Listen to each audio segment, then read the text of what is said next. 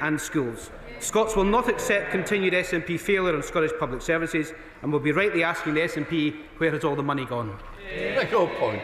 Thank you, Minister, for that response. This UK Labour Government is delivering the largest budgetary settlement in the history of devolution, an extra £9.1 billion to invest in Scottish public services. Yet the SNP Scottish Government continue to squander opportunity after opportunity and waste the public's money. Will the Minister join me in urging the SNP Scottish Government to get a grip and invest in projects that matter to our communities, like East Calder Medical Centre, which has not materialised after SNP dither and delay? Mr Speaker, I absolutely join my honourable friend in that call, and may I pay tribute to his tenacious campaigning to see East Calder's new medical centre delivered. I have 10,000 GP places short in my own constituency. It's something the SNP need to take on seriously.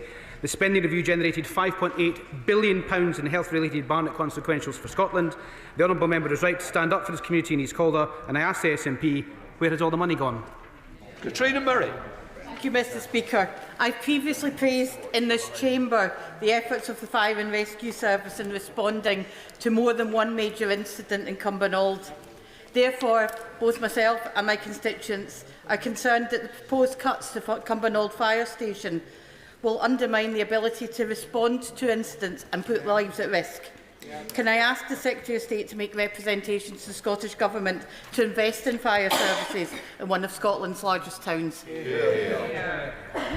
Mr Speaker, my honourable friend quite rightly speaks out against the cuts to Cumbernauld Fire Station, which sadly is just one example of the SNP's dangerous mismanagement of Scotland's fire services, as I met the Fire Brigade Union in Scotland were telling me just last month. There are 9.1 billion reasons why the SNP government should be choosing to invest in local services, including in Cumbernauld, but after 18 years of failure and neglect, my honourable friend's constituents will rightly not hold out much hope. Across Scotland, we need a new direction next May with Anas Sawar as the First Minister.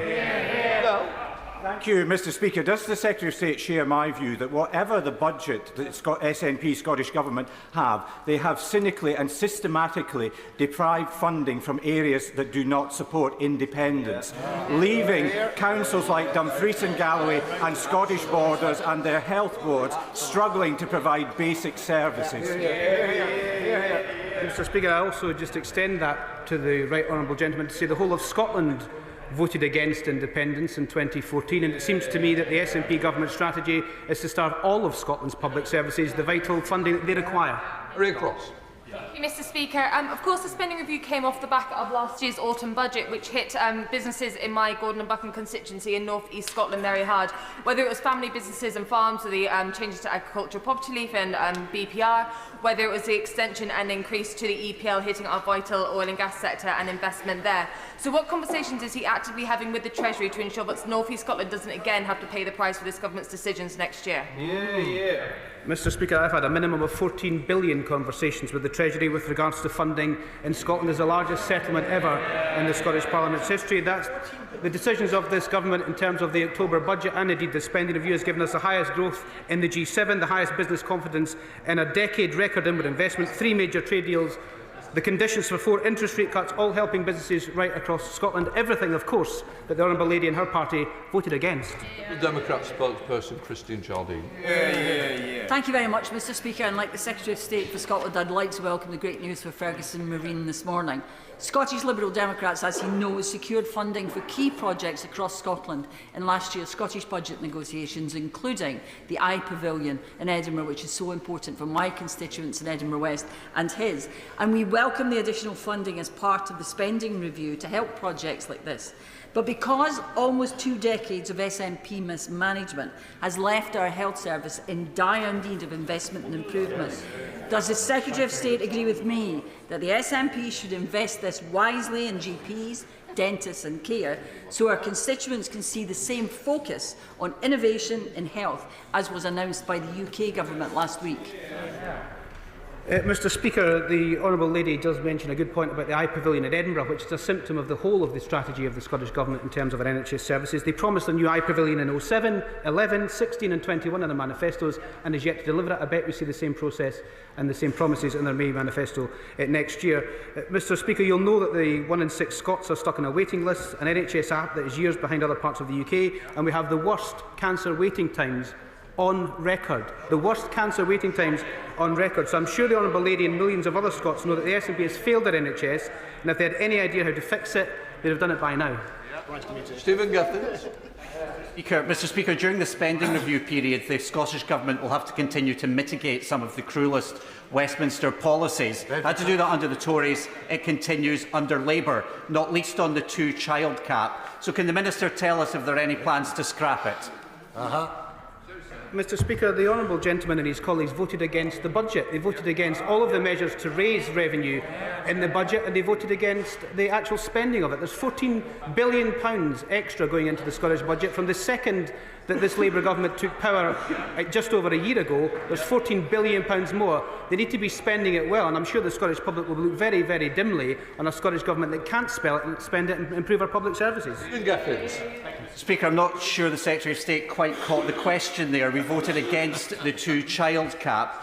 If there's cash to go round and UK departments are getting bigger spending increases in the Scottish Government, why won't he prioritise child poverty, which was described by the Child Poverty Action Group as being the far most cost-effective way to cut child poverty was to get rid of the two-child cap, described by the Pensions Minister as being immoral. And the Cabinet Office's recent report tackling child poverty saying there's a lot we can learn from action being taken in Scotland, Wales and Northern Ireland. Will he make scrapping the two-child poverty cap a priority, or will he insist on failed Tory policies? Mr Speaker, the Honourable Gentleman wants to keep the failed broken welfare system that the Tories put in by these votes last week. But what we've done as a government, we've had a pay rise for 200,000 Scots, day one rights for sick leave and parental leave, £150 of energy bills for over 500,000 Scottish households. We've banned exploitative zero-hours contracts, and there's 10,000 children in Scotland every single night going to bed without a home. That's a dreadful record for the Scottish Government. Keir Stevens. Question 2, please, Mr Speaker. Minister. Mr Speaker, artificial intelligence will drive incredible change in our country. It will turbocharge growth, and it will boost living standards. Scotland, as we know well, has been the UK's home of AI since 1963, and it will become the home of the most powerful supercomputer in the UK, with this Labour government investing £750 million in its development at Edinburgh University's Advanced Computing Facility in Midlothian. We are currently assessing applications for AI growth zones from across the UK, including several from Scotland, which is at the cutting edge of computing power globally. Thank you, Mr Speaker. Can I thank the Minister for her answer? It is refreshing to have a UK government so committed to investing in and developing AI. In comparison to John Swinney and a Scottish government stuck in an analogue age, unable to even provide patients and staff with a functioning NHS app. Does she agree with me that the towns of Airdrie and Shotts and indeed North Lanarkshire, a former industrial heartland, are incredibly well placed to serve as an AI growth zone and capture the clear ambition the government has? Mr Speaker, much like my honourable friend, who is a truly passionate advocate for his community, I too am proud to represent one of Scotland's industrial heartlands. He's right to highlight the role that they can play in Scotland's AI future. And as for his comments regarding the First Minister, my right honourable friend, the Health Secretary, was particularly astute in his assessment. I'm afraid the First Minister is from the age of Taggart, and what's upon us is the age of Department Q. Angus Mann. Thank you, Chairman. The transmission line from Skye to Fort Augustus has been approved. Due to a technicality, the people along the route will be deprived of £22 million. Would the Minister take this up with Ofgem? Thank you very much. Mr Speaker, I'm led to believe the honourable member has already picked this up with the Secretary of State and he'll be taking it forward. But yes, I'd be delighted to talk to him about that. Talkle Craig. Number 3, Mr Speaker. Minister. Mr Speaker, the Secretary of State and I are committed to supporting a flourishing broadcasting sector in Scotland and regularly meet its representatives. I know that my honourable friend for Healing and Yar was part of a recent engagement when the Scotland Office was delighted to co-host with MG Alba, at which he spoke passionately about the importance of Gaelic broadcasting, and we share his commitment to it. Talk cry. Thank you, Mr. Speaker. We Islanders have always been international ambassadors, and I'm delighted that some of the Lewis chess pieces are going to France. A little bit of Gaelic Scotland in President Macron's pocket. Gaelic Broadcasting also has a global reach, 1.8 million viewers of Inéla, an MG Alpes detective series. Gaelic is a big part of Brand Scotland. Now, it's a straightforward ask for more money for broadcasting, but can I ask ministers to think more imaginatively about growth deals? Can we see a Scotland-wide growth deal for Gaelic, for cultural heritage, like the Lewis chess pieces, for childcare, so we grow the social infrastructure of Scotland as well as its physical infrastructure? Mr. Speaker, my honourable friend makes an interesting point, and he's been advancing this case, and he's right that the whole objective of the growth deals is to support people to live well in the places that they love. As he knows, the UK Government has delivered a historic spending review for Scotland, and it includes ambitious plans for local growth to be the foundation of national renewal.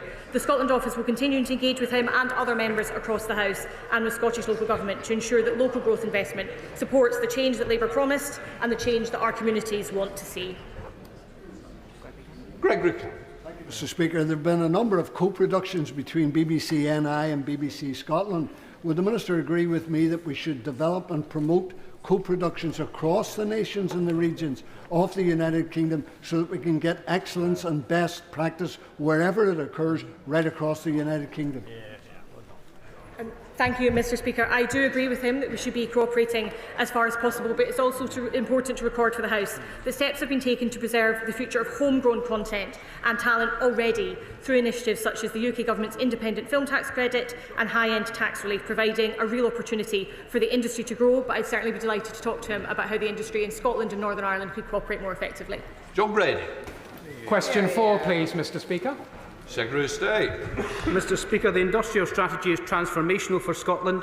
A year ago, this government inherited an industrial crisis after 14 years of no plan and a complete disinterest from the SNP and the Conservatives when it came to Scottish industry. Can I, though, congratulate the SNP for their job creation programme? They've created tens of thousands of jobs in China, Turkey and Poland. Rather than standing up for Scotland, they've been shipping Scottish jobs overseas. Scotland has a proud industrial past, and Labour's industrial strategy will work to ensure we have a bright industrial future, and the Scotland Office will be doing all we can to exploit those opportunities. Thank you, Mr. Speaker. The industrial strategy identifies defence as a key industry. It is a big employer in Glasgow and could create many good jobs for my constituents. However, the SNP have banned the Scottish National Investment Bank and Scottish Enterprise from investing in defence companies. Does my right honourable friend agree with me that this shows that the SNP government are weak on defending Scotland and are denying Glaswegians many good jobs? Mr. Speaker, you'll be unsurprised to hear me say that I agree with my honourable friend. I was astonished to learn that the SNP were blocking investment in a national specialist welding centre on the banks of the Clyde. That's putting their own student politics before job opportunities for working class young people, especially at a time when 1 in 6 are not in education, employment or training. Politics before people, it just isn't good enough. But where the SNP stand down, Labour will step up and fund that centre. We'll invest in defence and create a defence dividend, which means jobs and opportunities for everyone in Scotland. Dave Dugan. Thank you, Mr. Speaker. With the exception of London, the vortex that sucks in wealth, capital and talent from across these islands, it is Scotland who tops the league for foreign direct investment. It is Aberdeen, Glasgow and Edinburgh who are in the top 10 cities in the UK for foreign direct investment, and that's been for 10 of the 18 years that the SNP have been in power. What's the Scottish Secretary done ever to get FDI into Scotland? Mr. Speaker, the honourable gentleman needs to calm down a little bit, I feel, because one of the key investment opportunities into Scotland, of course, is into the renewable energy sector to be able to make our plan for clean energy by 2030. A lot of that will be capitalised by both the National Wealth Fund and indeed GB Energy. Two things that the honourable gentleman and his party voted against, Mr. Speaker. Shadow Secretary of State Andrew Bowie. Thank you very much, Mr. Speaker. Mr. Speaker, this past Sunday, the 6th of July, marked 37 years since the Piper Alpha disaster. an incident that claimed the lives of 165 men and affected many more, particularly in and around the northeast of Scotland. We remember them, their families, their friends, and indeed all of those who continue to do the dangerous work offshore in our oil and gas industry, ensuring that the lights stay on in this country. Could the right honourable gentleman please tell the House, when will the industrial strategy replace the tens of thousands of jobs set to be lost in the North Sea on his watch? Mr. Speaker, can I join the honourable gentleman in paying respects on the 37th anniversary of the Piper Alpha disaster? It's left an indelible scar on Scotland, and we will never forget the lives that were lost. But we'll also never forget the catalyst that was for making sure that the North Sea in the UK is the safest place to do oil and gas anywhere in the world, and is world leading on that. Mr. Speaker, I can merely answer that question by saying to the honourable gentleman that all of the initiatives that this government has put forward in terms of getting to clean power by 2030, he and his party have opposed. And I would gently say to the honourable gentleman that when he finds out who the former Energy Minister was in the previous government, he's going to be very disappointed. Andrew Bowie. Thank you, Mr. Speaker. Mr. Speaker, we are very proud of our record in supporting the oil and gas industry, and talk about having their head in the sand. 400 jobs are going to be lost in the North Sea every 2 weeks on his watch. That is a Grangemouth-size event every 2 weeks. The only strategy that this government has is a de-industrialisation strategy. There is an industry ready, willing, and with just the skilled workforce ready to generate energy, generate revenue and generate jobs in Scotland. So come on, Secretary of State, let's have a real industrialisation strategy. Remove the energy profits levy, overturn the ban on licences, and let's return to a policy of maximum economic recovery from the North Sea. Mr. Speaker, the energy profits levy was brought in by the former Energy Minister in the previous government, who so happens to be sitting across from me at the Despatch Box today. We have the North Sea Transition Consultation, which is closed. That sets out the pathway to a just transition in the North Sea. That's to protect jobs. And of course, we want to get to that clean power by 2030. Those are the jobs and the careers of the future, but that transition has to take those jobs with them. Alfred Brown. Question number 5. Minister. With your permission, Mr. Speaker, I will answer questions 5 and 14 together. Scotland cultivates the very best produce in the world, and we are absolutely committed to supporting Scotland's agricultural sector, and indeed all those who live and work in our rural communities. I was very pleased that the Scottish Government's Minister for Agriculture and Connectivity joined me in a food and farming roundtable I hosted in Edinburgh in April. We heard directly then from the sector about how Scotland's 2 governments can best collaborate and continue to support those that put food on our table. Thank you, Mr. Speaker. Like farmers in my constituency of Chester South and Edinburgh, farmers in Scotland feel let down by this government's disregard for agriculture and the countryside. We've seen Labour look the other way as the Scottish Government delivered real-term cuts to the agriculture budget. Scottish Conservatives have set out a clear, multi-year plan to give farmers the certainty they need. So will the Secretary of State urge the First Minister to back that plan, which has strong support from the farming community, and help reverse the damage done to Scottish agriculture and our food security? Mr. Speaker, the Scottish Government has been given a record settlement in the devolution era, and it's now for the devolved governments to allocate their funding in devolved areas as they see fit. They are accountable to their own legislators and indeed the Scottish public. That's a key principle of devolution, and this Labour Government will respect it. John Cooper. Thank you, Mr. Speaker. We Conservatives were vilified when we pointed out that the vindictive changes to farming reliefs were going to damage jobs in rural Scotland. The Scotland Office conducted its own roundtable speaking to agriculture figures. Will the honourable gentleman share the results of that with the House, with the Scottish Government, and crucially also with whoever the Deputy Prime Minister decides will be the next Chancellor of the Exchequer? Mr. Speaker, I'd be delighted to report back to the House and to Scotland's rural communities, including my own in Midlothian, about the outcomes of the farming roundtable. What we heard from stakeholders directly was that they wanted support and, crucially, for the 2 governments to work together, which is exactly why we had the Scottish Government around the table. Mr. Speaker, does the Minister agree that Scottish agriculture, salmon and distilleries like Lockleigh in my constituency will benefit from our 3 trade deals? But can she work out why the SNP failed to support them? Mr Speaker, those 3 trade deals are, of course, some of the proudest achievements of this Labour government, and they will disproportionately benefit Scotland because it is, as I have already said, home to some of the finest produce on the face of the earth, and we are delighted to be promoting it as part of the Scotland Office's Brand Scotland efforts. Mr Speaker, does my honourable friend agree? It is the Chancellor's excellent spending review for Scotland, setting out record funding for the Scottish Government, which means SNP ministers are ideally placed to offer the agricultural sector in Scotland a multi-year funding settlement, and that's exactly what they should now do. Mr Speaker, I agree with my honourable friend that the Scottish Government has been blessed with a record settlement in the devolution era. The difficulty for those of us on this side of the House that championed that settlement is that we are all too well aware that I'm afraid the Scottish Government is absolutely addicted to wasting money, which is why the only route for Scotland to have a new direction is to replace a failing Scottish Government with a Labour one in May. Thank you very much, Mr Speaker. Mr Speaker, this weekend I was at the Fettercairn show in my constituency, and I noted that 2 weeks ago the Secretary of State was at the Royal Highland Show in Edinburgh. Now, with new research showing that more than 16,000 jobs are expected to be lost as a direct result of Labour's family farm tax, can I ask the Secretary of State and the Minister what their message to farmers that they met at the Royal Highland Show was regarding their government plans to kill family farms in Scotland?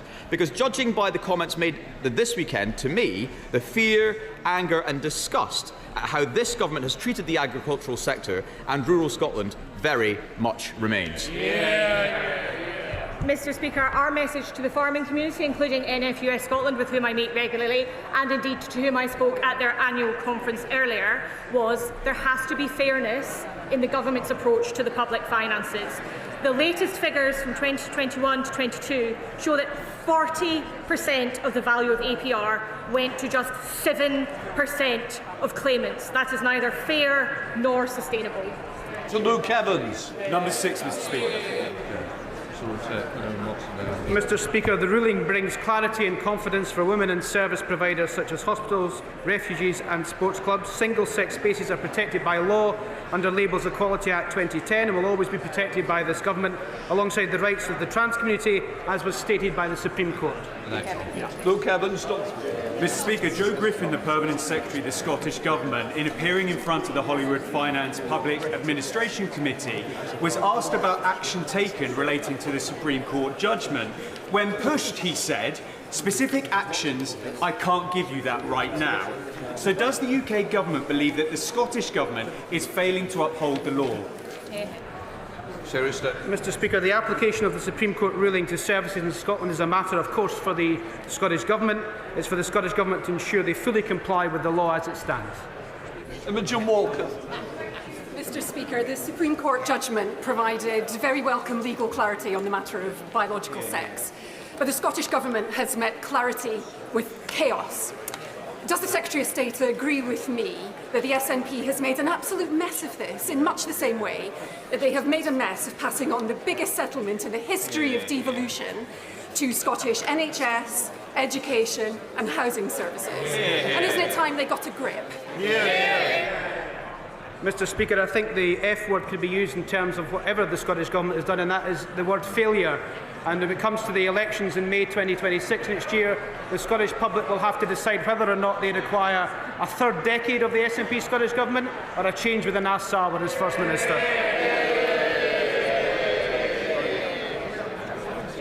Jerome Mayor. Number 7, sir. Secretary of State. Mr Speaker, under this government is working people in Scotland who will feel the benefit of economic growth. We've given the largest settlement in the history of the Scottish Government, £14 billion extra. The stability in the economy has enabled us to have 4 interest rate cuts, meaning cheaper mortgages for homeowners. Fuel duty is frozen, meaning 3 million Scots motorists pay less at the pump. The minimum wage is up, meaning a pay rise for 200,000 of the lowest paid Scots. And that deserves the largest cheer because it is for the lowest paid Scots, and the Warm Homes discount is extended to 500,000 Scots. Jerome Mayo. The jobs tax decimated business confidence and has seen unemployment rise. The budget blow to Scotch whisky, the attack on family farms, the undermining of oil and of the oil and gas industry, and now Scottish Hospitality Group has slated the spending review, saying it does absolutely nothing to support the sector. So will he work with the Chancellor to undo the damage of her budget and her spending review that they've inflicted on family farms, Scotch whisky, oil and gas industry, hospitality, entertainment and business confidence in Scotland? Mr Speaker, the honourable gentleman should go and speak to Scottish businesses and apologise for voting against the budget and apologise for voting against the £14 billion extra that will go to Scotland as part of the spending review. As a result of the decisions taken by this government, we have the highest growth in the G7, the highest business confidence in a decade, record inward investment, 3 major trade deals, 4 interest rate cuts, all helping businesses right across the country. Joanna Baxter. Mr Speaker, it's fantastic news that Ferguson Marine has secured this contract with BAE Systems to help further enhance the UK's maritime capability and making use of the skilled workforce there.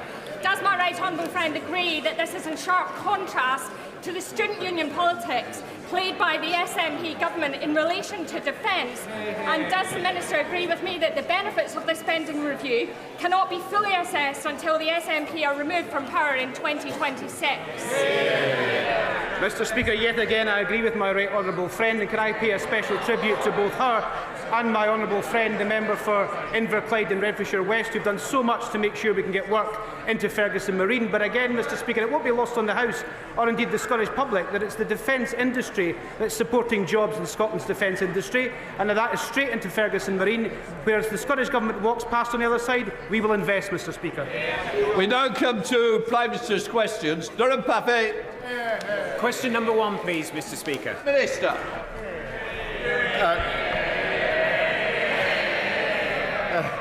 Thank you, Mr Speaker. Thank you, Mr Speaker. On Monday, we mark the 20th anniversary of the despicable terrorist attacks on 7/7. The painful memories of that dark day are deeply ingrained. 52 people were murdered, many more were injured. We thank our emergency services who ran towards danger with true bravery, and send our deepest condolences to the victims, the survivors and bereaved, and all those forever affected by that appalling day. May I also extend our deepest condolences to the family and friends of Lord Tebbit. We remember his profound courage in the face of terrorism and a fierce devotion to his wife, Margaret. May he rest in peace. Mr Speaker, we also mark the 30th anniversary of the genocide at Srebrenica. We remember those lost and redouble our efforts to fight hatred and intolerance wherever it exists. Mr Speaker, I'm delighted to welcome President Macron to the United Kingdom. Our relationship has never been stronger, and we're focused on tough new tactics to tackle illegal migration, major economic investment to create jobs, and leading our allies to support Ukraine. Mr Speaker, this morning I had meetings with ministerial colleagues and others. In addition to my duties in this House, I shall have further such meetings later today. Thank you, Mr Speaker, and can I associate myself with the Prime Minister's remarks? At a recent coffee morning, residents in Southampton-Itchen told me how much they still miss the Bitton NHS walk-in centre that was shut down a decade ago under the Conservatives. So can I begin by welcoming this government's 10-year plan and its commitment to neighbourhood health services. And as we put this plan for change into action for my local residents, does the Prime Minister agree that Bitton is an excellent location for the first new neighbourhood health centre? Well, I pay tribute to him for making the case for his constituents, and I know the Health Secretary will give it every consideration. Mr Speaker, the 10-year plan will establish neighbourhood health centres in every community, and that'll make a massive difference, starting in the places where the need is greatest and life expectancy at its lowest. Mr Speaker, I'm proud that we promised 2 million extra NHS appointments in the first year of a Labour government, and we've now delivered £4 million. We shouldn't forget that the record investment that made that possible in the budget was opposed by all the parties opposite. Leader of the Opposition, Kemi Badenoch. Mr Speaker, can I echo the Prime Minister's sentiments about the horrific terrorist attack of July the 7th? I was pleased to be at the commemoration service on Monday, and in particular, our thoughts are with the families of those who lost their lives, those who had to go on without their loved ones. And, Mr. Speaker, I would like to pay tribute to Lord Tebbit, who died yesterday at the age of 94.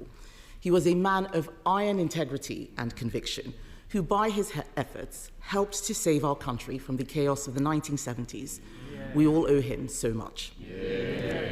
Mr. Speaker, in their manifesto last year, Labour promised not to increase income tax, not to increase national insurance, and not to increase VAT. Does the Prime Minister still stand by his promises? Yes. Mr. Speaker, it is rare. It is rare, yes. It is rare that he's able to give a clear answer, but I'm glad that he has done so, because he also promised, in fact, he boasted that he solved the doctor strike. But only a Prime Minister who was so weak and giving 28% pay rise to doctors, only now we see that they're still voting to strike again. He folds in every negotiation and claims that it is a triumph. Yes, he does. And we saw at the budget, Mr. Speaker, more promises. The Chancellor promised that she would lift the freeze on income tax and national insurance thresholds, because in her words, they hurt working people. Is that still government policy? Mr. Speaker, no Prime Minister or Chancellor is going to write a budget in advance. We are absolutely fixed on our fiscal rules. We remain committed to them. We remain committed to our budget, to our manifesto commitments. I realise that sticking to your fiscal rules and your manifesto commitments is a bit unfamiliar to the party opposite, but it's because of the decisions the Chancellor took, that this government has taken, that we can update the House. £120 billion of inward investment into this country since we took office. Business confidence at a 9-year high. That's longer than the Leader Opposition has been in Parliament. Deloitte this week saying the UK is now the best place to invest, creating 384,000 jobs. What a contrast to the mess that we inherited from the party opposite. Mr. Speaker, there is no clear answer there. The whole House would have heard him fail to rule out freezing tax thresholds. He could say it in the first question, he could promise, but he couldn't this time round. But what does this mean, Mr. Speaker? He's talking about record investment and more jobs. We know that people are losing their jobs. Unemployment has gone up under Labour every single month since it's their year in office.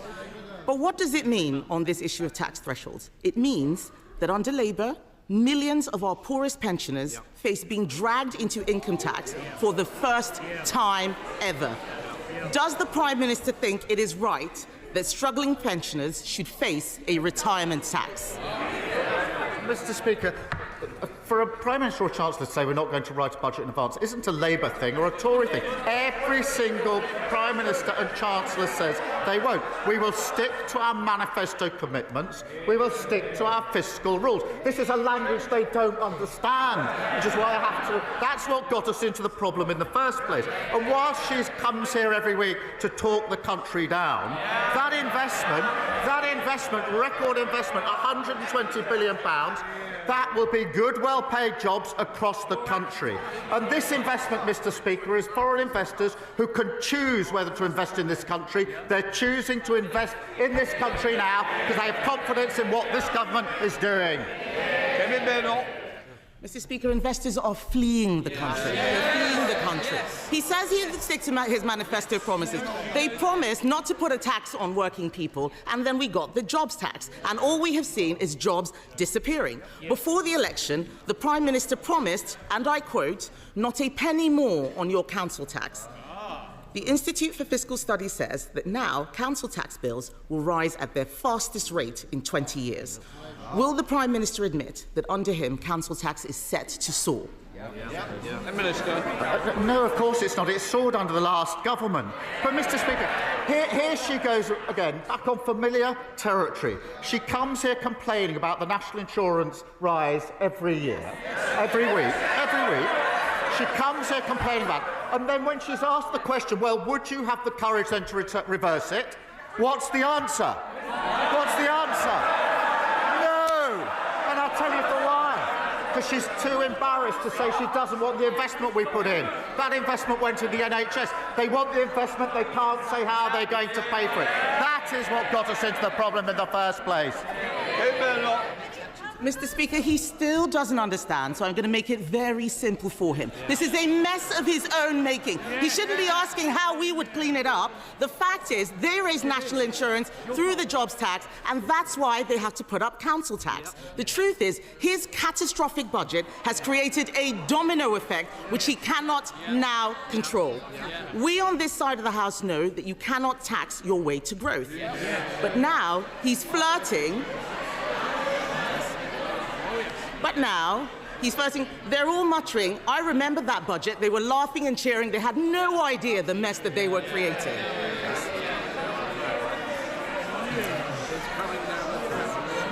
They should go and explain to their constituents about why unemployment is going up. But, Mr. Speaker, what is more worrying is that now he's flirting with Neil Kinnock's demand for a wealth tax. Let's be honest about what that means. This is a tax on all of our constituent savings, on their houses, on their pensions. It would be a tax on aspiration.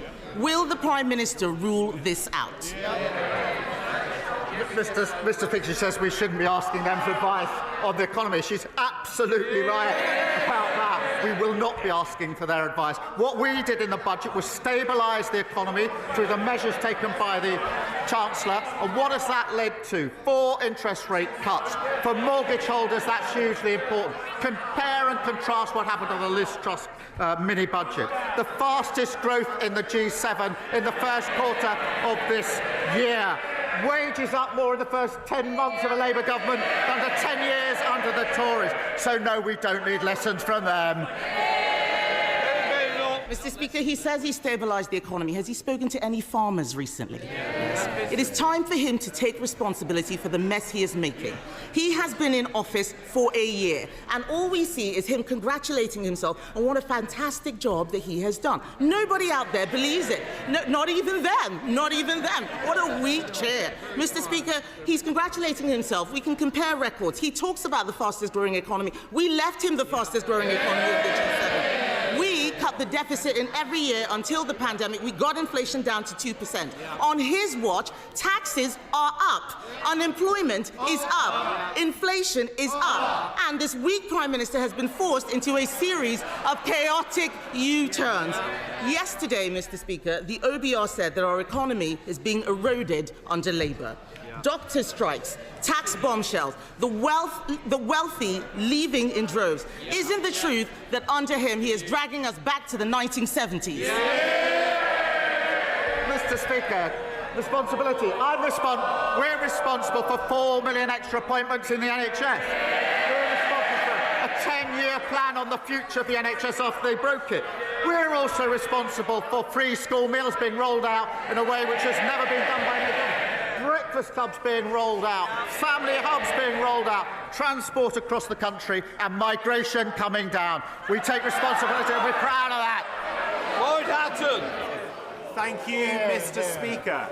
The Eden project in Cornwall is a proven success story, injecting millions into the local economy. And in Lancashire, Eden Morecambe will soon be under construction, set to create hundreds of jobs. So it's about time we had the third instalment with Memo Portland, or Eden Portland, as many like to call it. This will be a world-class attraction, celebrating the Jurassic Coast and transforming the economy in South Dorset. So will the Prime Minister back this exciting project and work with me and all of the relevant ministers to secure funding to deliver this project? And ideally, can we use the new Growth Mission Fund?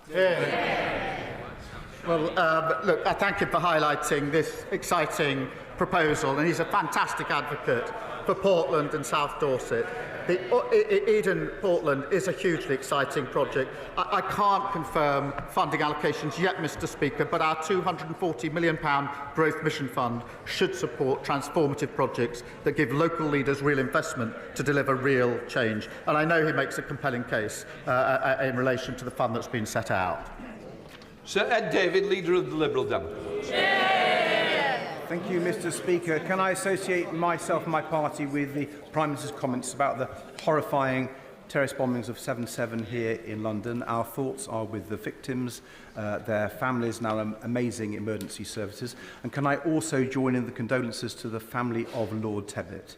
He was a man of service in the RAF, in politics, and as a carer for his wife, Margaret. He will be greatly missed. Mr. Speaker, after years of Conservative neglect, the special education needs system is in desperate need of repairs. But with parents understandably worried, we already hear Labour MPs planning another rebellion. So can I offer the Prime Minister this? If he genuinely wants to fix the problem and not strip away the rights of children and parents in some cost-cutting exercise, then we have 72 votes to help.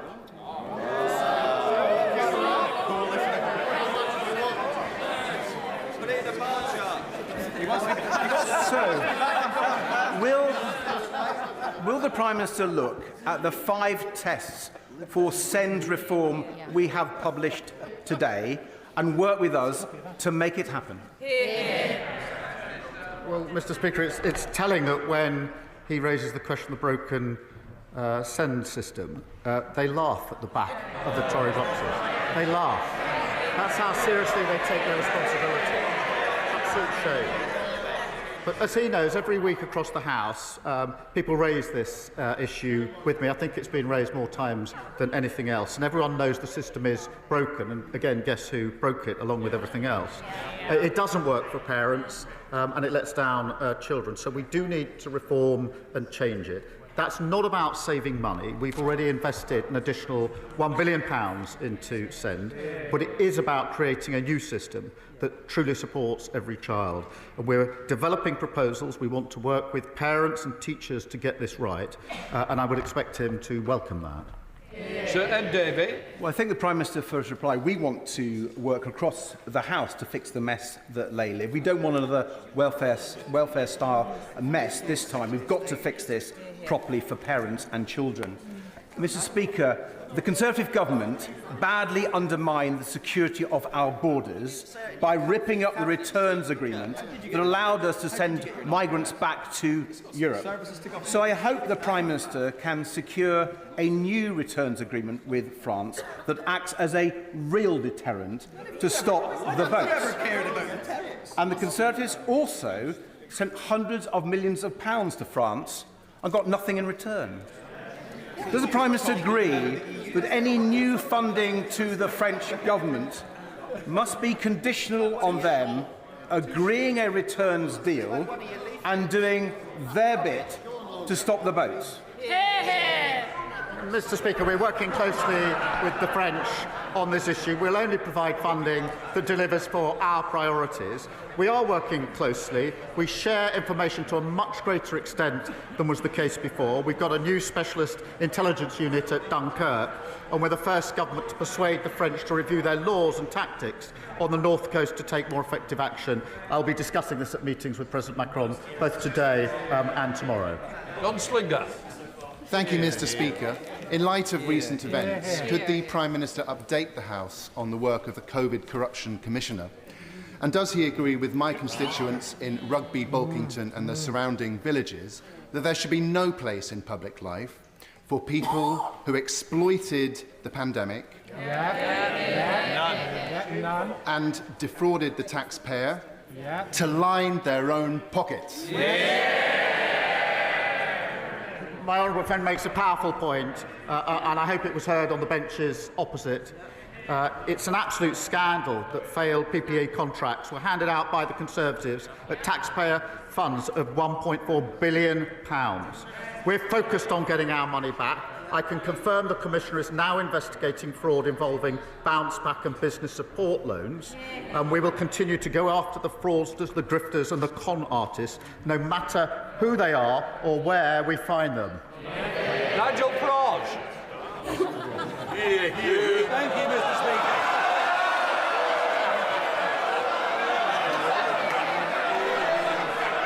The main reason this country decided Some of you want to get in a little later. If this takes forever, you won't get in. Nigel Farage. Thank you. The main reason this country wisely voted for Brexit back in 2016, and that included millions of Labour supporters, is because we wanted to take back control of our borders so that we and we alone could decide who comes and settles in our country. Does the Prime Minister understand that demand today is even greater than it was back in 2016, and that we demand, the country demands, that you say to the French President, will you shut up? That you say to the French President, we will not accept undocumented males across the English Channel, and that you are not dictated to by an increasingly arrogant anti-Brexit French president. Mr. Speaker, we are fixing the mess that we inherited. We are working with other countries to ensure that we take the measures necessary to stop people crossing the Channel. They are serious answers to serious problems. His proposal for 10 years, wagging the Tory dog, has been to break everything and claim that's how you fix things, to stick two fingers up at your neighbours and then expect them to work with us. And he votes against the Borders Bill, which gives more powers to our law enforcement to deal with security at our borders. And Mr. Speaker, the reason for that is he has no interest in fixing the problem because he wants to milk it and exploit it. That's the truth about him and his party.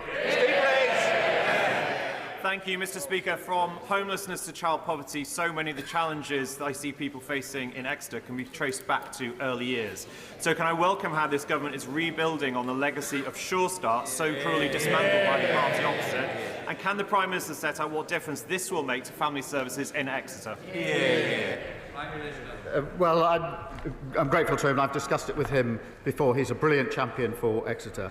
Mr. Speaker, every child should have support to realise their potential. And the party opposite tore up Sure Start and took it out of our communities, an act, in my view, of vandalism that abandoned families and deepened inequalities. Mr. Speaker, we're delivering 1,000 Best Start family hubs across the country. That's in addition to free childcare being rolled out and expanding free school meals. That's the change the Labour government makes. Jim Ramsey. Thank you, Mr. Speaker. Growing numbers of people are joining calls for a wealth tax on the super rich, including former Labour leader Lord Kinnock and today a former First Minister of Wales, and it transpires the Chancellor herself when she was in opposition. So will the Prime Minister stand by his promise that those with the broadest shoulders should carry the largest burden? And can he clarify that that means the ultra-wealthy, not disabled people, the poorest, and children with special educational needs? Mr. Speaker, I'm really not going to take advice from a party that put forward £80 billion of unfunded commitments at the last election. That's the sort of thing that got us into the problem in the first place. Mr. Speaker, we can't just tax our way to growth. We need to ensure that we put in place the necessary measures. We're putting in place planning reforms, Mr. Speaker, to drive growth. He voted against it and they voted against it. Bill Lester. Mr. Speaker, I am proud that this Labour government is banning fire and rehire. I am proud that we are addressing the abusive use of zero-hour contracts and improving protections at work, particularly against unfair dismissal. Reform and their Tory friends voted against Labour's workplace protections. I don't know why they're heckling. When they were in government, they promised to deal with fire and rehire, and after, and despite the scandal at P&O, did absolutely nothing about it. So, does my right honourable friend agree that it is only this Labour government which will ensure people have fairness at work in this country? Well, I'm proud that we'll give 15 million workers, that's half of all workers, stronger rights at work. And Mr. Speaker, that's sick pay for up to 1.3 million of the lowest paid, tackling sexual harassment and bereavement leave for families who experience pregnancy loss before 24 weeks. Compare that to the Leader of the Opposition who thinks maternity pay is excessive. The Leader of Reform who wants working people to pay tax for tax breaks for millionaires and billionaires. Both of them vote against reform and better protection of workers at every term. They always have and they always will. They offer nothing for working people. Sir David Davis. With permission, Mr. Speaker, before my question, can I tell the House that in the public gallery today there are a number of veterans of Northern Ireland? Given what the Prime Minister said about 7/7, I'd like to publicly thank them for their courage in defending our country and our democracy against the first scourge of terrorism. Now, the Prime Minister knows that every time a paramilitary was killed in Northern Ireland by a British soldier, it triggered a thorough investigation. No bullet went unscrutinised. Our soldiers were held to the highest standards of law. The IRA were not. They tortured and shot men in the back. They forced families to watch their menfolk murdered. They killed women and children with bombs. Yet we're willing to prosecute our own men. Men forced to make life and death decisions in split seconds. If the government get the legacy legislation wrong, at least 50 innocent retired veterans will be exposed to legal persecution for crimes they did not commit. Now, I've raised this matter 6 times now since February. So I ask again, on Monday, when we debate this matter in Westminster Hall, will his government protect our veterans, or will it sacrifice them to politically motivated lawyers trying to rewrite history with a pack of lies? Well, can I join in his thanks to the veterans here today with us and to all veterans? And, I mean, he knows this is a serious issue, and the outing of his, at the end of his question didn't really reflect that seriousness, because the scheme that was set up by the party opposite was found to be unlawful in the courts, and he knows it. And it wasn't supported by the communities. It would have meant, as he knows, immunity from prosecution for those who committed the most appalling terrorist crimes. And that's why it didn't have support in the communities and didn't have the support, I think, of any political party in Northern Ireland. And that was amongst the reason it was found to be unlawful. So we have to tread carefully. We have to get this right. And I'll work with him on that, but we don't get there by cheapening the debate. We will look at the address.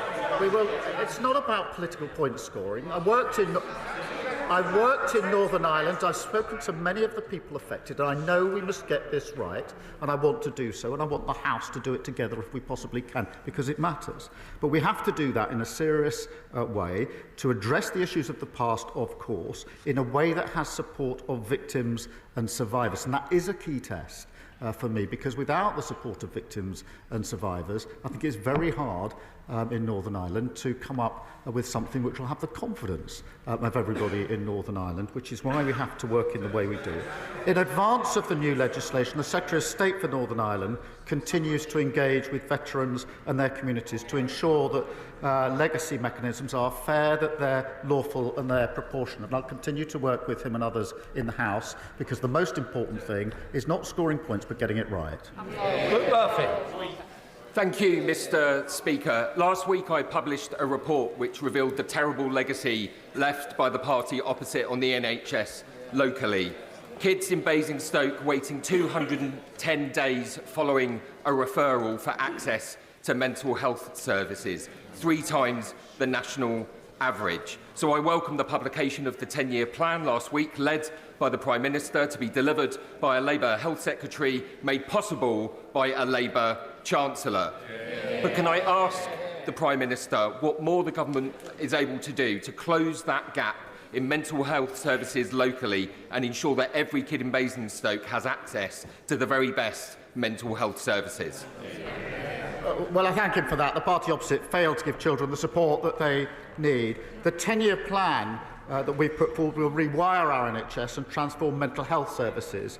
85 dedicated mental health A&E departments giving 24/7 support, specialist mental health professionals in every school and college, benefiting 1 million young people this year alone, and an extra 8,500 mental health staff to tackle long waits. And that is only because of the decisions that we took to invest in our NHS, decisions that they opposed.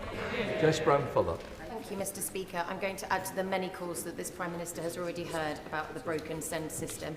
I met with head teachers and SENCOs in my constituency of Chichester last week. They all told me the same thing, that the SEND system is broken, it's adversarial, parents are at breaking point, there are not enough spaces in specialist schools, and the EHCP process is long, it's harrowing, and it's often degrading. Now, I know the government are exploring their options, but will he take the Liberal Democrat calls to introduce a national body for SEND so that we can end the postcode lottery and fix this problem for good?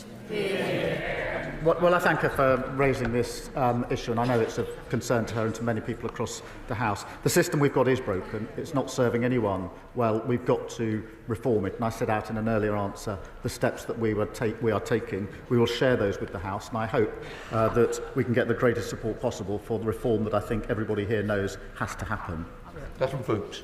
Thank you, Mr. Speaker. I'm delighted at the spending review commitment of £445 million for Welsh Rail. A new station at Meigren-Undy will take cars off the congested M4, offer greener journeys and open doors for local residents without a vehicle to get jobs.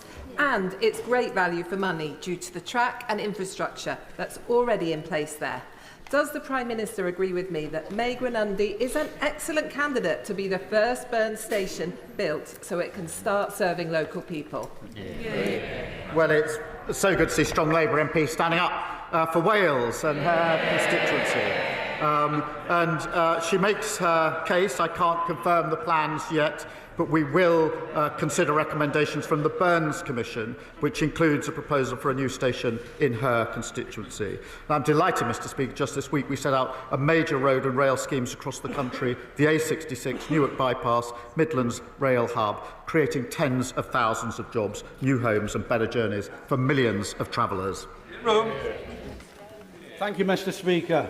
In the past few weeks, I've spoken to 5 people from my rural constituency of North Devon who have been forced to remove their own teeth with pliers or with amateur surgical kits bought online because they are unable to find an NHS dentist. What would the Prime Minister say to those people, Mr. Speaker? And when will the government banish this dentistry crisis to the history books where it belongs? Well, Mr. Speaker, another shameful legacy from the party opposite, with 1 in 4 adults struggling with NHS care and tooth decay as the most common reason for hospital admissions for children aged 5 to 9 under their watch. We are fixing this, Mr. Speaker, and I can set out what we're doing. We're rolling out 700,000 urgent and emergency appointments. We're reforming the dental contract and recruiting more dentists and newly qualified dentists to practice in the NHS for a minimum period. All of that only made possible because of the investment we put in the budget, which they all opposed. Millennial. Thank you very much, Mr. Speaker. Tax evasion, money laundering, illicit goods, illegal working all undermine our high streets like Freeman Street in my own constituency, undermine local business confidence and challenge community cohesion. That's a reality around the country because of the explosion of vape shops, fake barbers, Harry Potter shops, American candy stores. Will the Prime Minister commit to working with his cabinet to bring in a national strategy to tackle the scourges of the high street and restore high street confidence? Well, she's right to highlight this issue, Mr. Speaker. In March, we saw a major crackdown against criminals using high street businesses to launder money, and with almost 400 properties securing freezing orders over bank accounts totalling more than £1 million and arresting 35 individuals. There's much more to come, and I thank her for highlighting this really important issue. Sir Ashley Fox. Thank you, Mr. Speaker. The Prime Minister was elected on a promise to smash the gangs. He said he would reduce small boat crossings. He said he would close asylum hotels. Why are all these issues going wrong? Mr. Speaker, we are fixing the problem that they said they'd take control of borders and they lost it. We're working hard with our allies. We want to bring forward more powers for our law enforcement of the borders through our Borders Bill to give them the powers they need to take the job and deal with it. And what did they do? they voted against. A confected argument. Patrick Hurley. Thank you, Mr. Speaker. Tomorrow evening sees the annual National Police Bravery Awards. 3 of the officers nominated this year are 3 of the officers who were first on the scene of the tragedy in my Southport constituency last summer. So will the Prime Minister join me in paying tribute to Sergeant Gregory Gillespie, Constable Luke Holden and PCSO Timothy Parry, who are with us in the gallery today, for their immense bravery in the face of evil. And just like our brave officers will always protect and defend us when we need them to, does he agree with me that this government will always support our brave officers in return? Well, can I start by saying that the thoughts of the whole House, of course, are with the families of those that lost their little girls and all those affected by this terrible incident. I would like to put on record our heartfelt thanks to all of those who responded and those that are with us today: Sergeant Gregory Gillespie, PC Luke Holden, PCSO Timothy Parry. These officers ran towards danger to protect young lives, Mr. Speaker. I have met a number of them, and it is truly humbling to see the bravery and professionalism that they brought to their job that day and every day. Southport is a wonderful and loving community. In difficult days, they've shown kindness, empathy and courage. And I'd like to thank my honourable friend for all that he has done in relation to those values as well. Ben Lake. Mr. Speaker. My constituent, Mr. Brian Buckle, is a victim of a miscarriage of justice. He was wrongfully imprisoned for over 5 years before being exonerated at retrial. Now, Mr. Speaker, despite a jury unanimously finding him not guilty of the crimes for which he was imprisoned and the devastating impact this injustice continues to have on him and his family, his application for compensation was denied due to a 2014 change to the law that requires those who have been wrongfully imprisoned to prove their innocence beyond all reasonable doubt. This is an almost impossible hurdle to overcome. And so would the Prime Minister consider meeting with Mr Buckle to discuss his case and lend his support to Appeal's campaign for fair compensation for those who have been victims of a miscarriage of justice? Well, can I thank you for raising this particular case, which saw a grave miscarriage of justice. In relation to the statutory test for compensation, this has been raised in the House before, and I've undertaken to have a look at it. And I know he's working, I think, with the Minister responsible on the particular case that he raises. Well, let's... Thank you, Mr Speaker. Can I thank the Prime Minister for leading from the front in promoting the importance of his role as a father and keeping time for family life. I'm delighted that this government in the past week has launched a review into parental leave, and we've started to rebuild the legacy of Sure Start by launching our Best Start family hubs, both things that will make a huge difference to my constituents in Ribble Valley. Can he commit to this parental leave review, creating some truly ambitious outcomes so that we can make the UK not only a world-leading place to live and do business, but also the best place in the world to live a rewarding family life? Well, I think the first full review of parental leave and pay is a landmark moment. The current system is simply out of date and too complicated. 1 in 3 dads don't take paternity leave, often because they can't afford to do so. Mr Speaker, that's a great loss to them and their children. I want parents to be able to give their child the best care and make the system work better for employers. Final question, Cameron Thomas. Thank you, Mr Speaker. Following a week of internal conflict, the Prime Minister should be well prepared if he wants to join me this weekend at the Tewkesbury Medieval Festival, which includes Europe's largest reenactment. Or perhaps next weekend he'll don his leather jacket and turn it up to 11 at the Tewkesbury Live Music Festival, hosted by hospitality venues across the town. Regardless, will he join me in thanking the volunteers and those hospitality venues that make Tewkesbury the unsung nucleus of Gloucestershire's culture? Mr Speaker, what an invitation. I'm grateful for the invite to join the Medieval Festival, but if I wanted to see a load of people stuck in the past and fighting each other, I'd probably go to the next meeting of the Shadow Cabinet. I'll consider it. Thank you. That completes Prime Minister's questions. Let the front bench change over.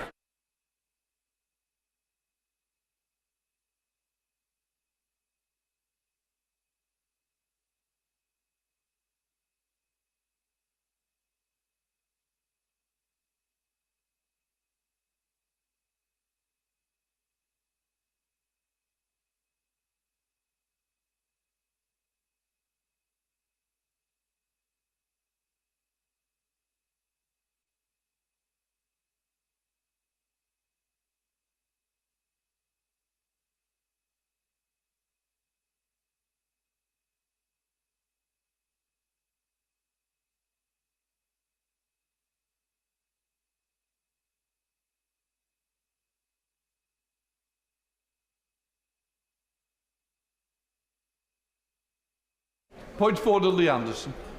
Mr Speaker, during PMQs today, the honourable member for Clacton asked what I thought was quite a reasonable question, because I knew what the question was going to be, but during PMQs I couldn't hear a single word. I'm sure people in this chamber couldn't, because people like the honourable member for Dewsbury behind me never shut up all the way through. The honourable member for Clacton was trying to ask a reasonable question. We do not subscribe to this sort of dog whistle politics in Reform UK. So, Mr Speaker, could you please give us advice on how to stop this behaviour in the future? What I would say is I think Mr Farage is capable of dealing with his own battles, that we've seen on many occasions. What I would say is, look, it is about respect, it is about tolerance that we should show to each other. Because what we do in here is reflected outside. So please, let us show common sense but respect for each other. A point of order, Adrian Ramsey, I believe. Thank you, Mr Speaker. At Prime Minister's questions just now, in response to my question, the Prime Minister claimed that the Green Party had made unfunded spending commitments in our general election manifesto, something that he also said in response to me at last week's Prime Minister's questions. That is clearly untrue. Our manifesto was fully costed, including through the proposals for a wealth tax that I was calling for. So please could you, Mr Speaker, outline how I can correct the record? Should I send a copy of our manifesto to the Prime Minister? Can I first of all say, look, I'm not going to continue a debate of Prime Minister's questions. I did end it. What I would say is, I think you have corrected it with what you stated. It is now on the record. Right, let us move on now. We come to the urgent question. Shadow Secretary of State, Robert General. Thank you, Speaker. To ask the Secretary of State for Justice if she will make a statement on her plans to restrict jury trial through the creation of a Crown Court bench division and related sentencing changing. Mr Speaker, this government inherited a justice system in crisis, with record and rising backlogs in our criminal courts, leaving victims in limbo waiting to see justice done. For this reason, the Lord Chancellor commissioned Sir Brian Leveson to undertake a once-in-a-generation review of the criminal courts. We're grateful to Sir Brian for all his work. His report confirms that the system that we inherited is broken, and that if we do nothing, it will collapse. We welcome the ambitious recommendations he's put forward and agree that a crisis of this scale requires bold action. We must consider any measures that will put our courts on a more stable and sustainable footing. Victims and the public deserve swift justice and a court system that they can have confidence in. We will consider Sir Brian's recommendations on jury trials, along with everything else, carefully before providing a formal response to Parliament, and we will do so in the autumn. Jury trials are and will remain a cornerstone of British justice and will remain in place for the most serious cases. However, justice delayed is justice denied. The system was not designed for a scenario where there are tens of thousands of victims waiting years for justice. The Lord Chancellor and this government is committed to turning the tide on the Crown Court backlog by the end of this Parliament and creating a sustainable justice system fit for the 21st century. Robert General. Mr Speaker, all of us agree that justice delayed is justice denied. That is why it's so important to get control of the court backlog. No one pretends that this is straightforward, but this government has made the crisis worse. The backlog is at a record high and accelerating, with 750 cases being added every month. Sir Brian Leveson's review rightly acknowledges that we must increase the number of court sitting days, and we thank him for his work and welcome many of his recommendations. However, it cannot be right to give another sentencing discount for those convicted of crimes like burglary and stalking. This could see criminals serve as little as a fifth of their sentence when combined with the Gawk review. 20% of a sentence served. Is that justice for victims? Out-of-court settlements for drug dealers and thieves, meaning they won't even get a criminal record. It makes a mockery of the criminal justice system. And just as concerning is the proposal to scrap jury trials in many cases. The report admits that this will only have a limited effect on the backlog. It will save just £31 million, 0.2% of the department's budget. And as the report says, there is no limit to the cases for which jury trials could be scrapped. This is a slippery slope towards abolishing jury trials altogether. Now, jury trials have been a central part of our Constitution for centuries. In Magna Carta, indeed before it, they are a gift that we have given to the world. To throw them away so casually shows a total disregard for our Constitution and for such limited benefit. For too many on the government benches, it seems they want to scrap jury trials regardless of the backlog because they don't trust the British public's instincts on justice. They say judges know best, we say the public know best. It doesn't have to be this way. The government must take up the Lady Chief Justice offer of more sitting days. So, will she rule out yet another sentencing cut for criminals? Will she rule out letting drug dealers and thieves avoid even a criminal record? And does she accept that scrapping jury trials is a disgraceful and unnecessary rejection of one of our country's proudest and most ancient liberties? Minister. What I didn't hear in any of that was an apology. It's extraordinary to hear that the Shadow Justice Secretary has suddenly discovered a sense of urgency. Where was that sense of urgency, Mr. Speaker, in the last 14 years? The so-called party of law and order that allowed two things to happen. First, taking our prison system to the brink of collapse. That let down the public and it let down victims. Soft on crime and soft on law and order. And secondly, allowing the backlogs in our Crown courts to run out of control to record highs. For 14 years, they did absolutely nothing. Let me explain the contrast between a party and a government that is gripping the crisis and is tough on law and order. We commissioned one of their own, Sir David Gauke, to give us his review on the sentencing review. We've commissioned one of our most revered judges, Sir Brian Leveson, who today has set out his recommendations. We're not going to provide our policy response today because they demand and require seriousness, not what we hear from the Shadow Justice Secretary, but serious, careful analysis, and we will provide our formal response to this House in the autumn. But we're not delaying. We're not waiting, we're investing in the system. So to take up his challenge about what the Lady Chief Justice said, we have already done what they failed to do, an additional 4,000 Crown Court sitting days, a record level of 110,000 sitting days a year, up from what the so-called party of law and order gave us.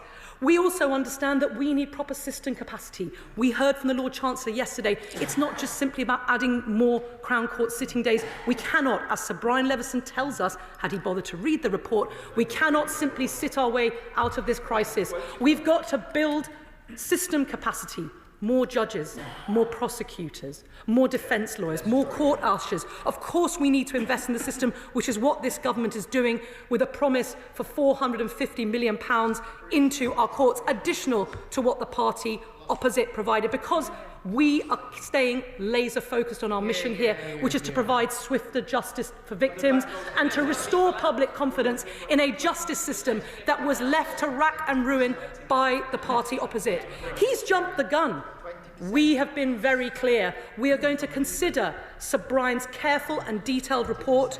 We're going to listen to those who represent victims. We're going to listen to the barristers and the judges who do such an exceptional job. And we will do what it takes to look that victim of rape who today, if she reports a rape or a serious crime, is being told that she will have to wait till 2028, 2029 in some cases for her day in court. That is unacceptable. And that is why we will do whatever it takes with the seriousness that the other side simply failed to do. Chair of the Select Committee on this. Mr. Speaker, what Sir Brian's comprehensive report demonstrates is the terrible state our once envied criminal justice system was left in by the Shadow Lord Chancellor and his colleagues. Does she agree with Sir Brian that digging ourselves out of the hole which they have left us in will require more investment, greater efficiency and structural change?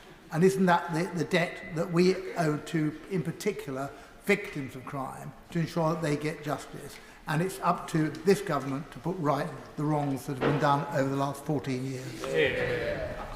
Minister. The Chairman of the Justice Select Committee, as ever, gives a considered response and is absolutely right.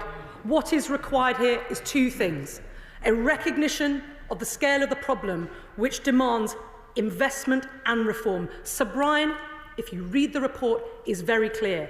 Yes, we need investment, and it's investment which this government is already beginning to make. The additional Crown Court sitting days that we've laid on this year, running the system at system max.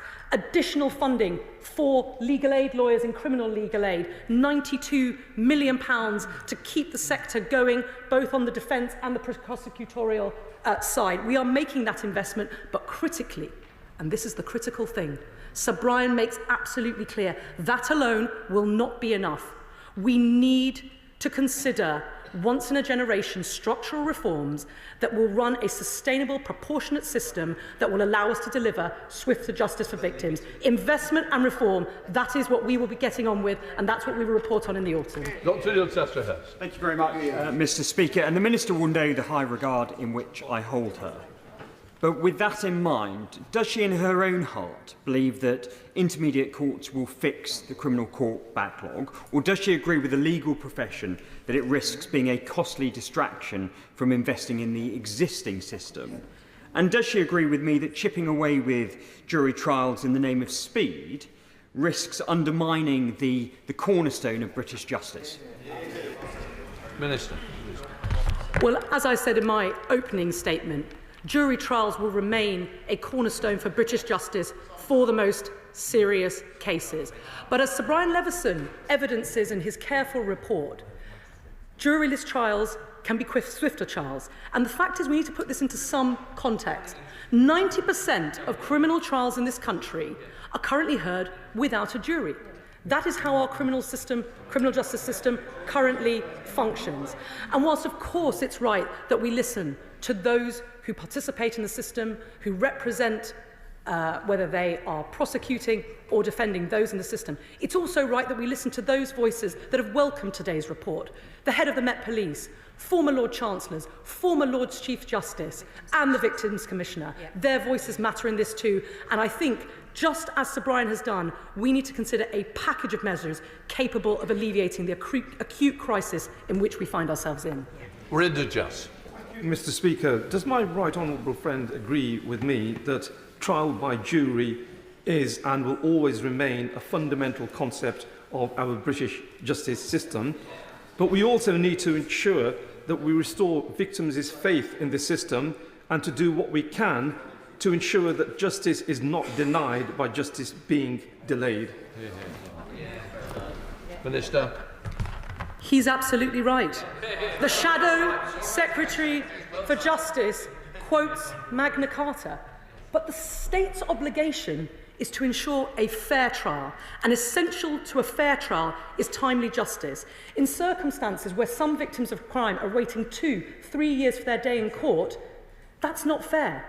And in fact, it's resulting in many victims actually pulling out of trials, rendering court time wasted and re-traumatising those victims. What he hasn't read is the entirety of Magna Carta. And I quote, Magna Carta says, "To no one will we delay right or justice." Yes. The right to a timely trial is embedded in Magna Carta, and we need to get back to delivering it. Liberal Democrats spokesperson Josh Papperin. Thank you, Mr. Speaker. The Shadow Justice Secretary said in his response that the public knows best, and for once I agree with him, which is why the public threw out the last Conservative government after crashing our criminal justice system. Now, Mr. Speaker, yesterday I made the case for safeguarding the guarantors of our justice system, our jury trials. But today, my concern that I want to raise on behalf of the Liberal Democrats is that reclassifying certain offences and drawing on magistrates for a new intermediate court risks putting unbearable strain on the magistrates' courts and jeopardises their ability to deliver swift justice, especially for survivors of domestic abuse crimes. So before adopting any new proposals, will the Minister publish an impact assessment of these measures on victims in magistrates' courts, and will she rule out any measures that will delay justice, safety or freedom for survivors of domestic abuse? Minister. The proposal for reclassification of certain offences in Sir Brian's report is just that. It's Sir Brian's recommendation, and as I've said already, we need to take those recommendations away and consider whether they are appropriate for our justice system. But he's right to highlight the essential role that the magistrates play in our criminal justice system. It's right that currently today, 90% of criminal trials are heard in our magistrates' court, and they do a phenomenal job. It's why we are continuing to recruit 2,000 magistrates annually. We want a more diverse magistracy. All of that will be essential. And he's right. These proposals, which Sir Brian has conveyed as a package, they need to interlock, they need to be operable together, and that is why we are taking the summer to engage with stakeholders like the Magistrates Association to ensure we get this right. Matt Bishop. Thank you, Mr. Speaker. With the Crown Court backlog that we inherited being at such high levels and continuing to rise, does the Minister agree with me that we cannot just add more sitting days to tackle, but instead we need fundamental reform? Minister. The crisis that we inherited in our criminal courts with record and rising backlogs is intolerable. The human impact of that, whether you're a victim, whether you are a witness, whether you are someone who serves in the criminal justice system, is simply intolerable. And if we do nothing, as the party opposite was all too willing to do, then again, in the words of one of their own, former Lord Chancellor Alex Chalk, the system will become irrecoverable.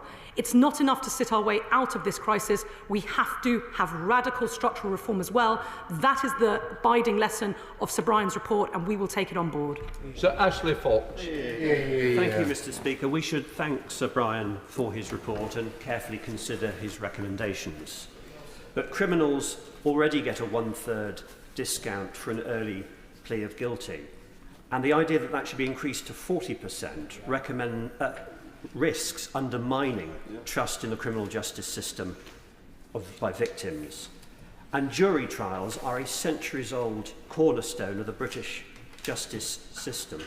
And creation of an intermediate court to save £35 million, it really isn't worth it when we have 81 empty courtrooms, we have judges available and ready to sit. We need to build capacity and make the jury system work. Minister.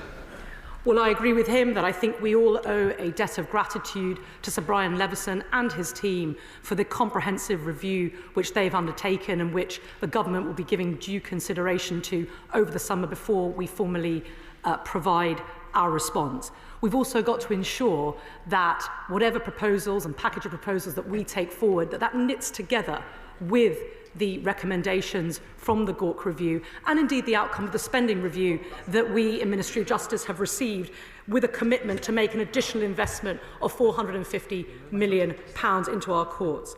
I do want to address his point about intermediate courts. This isn't about saving money. No. This is about addressing the backlog and delivering swifter justice for victims and a criminal justice system in which the public can have confidence. If this package of ideas is right and will achieve that aim, then we will pursue it. Dame Emily Tolman. Thank you very much, Mr. Speaker. I spent my first 20 years in professional life in the criminal courts as a barrister, and there is no one who loves the criminal justice system more than I do, and no one who has more respect for the juries than I do. But if you go into the courts now, they're not what they were. And the fact of the matter is that the delays are so appalling that if you were a defendant, you just plead not guilty because you know that your case isn't going to come up for years and the chances of actually facing justice are minimalised. So it's in that extreme state that we have inherited from the benches opposite that radical action is needed.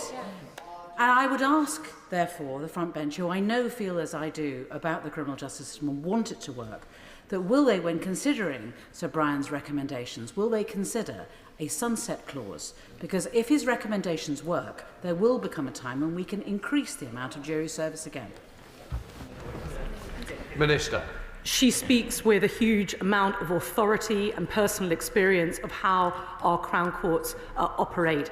And she, like us, has a commitment to restoring and rebuilding our criminal justice system to what it once was, and to a system that is fit for the 21st century and one that the public can have confidence in.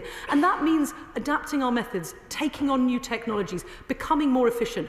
All of that will come, as we've asked Sir Brian to do, in the second part of his review. I'm not going to preempt the response or give a running commentary on it, but all of these things will be taken into account as we consider our response over the summer. Sure, Randall. Mr. Speaker, last year I was on a jury. Now, we all know we need to get the court backlog down, but from my experience at Reading Crown Court, the availability of jurors really wasn't an issue. Many of us were sat there for hours upon hours, and several jurors were dismissed on the Thursday, having never set foot in a courtroom. So, before we move forward in restricting the number of jury trials, what work has the government done to actually understand the utilisation of jurors, see how many of them are actually being used and whether they can be used more effectively? Minister. The issue, and I thank him for his service, and all those who perform the civic duty of participating in a jury, is something which, as I've said, will remain a cornerstone of British justice for the most serious cases. But that is not the issue. The issue is the fact that demand coming into the system simply outstrips the rate at which the courts are able to address and dispose of these cases. What we need to look at is the system capacity, the amount of judicial time, the number of prosecutors, the number of defence lawyers, the availability of suitable court buildings, the availability of ushers, the availability of criminal aid, legal aid. All of that system capacity and getting it working together is what we need to do to address the challenges that others have outlined. And I ought to remind him that not only are 90% of our criminal trials heard in magistrates' court, but it remains a fact that magistrates' courts deliver on average a turnaround of those cases 4 or 5 times faster than it currently takes in the Crown. That is swift justice for victims, and it's why we need to look at whole system reform. Stop.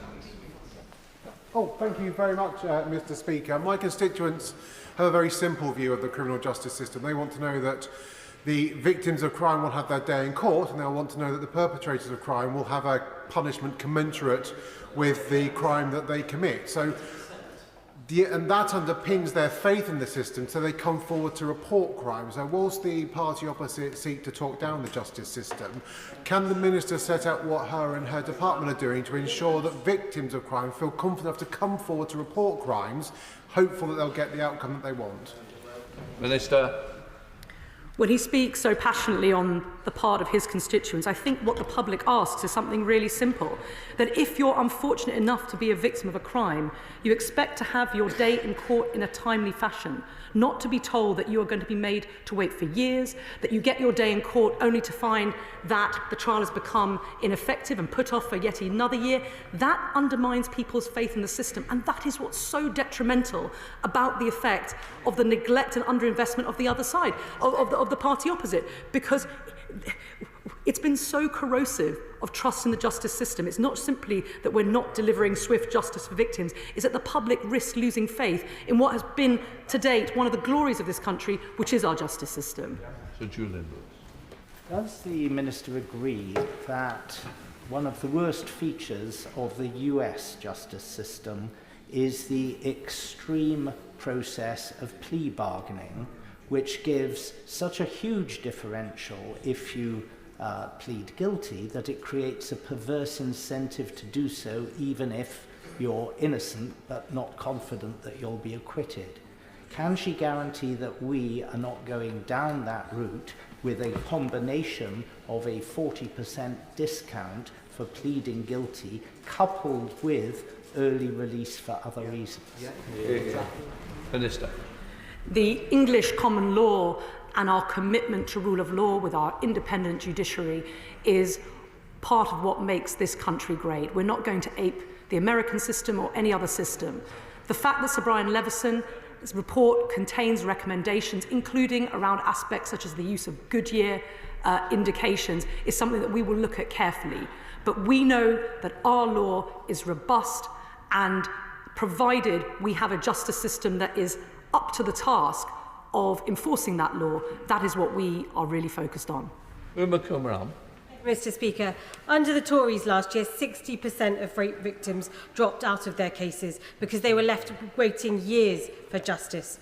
We finally have a Justice Secretary who's put victims first and allocated the highest number of sitting days on record. Given all the outrage from the benches opposite at the size of the backlog, I'm really keen to know what they did. But can the Minister answer what this Labour government are doing to get the victims the justice quicker? Minister. Well, she's absolutely right. We talk about sitting days, we talk about backlogs, and it can all sound a little bit arid and academic, but it comes back to people. Yeah. The fact that so many victims of rape and serious sexual offences pull out of the process is testament to the fact the system isn't working. That is the direct consequence of allowing the backlogs to run out of control. We have to keep victims engaged in the process. It's why we've invested specifically in victim services. It's why we're looking to strengthen the Victims Code. But ultimately, what victims want is swift justice. That is why we will take a careful look at Sir Brian's recommendations and do what it takes to bring down that backlog. Ms. Supple-Roberts. Magistrates' courts are already under significant stress. 22% of trials do not go ahead on the day they're listed. Removing the right to choose a jury trial for sentences of under 2 years under an intermediate court cannot reverse years of underfunding, the closure of local courts and severe staff shortages from prosecutors, of course, to defence advocates. The reform of local justice areas consultation proposes to merge 3 North Wales benches against the advice of local magistrates. Does the Minister recognise, therefore, the risk of yet further disruption to justice in Wales? Minister. Well, what she has described is how important the role of the Magistrates' Court is going to be, but also the importance of whole system reform. We are not looking as a government to tweaking one aspect, tweaking what goes on in the Magistrates' Court, tweaking what goes on in the Crown Court. Of course, one of the geniuses, if you like, of the Magistrates' Court is the local link, is the fact that it delivers local justice. So we will look at that carefully. But there is no getting away from it. The scale of the problem, and what Sir Brian's report tells us today, is that we need whole system reform from beginning to end of the criminal justice system. Thank you, Mr. Speaker, and I thank the Minister for her statement today and the recognition of the importance of magistrates' courts. Sadly, Harlow Magistrates Court and Chorley Magistrates Court, of course, were closed by the previous government. I recently spoke to a police officer in my constituency of Harlow. He's been a police officer for 3 years. He's being asked to gather evidence to go to court for crimes that were committed before he was even a police officer. I asked the Minister, is it any wonder that victims have lost confidence in the process, in the system? And this government needs to ensure we have fundamental reforms to this process to ensure that people in my constituency of Harlow get the justice they deserve. And we could reopen the courts of Chorley. They're available. Well, again, I come back to the fact that this government is investing in our court estate. We've invested an additional £20 million in our court buildings for maintenance and to keep the show on the road. But he's absolutely right. The delays reach a tipping point if we choose to do nothing about it. That is simply not an option. And the obligation on the state is to deliver a fair trial, and timeliness is critical to that, because the longer you wait, the more likely it is that victims will pull out of the system, the evidence becomes undermined because people's memories fade. That's why timeliness and getting the delays down is so critical to the mission that we've got to pursue. Andrew Stone. Thank you very much, Mr. Speaker. I mean, here we go again. Labour always talk tough on crime and then always go soft. And the Minister referred to some defence of this by talking about David Gork as one of our own, as some defence of that. I can assure you I've probably got more in common with the Minister than I do David Gork, and that is not a good way to show off your tough on crime credentials. But I have seen firsthand where the courts, the police and the CPS work together to cut through all the bureaucracy, the backlogs, to get tough on crime. In Lancashire, through what Warrior, there's 23 organised crime gang members every single week being taken off the streets, many remanded straight into prison, and the cases going through the courts. So could I plead with the Minister to rule out as soon as possible any of the measures that have been recommended that would see those organised crime gang members potentially not even getting a criminal record? Minister. Well, I'm afraid that it's a bit rich to accuse this side of the House of being soft on crime. A party that allows the prisons to run hot. A party that added 500 prison places in 14 years where we've committed the money for 14,000. It simply just doesn't stand up to scrutiny. And allowing the backlogs in the court to simply run out of control to the point where, again, another of their own, Alex Chalk, points out that the position will become irrecoverable. That's the consequence of doing nothing. Being tough on crime is about rebuilding our criminal justice system. It's about investing in it, it's about investing in prisons, investing in our courts, and delivering on the tough reforms that are going to be required to deliver swifter justice for victims, and getting tough on exactly the sorts of gangs that he describes. Catherine Atkins. Thank you, Mr. Speaker. After 14 years of Conservative government, victims of rape and serious sexual crimes are waiting years to see justice. It does appear that the Shadow Justice Secretary has recently discovered that our criminal justice system is broken. When does the Minister think he'll discover who broke it? Minister. When the Victims Commissioner, Mr. Stewart, I don't need any challenges from you. And you should know better. You are on the Speaker's panel. I really do think you've got to think about what you're saying, and your behaviour is getting intolerable.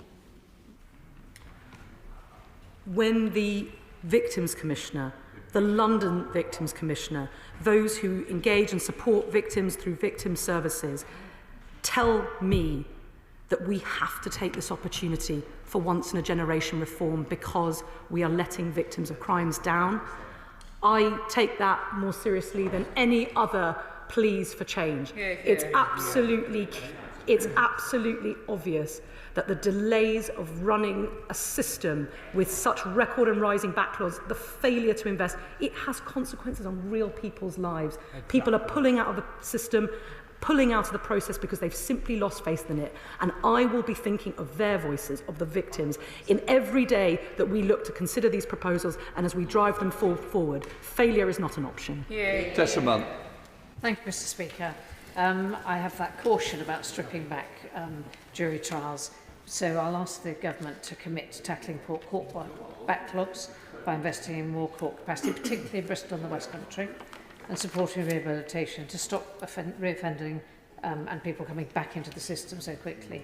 But can I, and also to address the root causes of crime, but can I also ask the Minister to consider that just under the Leveson proposals, there may be space for some of the best examples of the US court system, where some states have next-day hearings for domestic abuse cases, where the courts can catch perpetrators in the window of remorse and they'll recognise their guilt and accept that they need to change. Minister.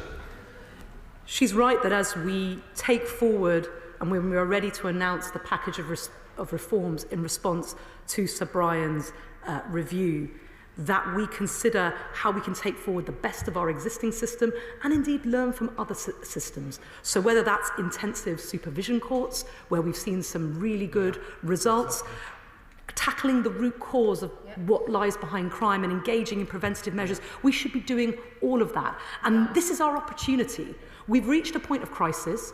We've reached the point of emergency, no more, no less, as a result of the inheritance from the previous government. But we've got to take the opportunity to build back better, a more sustainable, more innovative justice system that the public can have confidence in and that protects the public. That's what we must do. So you're right. We should learn, we should listen and build something better. Mark Ferguson. Thank you, Mr. Speaker. Alex Chalk, the former Lord Chancellor and Justice Secretary, as I think members on all sides would agree, is someone who was taken very seriously in this place and whose opinions were taken seriously. Recently, he said, and I quote, "It could conceivably be dealt with by a judge and two wingers to reserve Crown Court for the most serious cases." He also went on to say, and I quote, "It is helpful to look at which cases should be triable either way and which should be summary only." Does she agree with me that it is worth taking note of serious voices like Alex Chalk rather than the opportunism of the Shadow Justice Secretary? Minister. This issue is far too serious not to take seriously. And when I listen to the voices like the former Lord Chancellor, like the former Lord Chief Justice, Sir Ian Burnett, the Victims Commissioner, Sir Mark Rowley, all of them saying we've got to take these matters and these recommendations seriously. It's that serious work that this government is going to engage in, and we will not duck the difficult decisions. Bob Blackman. Thank you, Speaker. The Minister quite rightly points to the comparative inefficiency between Crown Courts and Magistrates' Courts. But the clear issue here is that we need new technology to be introduced to Crown Courts so that people who are on trial, and indeed the victims, are served faster and quicker and more expediently. The reality is that many of these cases collapse as a result of the evidence not being sufficient and not being brought fast enough. So why is it then that she's allowed the efficiencies part of the Leveson report to be delayed when that could actually bring forward the much needed recommendations that we could action and cut the backlog? He raises an extremely helpful point, which is how can we improve efficiencies in our courts through the use of technology, including technology that is improving rapidly before our eyes. So, for example, the Ministry of Justice is currently piloting use of AI technology in some of our tribunals for transcription. How could that be utilised and rolled out more widely across the courts and tribunals? He's absolutely right. But Sir Brian, give him his credit, him and his team has worked incredibly fast to produce a detailed, careful and well-evidenced report today. He's going to continue with part 2 of his review. Our job in the Ministry of Justice as we develop our policy thinking will be to bring those two parts of the review together to improve our criminal justice system. Ben Goldsborough. Very much, Mr. Speaker. Some may say we're old school in South Norfolk, but I call it common sense. Criminals should be punished and victims should get their day of justice. Simply hoping for more sitting days will fix the Crown Court backlog isn't realistic. So I urge the Minister to be radical and to make sure that we ensure that offenders are punished and victims get their day in court. Well, I can hear that my honourable friend has taken the liberty of actually reading the report, because what he's identified is the central premise and argument that Sir Brian Leveson, one of our most distinguished judges, makes in the report, which is this: we cannot simply sit our way out of the crisis which we've inherited. We need to consider very carefully structural reform, once-in-a-generation structural reform. Of course, we've got to combine it with investment as well, something which this government is already doing with the 4,000 additional sitting days that we've added over and above what the previous government agreed. So he's absolutely right, investment plus reform. Colin Lockhart. Thank you, Mr. Speaker. Does the Minister accept that changes to fundamental rights like trial by jury in one part of the United Kingdom could create serious divergence across jurisdictions and raise questions about equal access to justice for citizens in Northern Ireland? And what would her response be to that? Minister. Well, as she well knows, justice is a devolved matter, and it's right that decisions involving justice are taken at the correct level. But I want to assure her of this, and indeed the rest of the House. The state's obligation to provide a fair trial is paramount. And so whether, as is currently the case, one's case is heard in the magistrates without a jury, or whether, as for the most serious cases will continue to be the case, a case is heard but with a jury, the point is the state must deliver a fair trial, and therefore the question of equal access to justice simply will not arise. John Glenn. Thank you, Mr. Deputy Speaker. Yesterday, the Bar Council facilitated a very useful conversation with local barristers in the South West. I think they have some reservations, but I'll leave them to make representations. But one thing that they did say, which I would urge the Minister to feed into to ensure that in provisions of the second half, is around the efficiency of the forensic service and the transfer mechanism to bring prisoners into the courts. Because the delays and inefficiencies there and the contracts that are laid to set out those services can have a material impact on the efficiency of the court service. And I would urge the Minister to make sure that that is focused on, because I think that could make a massive impact. But I have grave concerns about where this is. But I'd finally say, as Chief Secretary, I, against advice, allowed Alex Chalk and his predecessor to make some capital to revenue switches in their budgets to deal with the urgency of this problem. And I hope that's helpful to her in her negotiations with the Treasury going forward. Minister, good luck. Well, look, I thank him for his typically helpful and constructive contribution.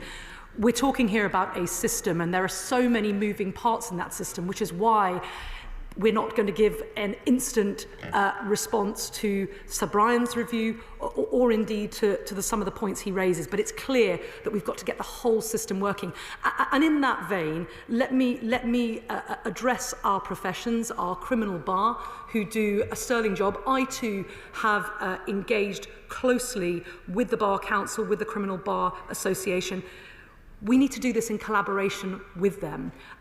This is going to be a team effort to rebuild our criminal justice system, and we will continue to engage over the summer as we bring together the necessary reforms to bring down the backlogs and deliver swifter justice for victims. Thank you, Mr. Speaker. I sympathise with the Minister's frustration at the Tories' brass neck. There's clearly a crisis in the criminal justice system, and it's clearly of their making. But rather than undermine the jury system, we need to invest in our courts. Does the Minister agree? It's all about priorities. Are you going to use your limited budget to build more prisons and simply produce more prisoners, or actually use that limited money to invest in the criminal justice system and restorative justice? Minister. Well, as I've made clear, we are investing in those prison places. Only 500 prison places were added in 14 years under the previous government. We have committed money to building 14,000 new prison places, as well as comprehensive sentencing reform. We've also committed investment into our courts, whether that's court maintenance, whether it's additional funding for criminal legal aid, whether it's additional and now record Crown Court sitting days. We are going to make that investment, £450 million worth of it, in our courts. But as Sir Brian Leveson tells us, that is insufficient. Yep. That alone will not see the delays to those victims about whom we've heard so much today. It won't see those delays come down. We have got to do what it takes. So that necessitates investment, which we are already beginning to do, and reform. Adnan Hussain. Thank you, Mr. Speaker. As a member of the Bar, I say this plainly. Removing the right to jury trials is a reckless constitutional shortcut.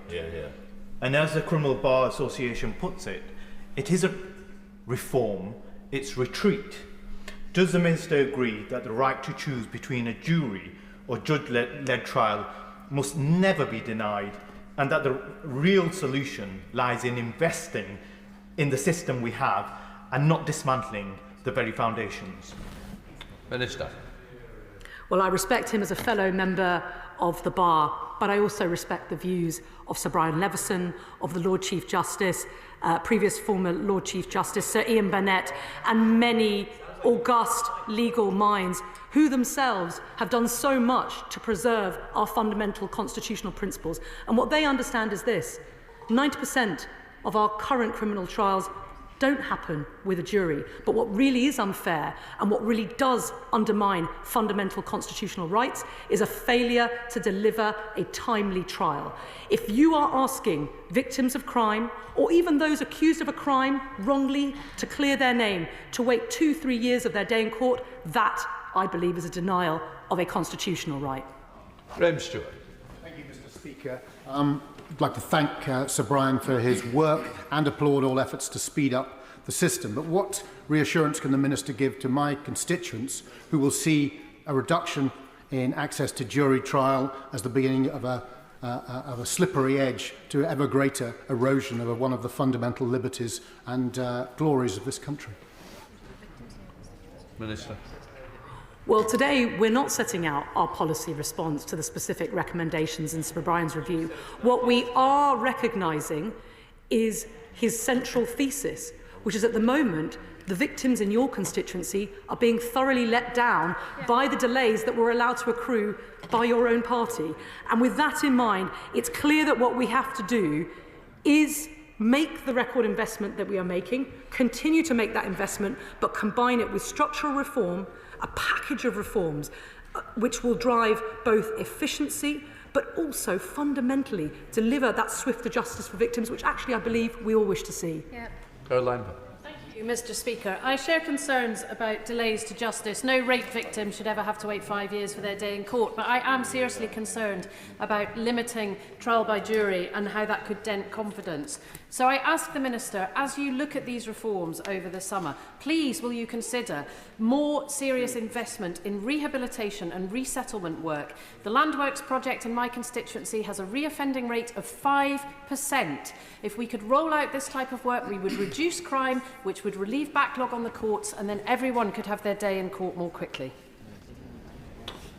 Minister. The holistic type of support, the preventative interventions that she describes are exactly the sort of provision that we are looking at in combination with the sort of investment and structural reforms that will be needed here. And I know that my colleague in the other place, the Prisons Minister, is taking on board precisely that sort of package of rehabilitation models so that we can break this endless cycle of reoffending. Nick Timmer. Thank you, Mr. Speaker. This weekend, the Prime Minister rather pathetically told the BBC he was a hard bastard, and I think members of the public would find it surprising that letting criminals out of prison early is a way of showing that he is. The Minister not unreasonably said she wants to have time to consider Sir Brian's recommendations, but it is the case that some things are clear-cut. So can she take this opportunity to just rule out reducing sentences by 40% for criminals who plead guilty? Minister. Well, I think the Prime Minister probably is a hard bastard, and I think that we are tough on this side of the House on law and order. It's why we would never allow what the party opposite allowed to happen, which is running our prisons to the brink of collapse, because it's that. It's the fact that at the point at which we inherited the prison system, there was simply not enough places to lock up some of the most serious and dangerous criminals who perpetrated crimes in this country. It's absolutely scandalous. What we're going to do, as he rightly points out, is do the serious business of developing policy and of government. And so we are going to consider the detailed policy recommendations. Of course, we've got to consider how they interact with David Gauke's recommendations. It's got to be knitted together. It's got to be appropriate to deliver swifter justice for victims and to protect the public. Rupert Lowe, are you on the right? Thank you, Mr. Speaker. The jury trial has been embedded deeply into the British psyche and indeed into our constitution, really since Henry II, who introduced the jury trial to fairly deal with land disputes. Indeed, it's embedded into the US Constitution through the Sixth Amendment. And it's embedded there to protect against biased judges, oppressive prosecutions, and it's there to safeguard individual liberties. I have severe doubts about our judiciary at the moment. I'm not sure they're going in the right direction. And when I read the adult court bench book, it gives me even greater concerns.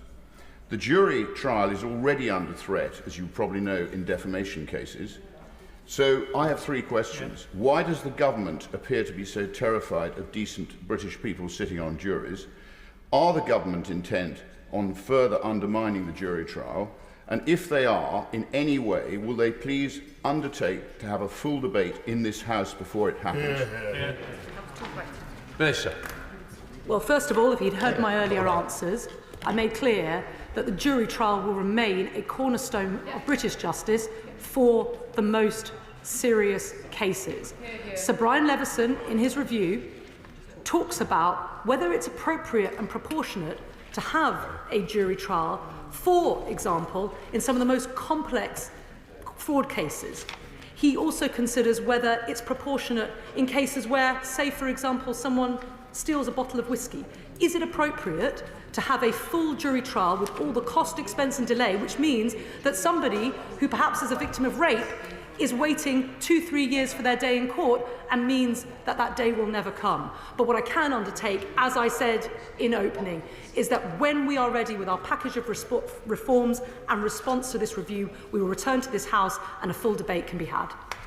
Richard Toll. Thank you very much indeed, Mr. Speaker. The jury system is essential to protect us against oppressive judges, malicious individuals, sometimes malicious police officers, or even governments. The Minister speaks of the most serious cases, but isn't it the case actually, that the most serious impact on individuals can be not from necessarily what she may regard as the most serious cases, but any case which goes to court, because the impact on the individual can totally change the course of someone's life, even if the charge perhaps isn't as serious as she might consider it to be, because the impact it can have can be devastating on their family life, on their career, or all other aspects of a person's future. Minister. Well, as he knows, and as I said earlier, 90% of cases in this country already happen without a jury. No one says that that is not delivering justice of the highest robustness and integrity. And indeed, I'll pick him up on his comment, and indeed earlier comments, denigrating the integrity and independence of our judiciary. You won't hear that sort of criticism from this side of the House. No. Our judiciary is in fact one of the prides of this country. It's actually why people so respect the rule of law, why the UK is such a great place to do business. I won't talk the judiciary down. We need them, we respect them, and on this side of the House we'll adhere to that. Richard Ford. Thank you, Mr. Speaker. The Justice Secretary talks about the need to expedite trials for the sake of victims of crime, and she is absolutely right. As she considers these proposals from Sir Brian Leveson, will she also take into account those who are innocent, who stand wrongly accused and who are having to wait anxious years for their day in court? Minister. He makes a very, very good point, which is that whilst our focus is on victims of crime who are waiting, some cases, years for their day in court, on the other side of the coin, those defendants accused of a crime, perhaps wrongly, waiting to clear their name, that can have a devastating effect. It's really what he describes is the human impact of the delays that have accrued as a result of the backlogs which we inherited from the party opposite. Well, calm. Mr. Speaker, as a barrister working in criminal courts, I've often addressed the jury in closing speeches by saying, members of the jury, we have the best legal system in the world. And it's the best because you make it that. You bring your wisdom, you bring your life experiences, your common sense, and you apply it to the facts in this case. And before you decide a verdict of guilty, bear in mind that if you or a member of your family was sat in that box, in that defendant's seat, you would need to be sure before you return that verdict of guilty. Because as a peer, that's an obligation upon you. Now, I get the Minister's point that justice delayed is justice denied. But equally, Mr. Speaker, there is the principle of justice must not only be done, but it must be seen to be done. And where we have Sir Brian Leveson given a basic mandate that we need to speed up jury trials or get a result, that's just going to eliminate the very fundamental principles and cornerstone of our legal system. Does the Minister agree with that?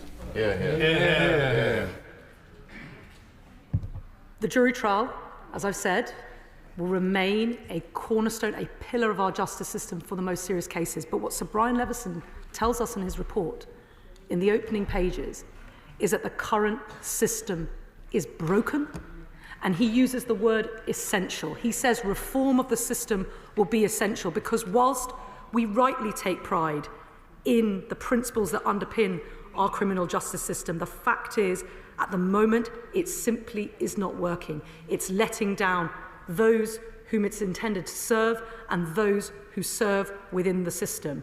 We've got to fix that, and that's why we will take our time and then we will act on the programme of reforms that Sir Brian Leveson has recommended today. Jim Allister. Speaker, in Northern Ireland, for over 50 years, we have had judge-only trials in terrorist cases, probably for understandable reasons. All non-terrorist cases have been jury trials. In my professional life, at the bar, both the junior and the senior bar, I have practiced before all those courts. And the experience that that gives confirms to me very firmly the belief that public confidence is most attainable when we have jury trials. Irrespective of how cautious, of how diligent a judge is, judges can get case hardened. And that is the source of why public confidence rests most in the jury system. And therefore, would the Minister agree that the key determinant here in retaining jury trial is whether the offence is an indictable offence or not? And if it's an indictable offence, then the first port of call must be a jury trial. Minister. Well, I respect his wealth of experience before our different sorts of court, but I also respect the wealth of experience that Sir Brian Leveson has brought to bear in his review, and what he identifies is that whilst for certain cases a jury trial will always be appropriate, not least for the reasons that the Honourable Gentleman has outlined, we have to take a proportionate response, because if we are offering up jury trials to all sorts of cases, it means that certain victims and indeed defendants are having to wait far too long for their day in court. And as it stands, the vast majority, 90% of criminal trials in this country already happen without a jury. It's why we have to consider very carefully where to draw the line. That's what the government will be doing this summer. Jim Shannon. Madam Deputy Speaker, the Honourable Lady is held in the highest esteem by us all in this chamber from both sides, and that's never in doubt in relation to where we are with this question today. The British justice system is the envy of justice systems across the whole of the... Indeed, it probably set the example for the rest of the justice systems that there is. So I pose a question, if I can, Minister, with the utmost respect, if I can ask you this question, please. The Minister will understand the reluctance of any member in this House to restrict the right to a jury of your peers, and the movement of justice from a multi-person jury to a one-person jury. Does the Minister not believe that we must look at extending court days and the other interim measures rather than changing the course of justice, which has served well and which most democracies base their very justice system on? Thanks so much. Minister. Well, he will know that the respect felt across this House and by myself is absolutely reciprocated, and it's why we have taken on the challenge, rather than sit idly by, of increasing investment in a record number of Crown Court sitting days, 4,000 additional sitting days above the level agreed by the previous government, increased investment in our criminal legal aid system to build capacity to man all these additional trials to meet the demands coming into the system. But the clear lesson from Sir Brian's report, the key conclusion that he has delivered today and which we will take firmly on board, is that continuing to try to sit our way out of the crisis is not sufficient. Essential, then, is that we do reform as well, and we will take the time necessary to consider what that looks like. That concludes the urgent question. Point of order, Saoirse Eastwood. On a point of order, Madam Deputy Speaker, Ministers will be aware that I have raised concerns about the treatment and detention of Lee Stinton, a British national and son of Elaine and Edward Stinton, my constituents in Lagan Valley. He was detained by US Immigration and Customs Enforcement while travelling to work in Key West, Florida. He has built a life there for himself. Now this has all come to an end in the most awful of circumstances in Crone Detention Centre. I am grateful for the support offered to date by the FCDO.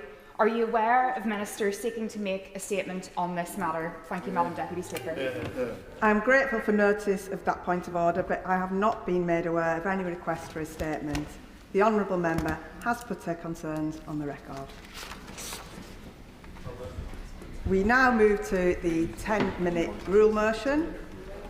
Chris Blaw. Thank you, Madam Deputy Speaker. I beg to move that leave be given to bring in a bill to require schools to maintain an allergy management policy, to require schools to hold a supply of adrenaline auto-injections for treating allergic reactions and anaphylactics, to require allergy training for staff in schools and for connected purposes.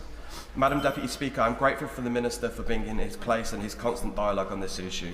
But as he knows, I am not the first to raise the inadequacies of our current laws on protecting children with allergies in our schools. Many honourable members across this House have spoken on the issue, yet horrific incidents and countless near misses continue. Allergies are something many of us have experience of. 1 in 3 people in the UK now lives with an allergic disease. Hospital admissions for allergic reactions have risen by 160% in the past 20 years, and 50% of children are now affected by at least one allergic condition. Every year, approximately 43,000 new cases of childhood allergies require care. Studies show that the incidence of food allergies in England nearly doubled between 2008 and 2018, with a prevalence of 4% among preschool children. At school, food allergies affect around 2 children in every classroom. Children spend a significant time of their lives at school, and 80% of food allergy reactions happen there, including a quarter of first-time anaphylactic reactions. Many children who have had prior severe reactions are not prescribed their auto-injector, and many first-time reactions occur at school. So reliance solely on children carrying pre-prepared medication is dangerous. With an ever-growing number of children requiring allergy care, it has never been more vital that the place we entrust with our children, the school, where we drop them off every day, is a safe and secure environment. But too often, it isn't. Madam Deputy Speaker, I cannot comprehend the pain that some families have had to endure because they have lost a child. That is a grief as a father that I can't ever hope to experience. But I do know that when current guidance and legislation allows a patchwork of different standards in our schools, we can and must do better. There is a glaring lack of consistency across schools in the UK regarding allergy management. There's a 50-50 chance that a school that your child goes to would have a spare adrenaline auto-injector pen available. There's a 55% chance that no training has been provided to staff on managing allergies in school or on trips, and a 1 in 4 chance that staff have had no training on how to identify allergy symptoms or what to do in an emergency. Furthermore, there is a 1 in 6 chance that a school does not have an individual healthcare plan for pupils with allergies, and a 1 in 3 chance that a school does not have an allergy policy at all. A 1 in 3 chance also exists that near misses of allergy incidents are not recorded anywhere. With the prevalence of allergies rising and a steep increase in hospitalisations due to allergic reactions, we must act to change this unacceptable status quo. School staff deserve to know how to prevent allergic reactions and be prepared to manage them if then a horrendous incident occurred. Children deserve to learn in a safe and inclusive environment, and parents deserve the confidence to send their children to school knowing that adequate measures are in place. The School Allergy Safety Bill would require all schools to have an allergy policy in place. Currently, 70% of schools lack basic protections, and 1 in 3 schools have no allergy policy in place. Introducing these policies would create a whole school approach to allergy safety, making it everyone's responsibility to embed good allergy practices and know their role in protecting children. This would include how to manage allergies on a day-to-day basis in classrooms, playgrounds and dining rooms, ensuring that children with allergies are not excluded but supported in an inclusive school environment. Madam Deputy Speaker, without these policies, children with allergies often miss out on opportunities. The Natasha Allergy Research Foundation found that 70% of parents reported their allergic child had missed school due to their allergy, sometimes driven by anxiety. Children should never miss learning opportunities out of fear, and this bill can help change that. Alongside allergy policies, the bill requires allergy training for school staff, enabling them to create a safe environment. Research from NASWT and the Natasha Allergy Research Foundation shows 7% of school staff have not received any allergy awareness training.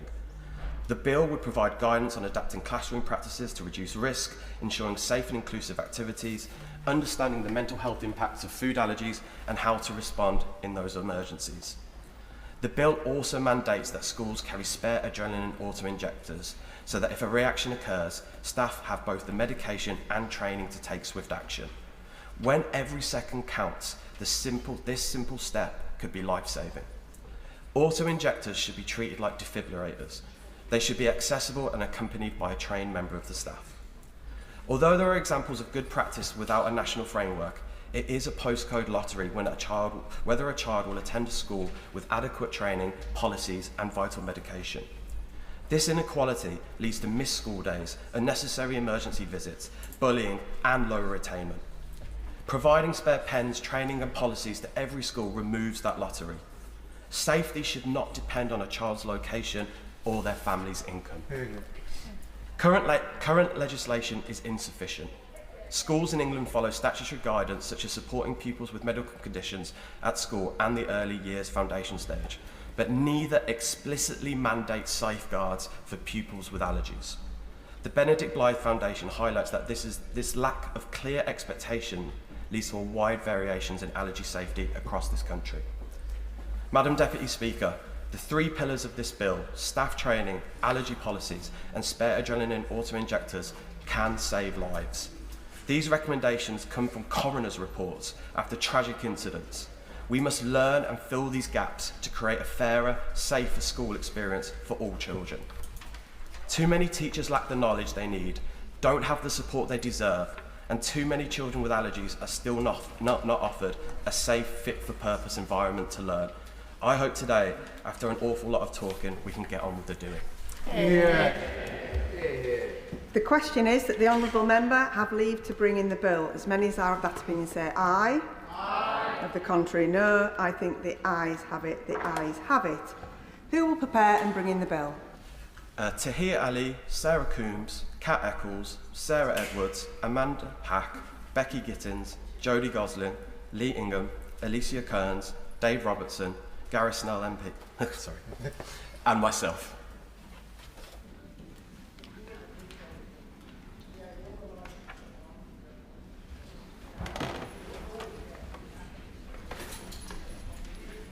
Chris Blaw.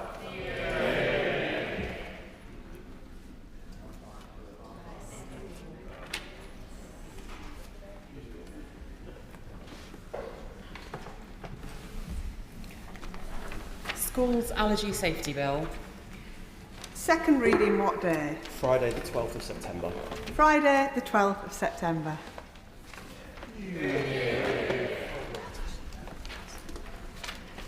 Motion number 2 on property, digital assets, etc. Bill Lords. Minister to move. I beg to move. The question is as on the order paper. As many as are of that opinion say aye. Aye. Of the contrary, no. I think the ayes have it. The ayes have it. The clerk will now proceed to read the orders of the day. Universal Credit and Personal Independence Payment Bill Committee. Now.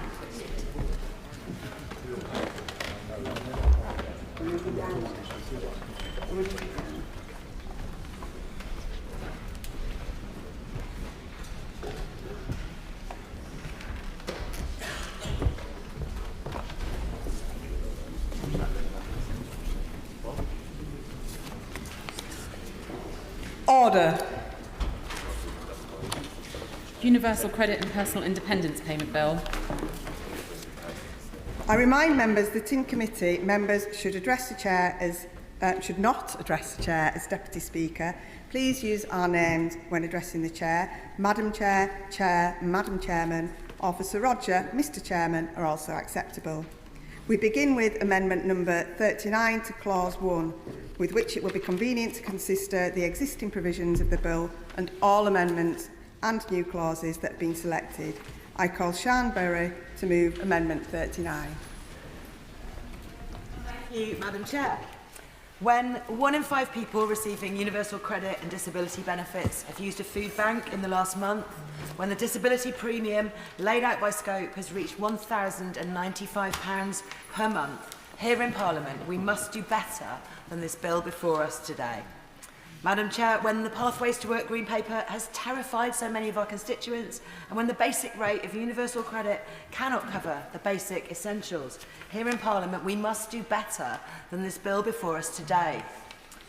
Madam Chair, when the ultra-rich are orders of magnitude away from the tough choices disabled people face, when we have such a deeply unequal society already, and a wealth tax would break no manifesto commitments, here in Parliament, we must do better than this bill before us today. From the Green Paper to where we are now, the government's behaviour has been an insult to disabled people, and I think it should be ashamed and apologise. My constituents who receive benefits and the people who love and care for them have been subjected to chaos, confusion and indignity. And instead of making improvements with careful consideration to what is a complex and treacherous benefit system, the government has rushed to fit the imperatives of the budget timetable bypassing evidence gathering and line-by-line scrutiny in a committee of this House, and further limiting the power of the other place by making this a money bill. Honourable Lady, give way on that point. Yes, not just yes, a tremendous effort of people power and bravery from members opposite has won last-minute concessions for current claimants.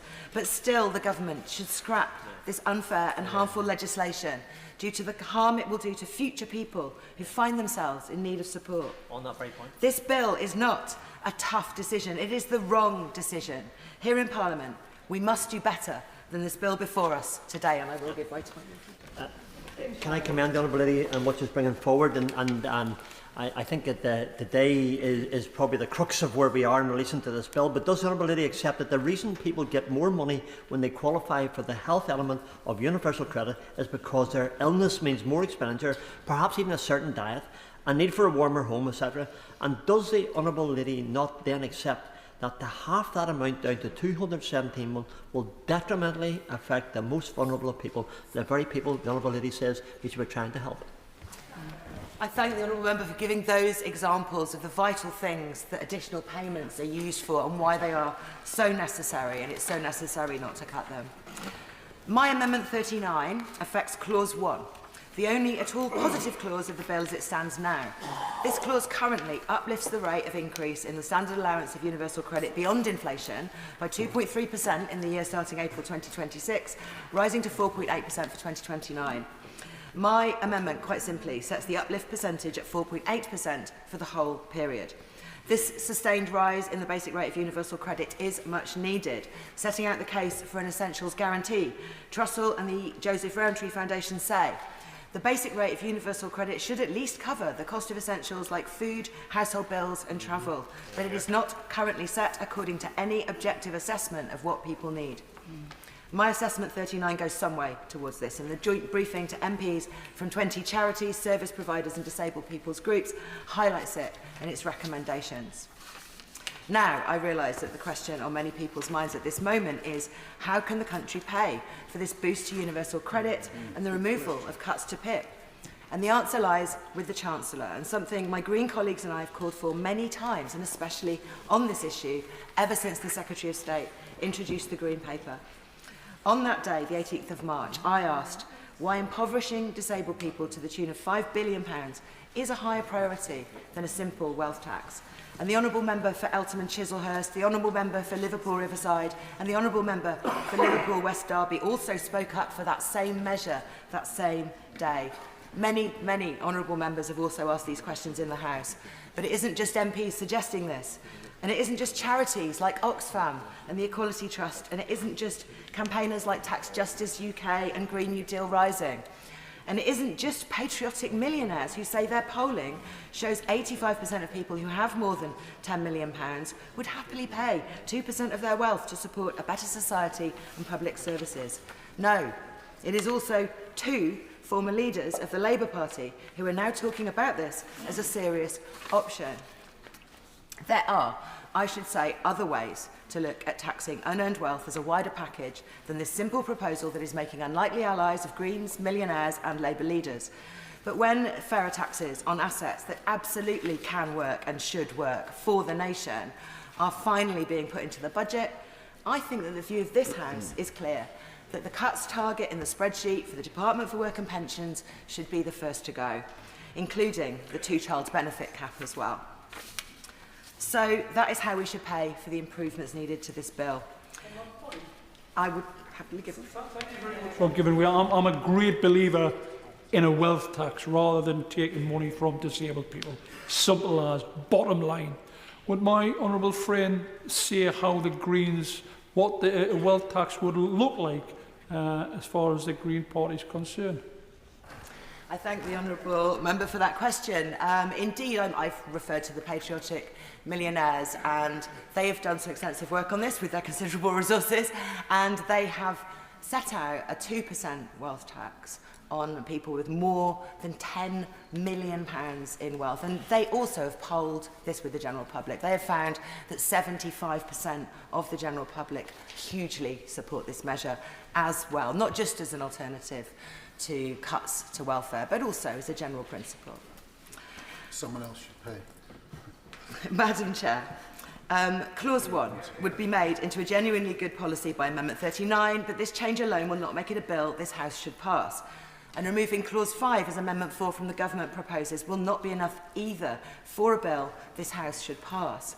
Clause 2, even once amended by the Government, would cut in half the health element of universal credit for 9 in 10 new claimants. And I will speak later about the severe conditions criteria and fluctuating conditions. So, without Amendment 2A proposed by the Honourable Member for Leeds East, Clause 2 should be removed from the bill. Clause 3 would freeze the health elements of universal credit for the rest of this Parliament, so Clause 3 should also be removed from the bill. And parts 2 and 3 from Clause 4 would freeze legacy benefits for disabled people, so these parts should be removed from the bill, as my Amendment 40 would do. Madam Chair, what I am saying is that a bill that consists just of a much improved Clause 1 and possibly a much improved Clause 2 would almost be a bill this House could, in conscience, pass, and we do have the choice to craft such a bill today. And as well as these changes, amendments like Amendment 12 from the Honourable Member for Torbay are needed too, and there are some new clauses that would help make it even more fit for purpose. Madam Chair, the vital principle we must stand up for today is that any policy changes about disabled people must be led by disabled people. On the day the Green Paper was published, I also raised co-production with the Secretary of State, and this word has been much talked about by many others with experience in co-producing policy and talked about by the government, thanks to strong campaigners and pressure from other MPs. On that point, I'd happily give way. I fully agree with the member's statement in regards to that co-production, but also co-design as well in regards to any statement that or change that can come forward.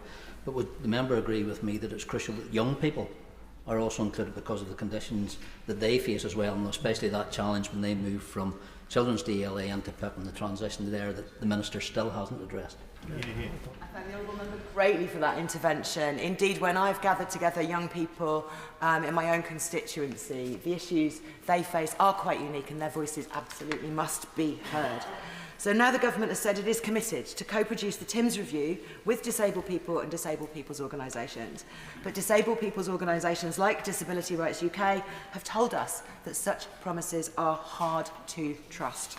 They fear a tick box exercise, co-production in name only, and that the Government's original plans are the inevitable result. That is why I have signed new Clause 8 from the Honourable Member for Hayes and Harlington, as well as new Clause 11 from the Honourable Member for Penistone and Stockbridge. And if Clause 2 in its schedule remains, then the severe conditions criteria simply cannot stand as written. It appears either the Government meant to exclude people with fluctuating lifelong conditions like Parkinson's or MS from the higher rate of the universal credit health element, or ministers completely overlooked this community when rushing all this through. I say criteria that would withdraw support from people with fluctuating conditions are unacceptable, and that is why I've signed Amendment 38 from the Honourable Member for York Central and Amendment 17 from the Honourable Member for Dunfermline and Dollar. The severe conditions criteria also say any diagnosis must be made within the NHS, which again seems either careless drafting or a deliberate restriction, and so I've also signed Amendment 33 from the Honourable Member for Aberdeen North. To close, Madam Chair, today, I am trying to bring to this House the voices of disabled people in Brighton Pavilion and across the nation who are closely watching what we do today. So many of our constituents remain scared by this bill, right from the day of the sudden and careless release of the Green Paper, with terrifying policy details that were not in the Labour manifesto. They have been forced into a cruel limbo, and it is shameful that this government has chosen this path. A Labour government showing itself far more willing to punish disabled people than ask the most wealthy to shoulder the burden of fair public spending on real social security. And I am so proud of the people power that has been brought to bear on this bill to date. Action by disabled people and their allies has forced MPs to listen and take action, and forced this government to withdraw the most brutal cuts. But still, the bill before us today remains unacceptable without the serious amendments I have outlined, and I look forward to hearing much sense, including what the United Nations has told us from the many honourable members in this debate who share my values. My Green colleagues and I are ready to do all in our power to minimise the consequences of this bill, to make it do good, not harm, and ultimately, if not, to see it fall. And I hope the government will truly learn from the cruel mess this has all become. Amendment 39 proposed to clause 1 as on the amendment paper. The question is that the amendment be made. And I call Chair of the Select Committee, Debbie Abrams. Thank you very much, Madam Chair.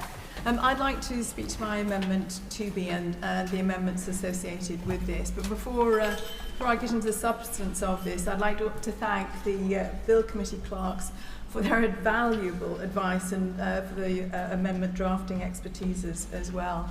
But could I also thank the dozens of disabled people, their organisations, disability charities, academics and think tanks who provided evidence to the Work and Pension Select Committee Pathways to Work inquiry.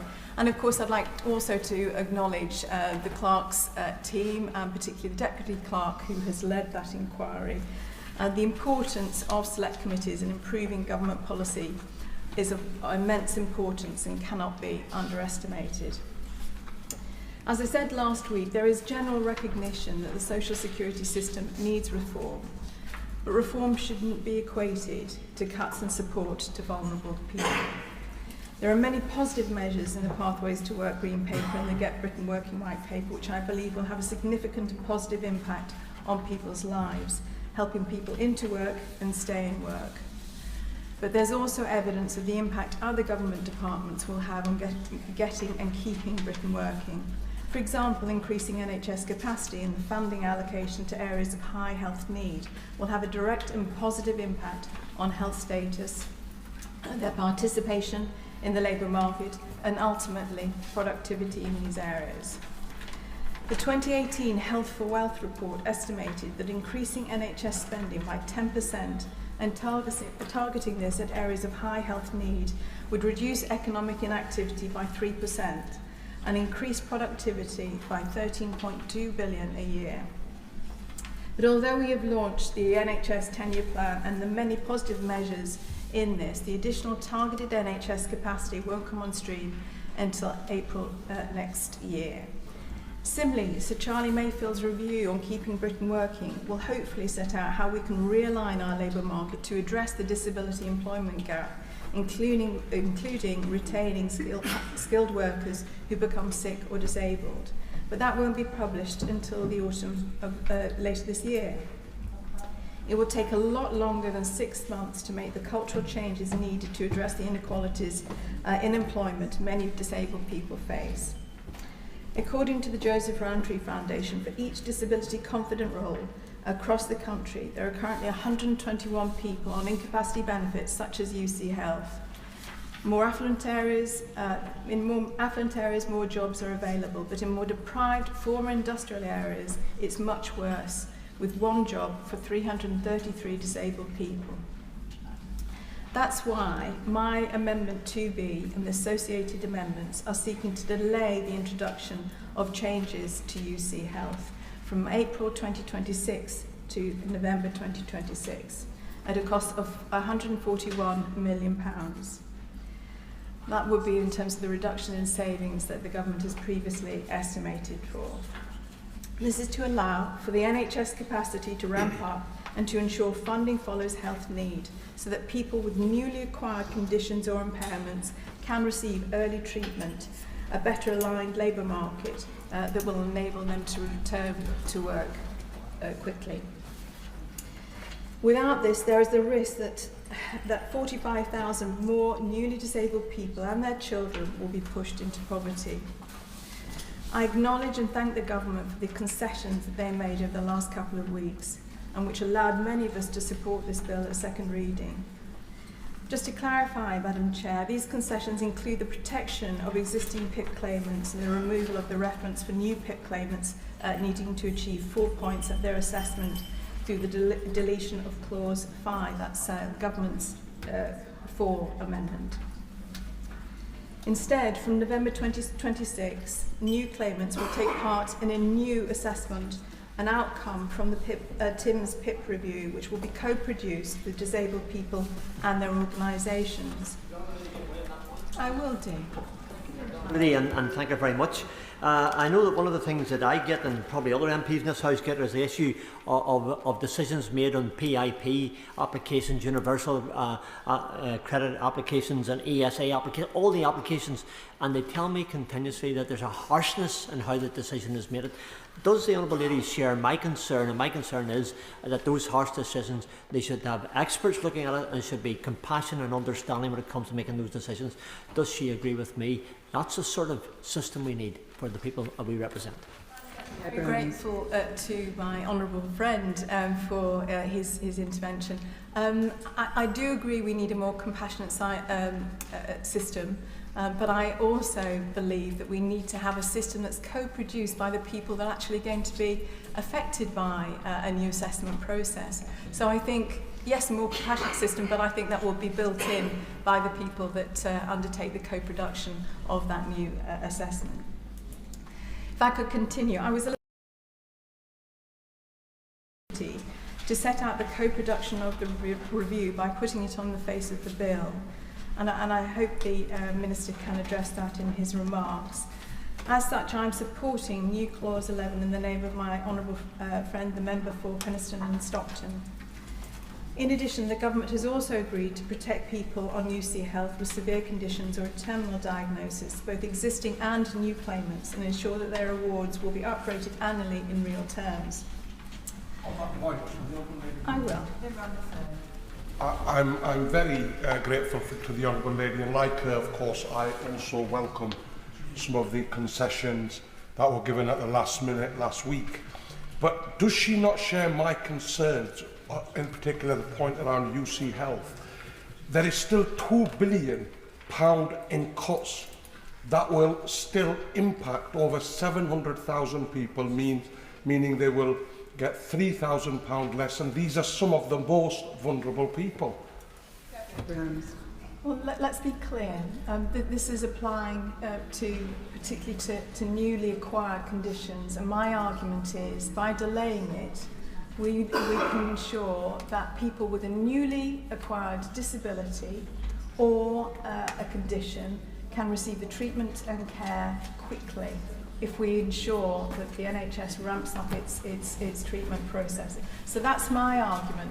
I don't think it's ideal, but I think it's a reasonable compromise which I hope the Government will listen to. Let me continue. So both in terms of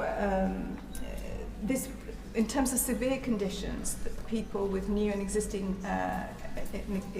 severe conditions will be protected, and this I understand is covered in Government amendments 2 and new Clause 1. There was significant evidence of the potential harms that disabled people would have experienced if the bill had remained in its previous form. The concessions that were made over the last couple of weeks have addressed that, and I applaud the Government for that. It was definitely the right thing to do when this evidence was provided.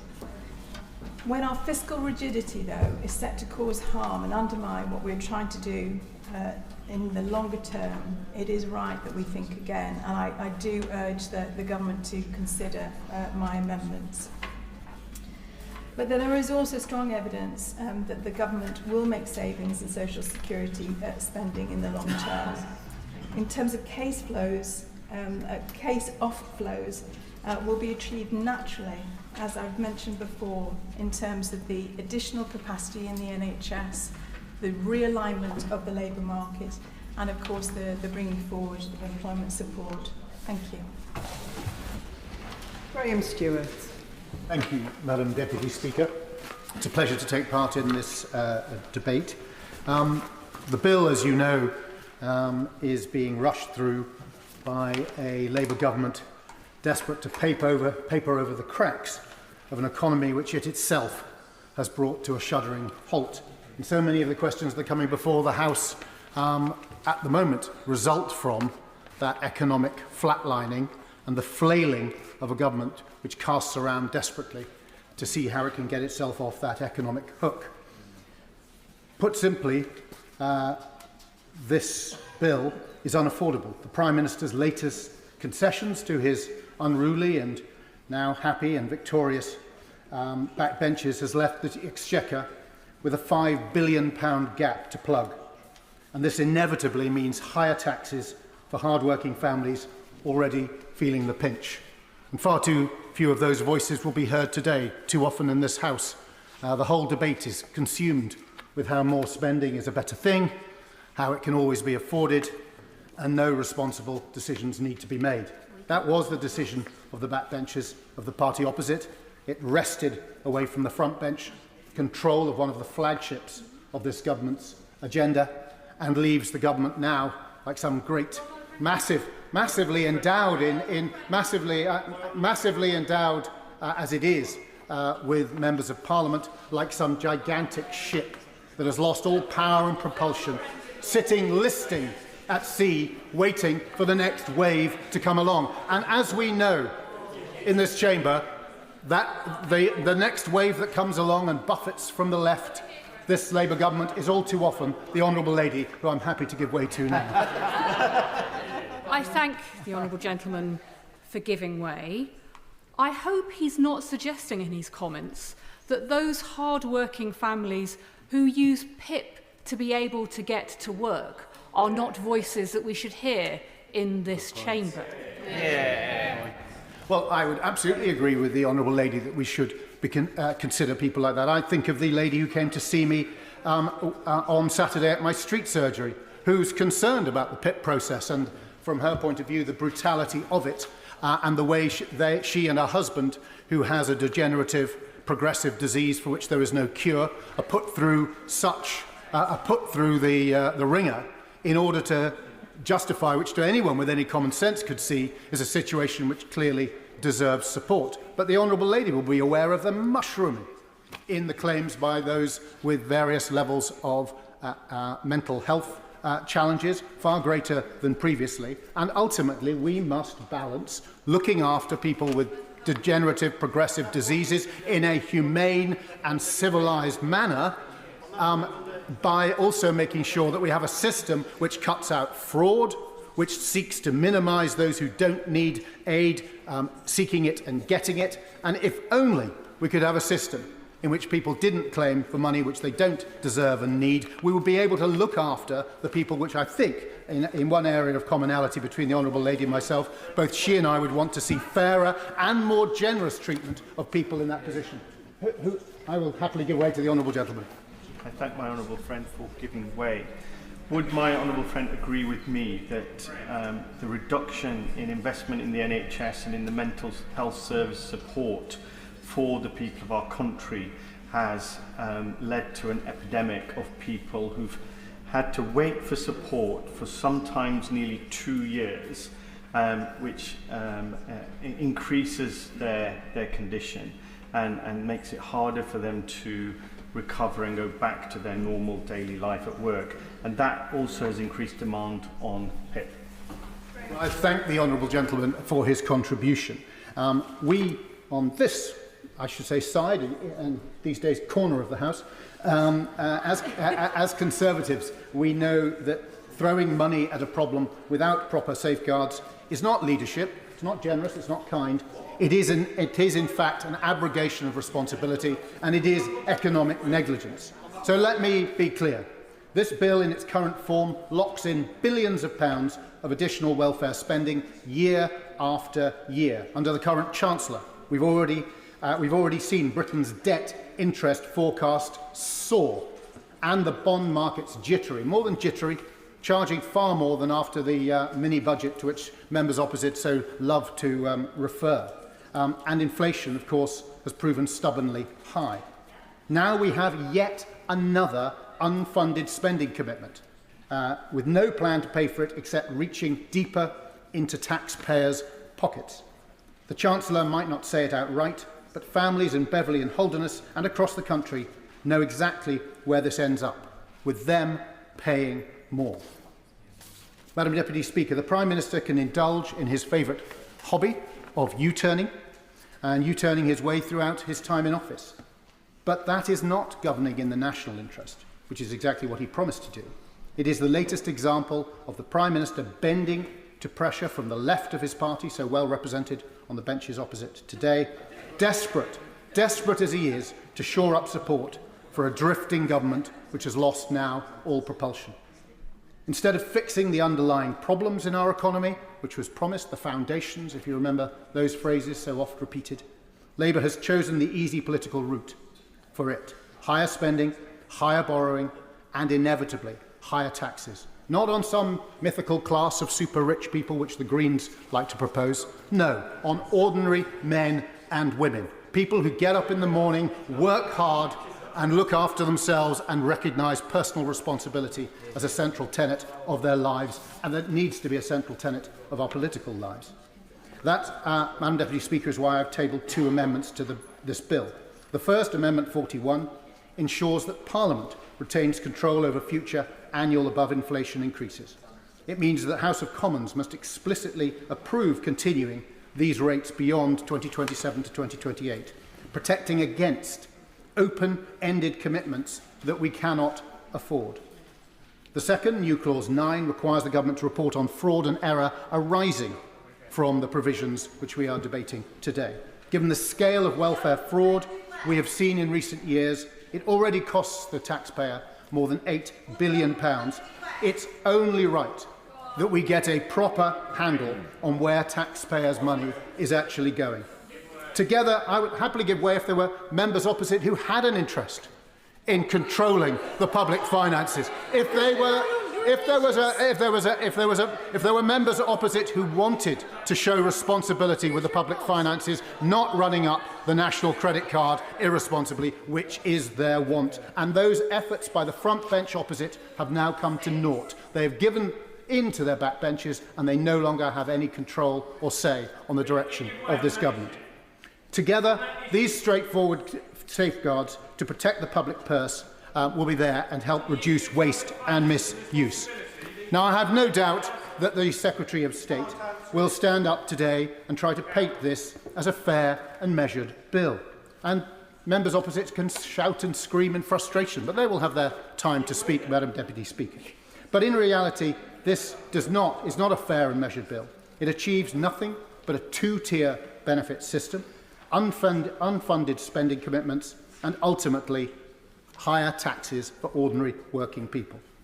And it's telling that the Secretary of State has not matched these spending increases with robust plans to tackle fraud and error, or indeed tie any uplifts with measures to help people back into work. In short, she has failed to ensure that there are clear performance measures in place in order to guarantee value for money for the taxpayer. Without that, taxpayers will continue on their slippery slope of simply paying more while getting less. And if the honourable gentleman, so energetically rising from his place, can tell us how he is committed to making sure that the public finances of this country are kept in a healthy state, the House looks forward with bated breath.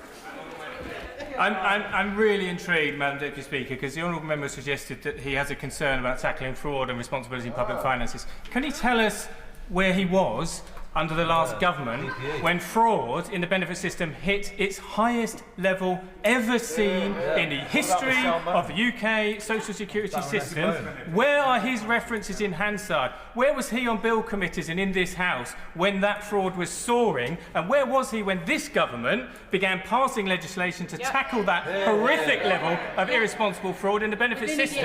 Within 12... Well, the honourable gentleman will know that as the benefit system grows, the likelihood is that fraud will grow within it. But I applaud all efforts to crack down on fraud, and that's what I'm calling for. Greater efforts by the front bench to do that. But he knows that it is those on the back benches that now are calling the shots, not those sitting on the front bench. Ultimately, of course, Madam Deputy Speaker, all roads lead back to the Treasury. The truth is that this bill is not the product of serious policy making, neither in its inception nor in its eventual outcome now, gutted and filleted as it has been by a triumphant left within the Labour Party. It is the product, instead, of panic, a rushed response to economic pressures caused by a feeble Chancellor who has brought the economy to a halt. It's been written not with reform in mind, but rebellion in the rear-view mirror. And the result is a muddled, mean-spirited piece of legislation that satisfies no one, least of all the vulnerable people who will suffer under it, or the British taxpayer who will pay for it. I'll give way to the Honourable Lady.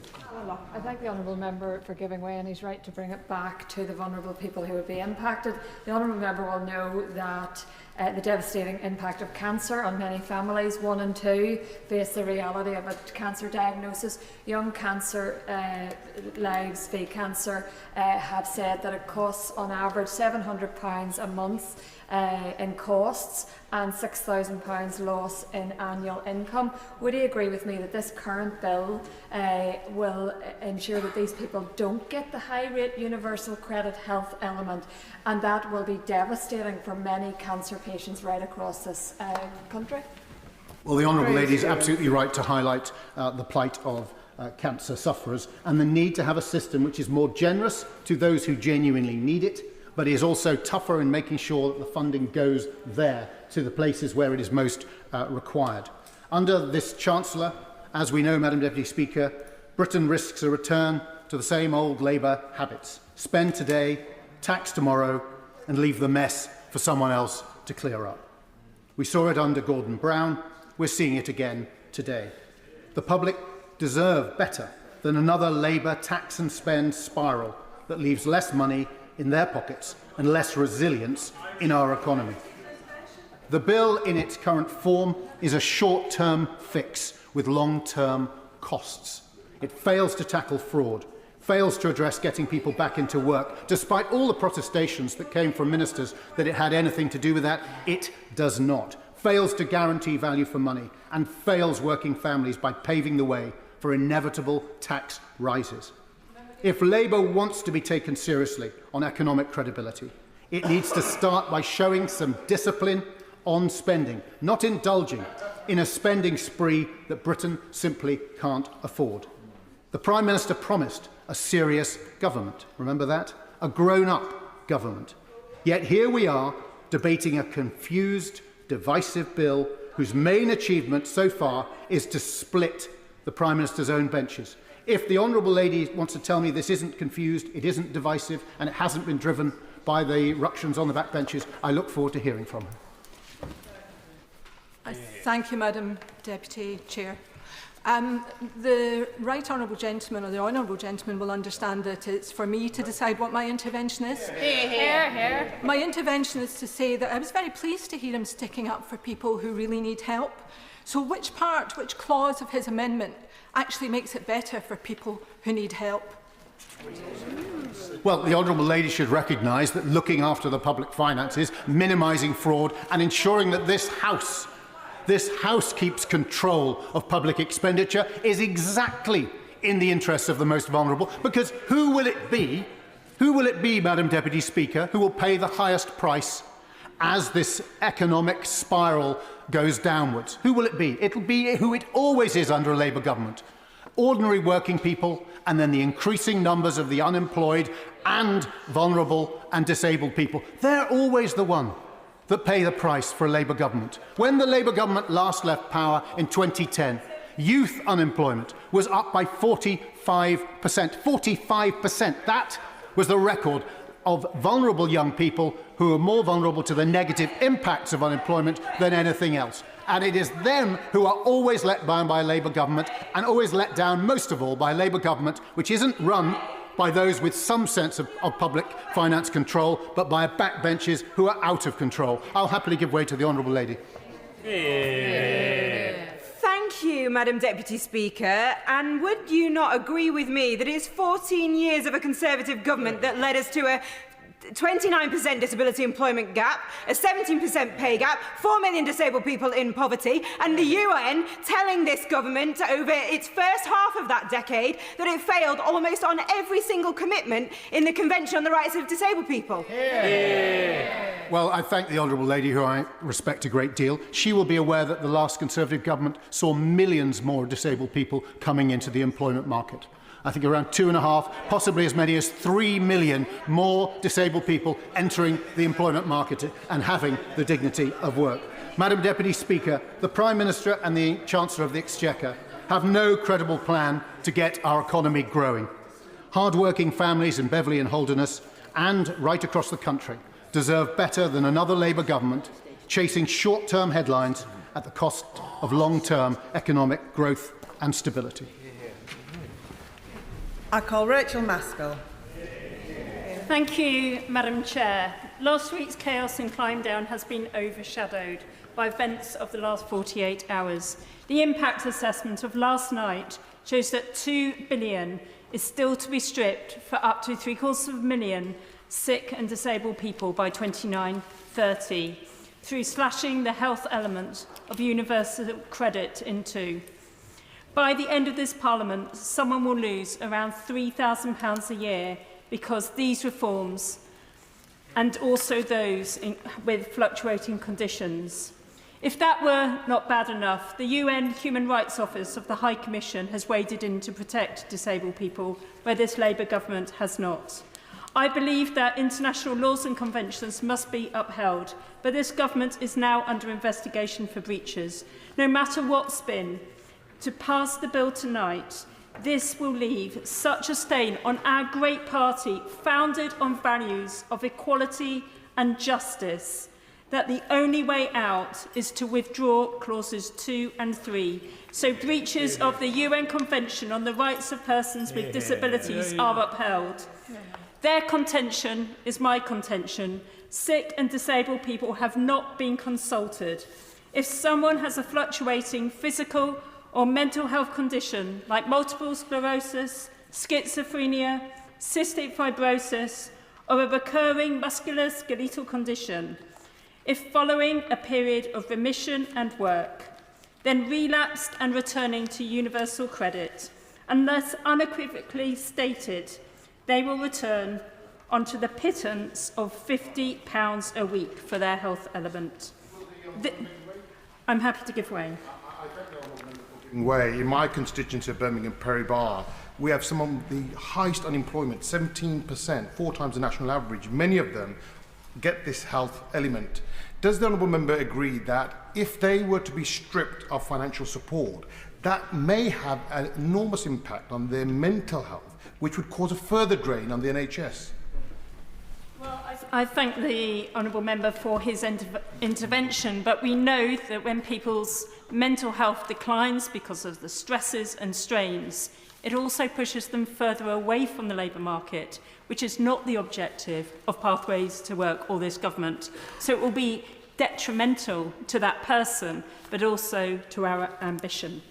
And that's why this is hitting budgets and budgets of individuals with such little, when we've got rising energy prices, food prices and housing costs. This is the difference between struggling or surviving.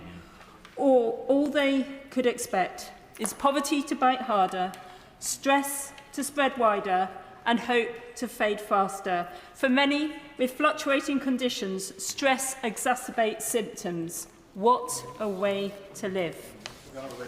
I'm happy to give way. I thank the honourable member who's making a powerful and compassionate speech. I recently knocked on the door of one of my constituents who suffers from fibromyalgia, and it happened to be the day that she'd received a letter telling her that she was expected now to up her working hours by 6 following an assessment. She was broken by this news, and exactly the kind of mental distress that the member is referring to was evident to me. So does she agree with me that whatever reforms we have, they have to put compassion and care for the individual at the heart of the assessment system, so that those people, particularly with fluctuating conditions, do not experience the kind of distress that I witnessed that day with my constituent?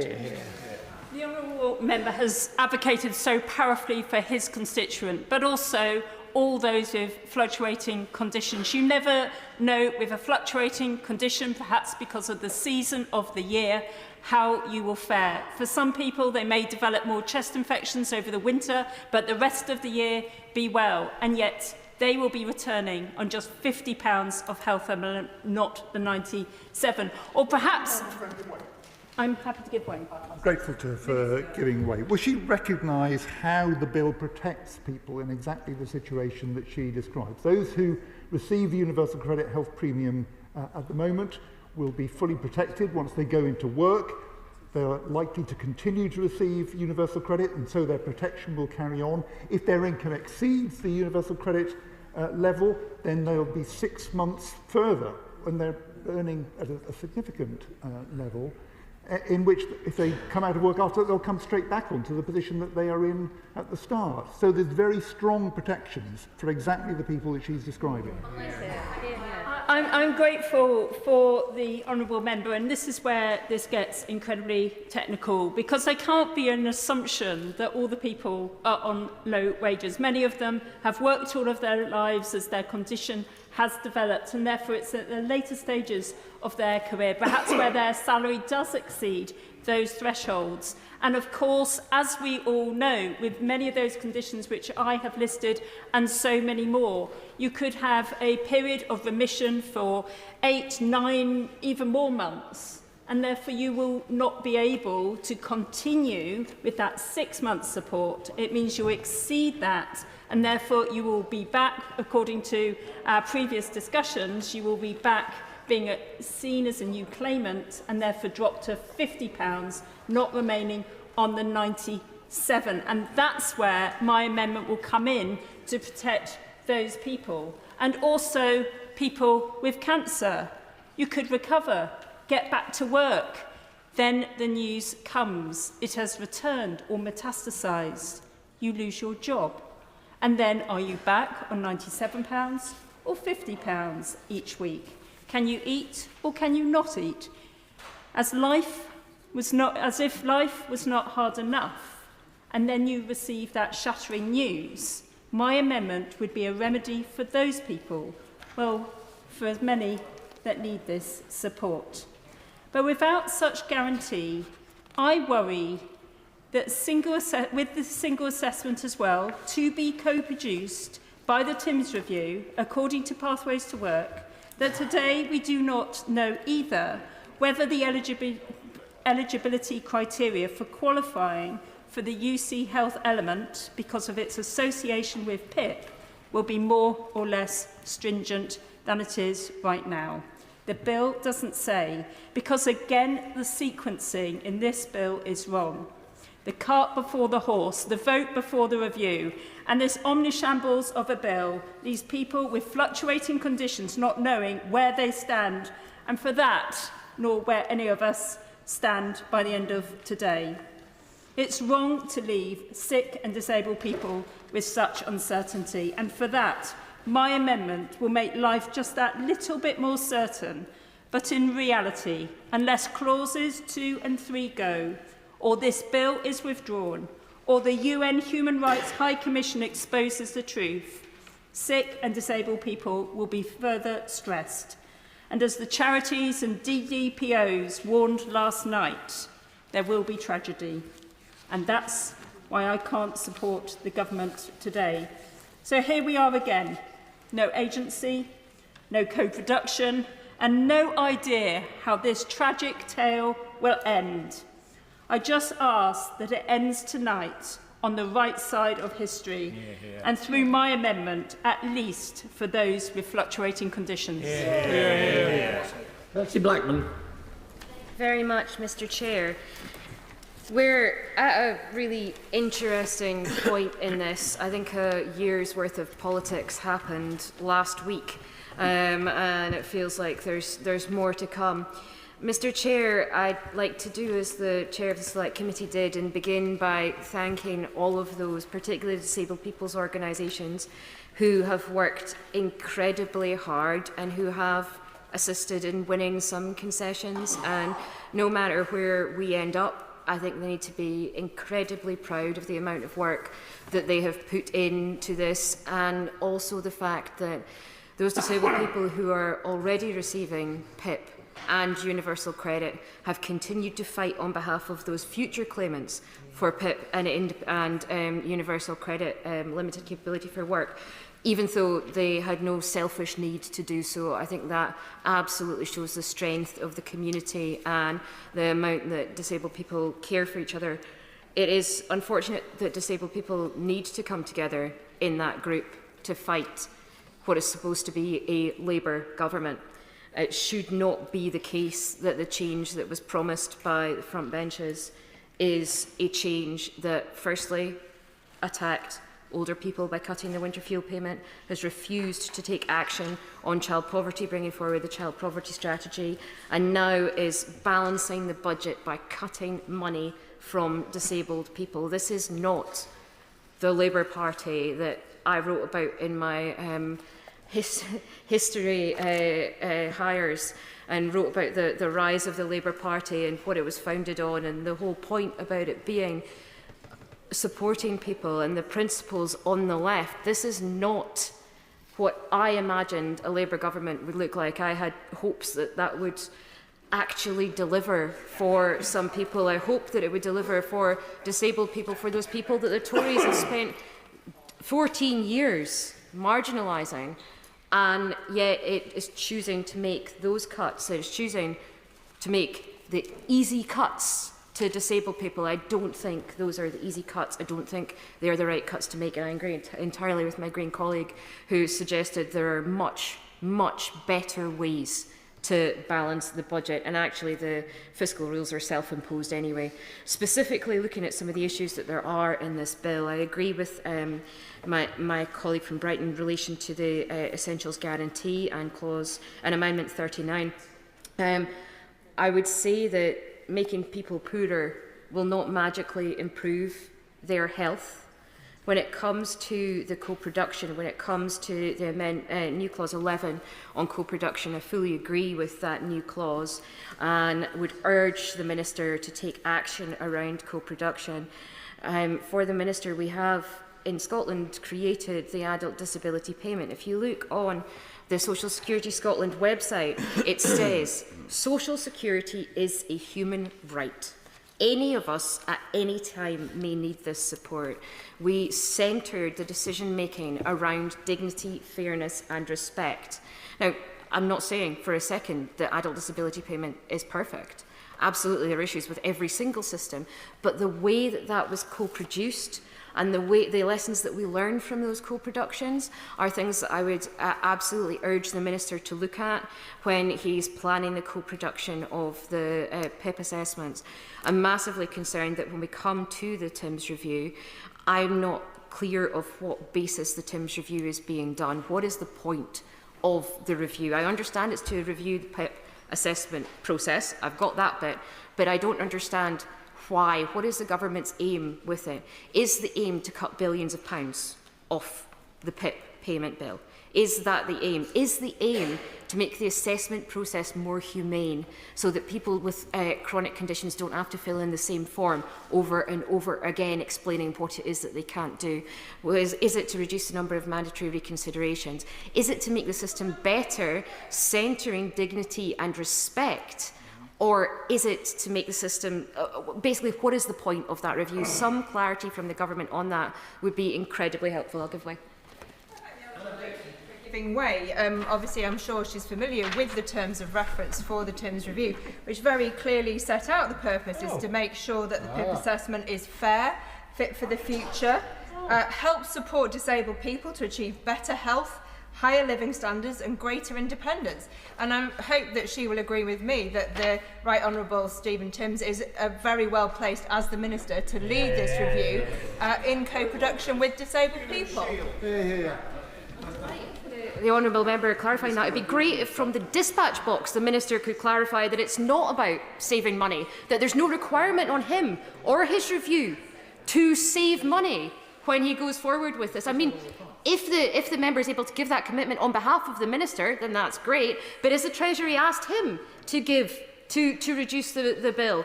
I mean, if the terms of reference absolutely say no, we do not want money to be saved, that's grand. But I could not find we do not want money to be saved in the terms of reference. I would like to hear the commitment from the Minister on whether or not he has been asked to save money when he is doing this review. I think that disabled people looking at this, who've already been terrified by the actions of this government, terrified by the Pathways to Work Green Paper, I think that we should hear that from the Minister about whether or not he's going to be trying to save money or whether he's putting dignity, fairness and respect at the heart of the decision-making process and ensuring that co-production happens with that. I've got some questions around the severe conditions criteria. I'm concerned because the bill itself is different from what the DWP have been putting out in press releases. The DWP press releases have been saying that people with fluctuating conditions will be eligible to get the severe conditions. Like, that's what it actually says in DWP press releases that have been quoted, for example, in The Guardian today in relation to it. However, what the bill says is that you have to have the condition constantly. There has to be a constant application of it. I think that the Minister really needs to give very explicit commitments from the dispatch box. Because the UK Government have decided not to have a proper committee stage in committee where we would hash this out, where we would ask these questions, where we would get this level of clarification, people are really scared about it. The Minister will understand that there has been a significant number of amendments put in around this from parties across the House. There have been concerns raised about this because what it says in the bill in Schedule 1 is a descriptor constantly applies to the claimant if that descriptor applies to the claimant at all times, or, as the case may be, on all occasions on which the claimant undertakes or attempts to undertake the activity described by the descriptor. So if one of the descriptors is around being able to get yourself around, if one of the descriptors is around being able to wash yourself, that clause in Schedule 1, or that subsection in Schedule 1, whatever the correct term is, says that it has to apply constantly. Now, if that is not the case, a clear explanation from the Minister about why that's not the case, about what that actual, because the constant thing is not in the previous version that I can find. It's not in the previous version of the legislation about it applying constantly. It seems to me that this is a new thing that has been added. Last week at the Dispatch Box, we heard from the Minister saying that descriptors, activities and associated points would all be subject to the TIMS review, which would be co-produced with disabled people. Yeah.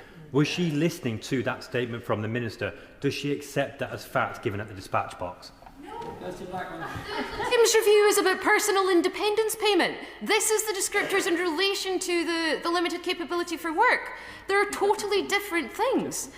So I don't understand how the TIMS review could possibly cover this, because the TIMS review is about personal independence payment and the assessment process for that. Right. If the descriptors, if it is covered by the TIMS review, why has the government not removed it from the bill? Why is there not a clause in the bill right now removing the severe conditions criteria and removing that specific section? For giving way.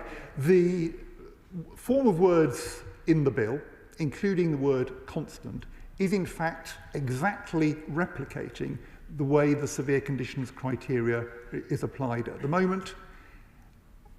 The constant refers to the applicability of the descriptor.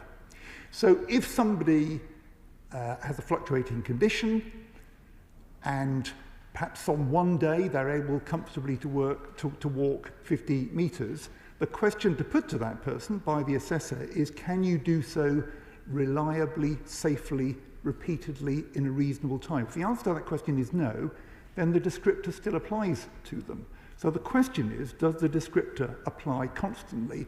And if it does, then the severe conditions criteria are met. Kirsty Blackman.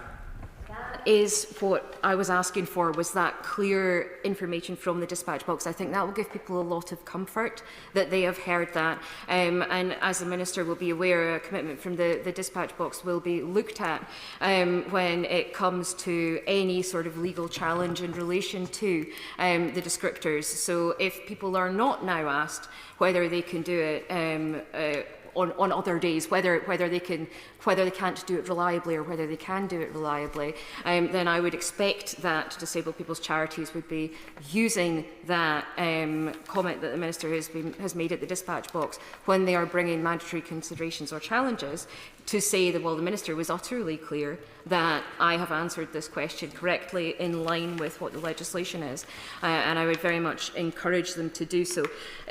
Because of the way that the legislation is written, I still won't be supporting the severe conditions criteria. I still won't be supporting the cut. I agree with colleagues that have said 750,000 people are looking to lose money as a result of this. This is still, as one of my Labour colleagues has said, this is still £2 billion of cuts that the Labour Party has chosen to make on disabled people. Well, that's what it says in the impact assessment. It is chosen to make this cut to 750,000 people, and it is said, where can we make £2 billion of cuts? I know, let's do it to disabled people. You could have an additional £2 billion of taxes on the very richest people who do not rely on this money for everyday little items that they desperately require. I thank the Honourable Lady for giving way, and I completely agree with that contention. This is how we judge a society, how it takes care of the most vulnerable.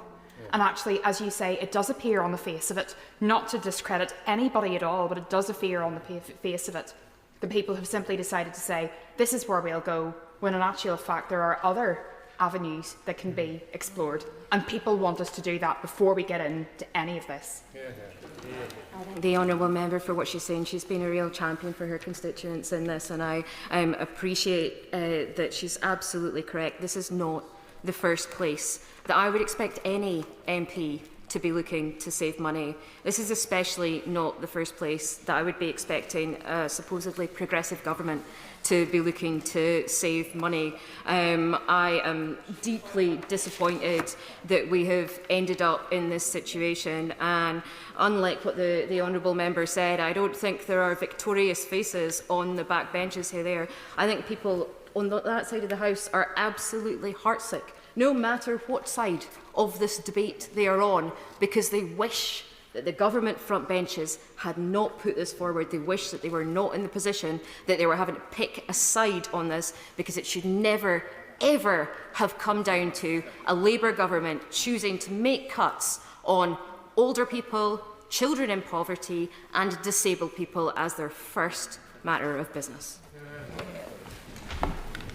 Order. Order.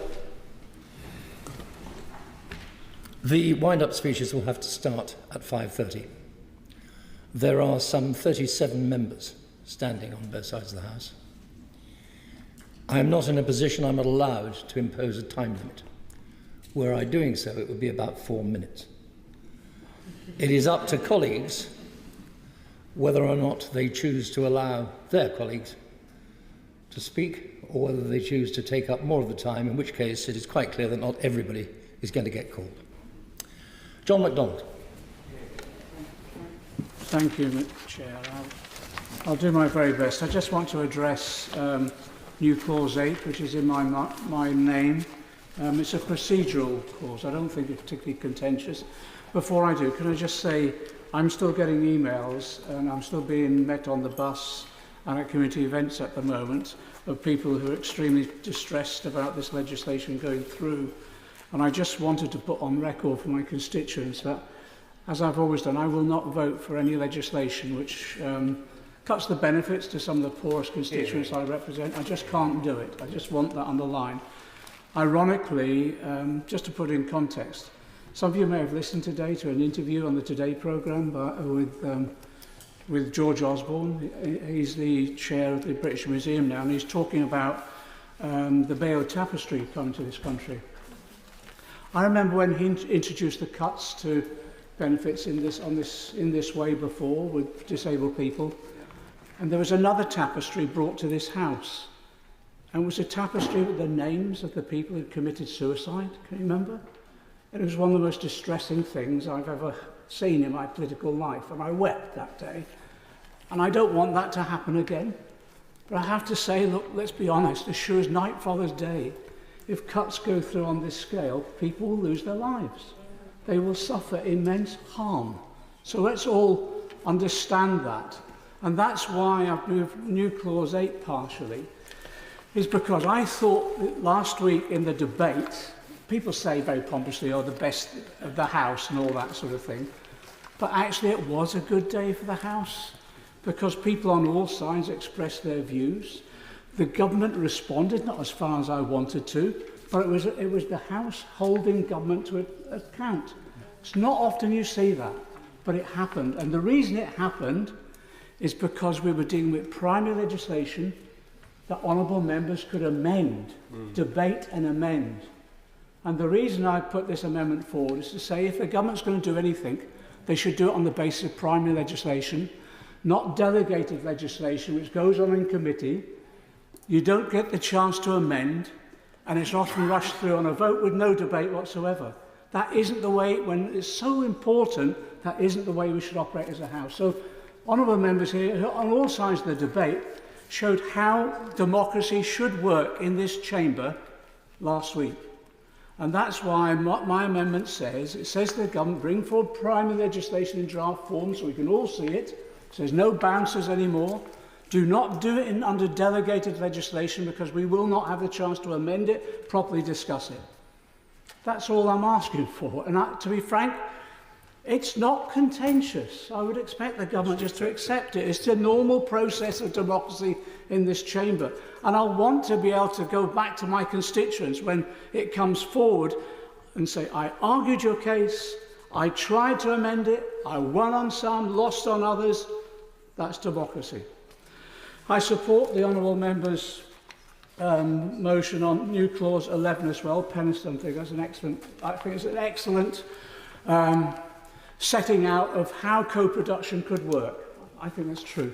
The only element I disagree with the honourable member is the issue around where it moves on and we become dependent on the government making a statement that we can reject and they can't move on and then think if we do reject it.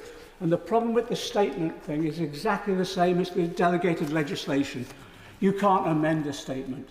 You know, I've been here so long, I know what governments do.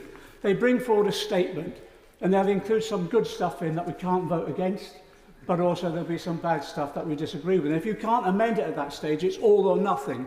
And as a result of that, I think we get bad legislation as a result. But the element in new clause 11 where it sets out who should be consulted, who should be involved, who should elect the chair, I think is absolutely critical. I say this, and I don't want this to sound patronising, but the Honourable Lady's speech last week is not often brings tears to my eyes when I hear a speech in this House, but the justifiable anger that she expressed about what went on under the Tories moved me deeply, and I think it did the whole House, actually. Yeah. I don't want a member standing up in 5 years' time equally angry about what we did in this legislation. I want us to be able to hold the government to account, not in any aggressive way, but in a constructive way, where we can debate, amend, and then hopefully we might even be able to build consensus. And that's what this amendment is all about. That's all I want to say, Chair. Benford. Thank you, Mr. Chairman. I rise primarily to speak to amendments tabled by my right honourable friend, the member for Faversham and Mid-Kent. However, I would like to begin by addressing those amendments brought forward by the Secretary of State for Work and Pensions. When we were first presented with the Universal Credit and Personal Independence Payment Bill in June, then, after being held over a barrel by her backbenchers, the Secretary of State returned to the House with something quite different. Then, at the 11th hour of the second reading just last week, Amendments 4, 5 and 10 were hastily drawn up. Why? To cobble together enough support to get something that resembles welfare reform over the line. Only a Labour government could pledge to reduce the cost of something and end up doing the exact opposite. The people who will pay the price for this additional welfare spending are our constituents, who get up early, work hard and pay their dues. New Clause 12 and the associated amendments are key to fairness in the system, key to protecting the social contract that underpins our society, and most importantly, key to balancing the books to support our economy. Mr. Chairman, there is no way we can continue to have the situation where individuals receive their PIP payments after only attending a virtual session. There is no way we can continue to have a spiralling welfare bill by over-medicalisation of conditions like OCD and anxiety. And finally, Mr. Chairman, there is no way we can continue to hand out benefits willy-nilly to those who have come to the United Kingdom without any means of supporting themselves. These are not fringe views. These are widely supported by the public, by working men and women across the country, who do the right thing and increasingly ask, why are we footing a bill for a system we no longer believe in? The social contract is fraying, and the blame lies not with the public, but with the state, in allowing a system to drift and grow to unsustainable levels. My constituent Nick, I'll give way. I hope he doesn't mind me intervening on him, but just the point he was making about people that come to this country and take benefits.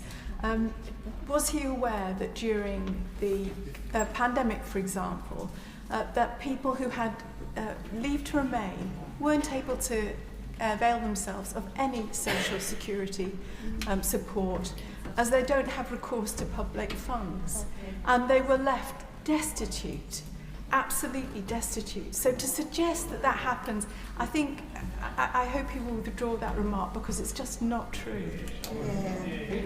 I have a lot of respect for the honourable lady. I'm not going to withdraw the comment I made because there are people in that situation. The social contract is framed, as I said.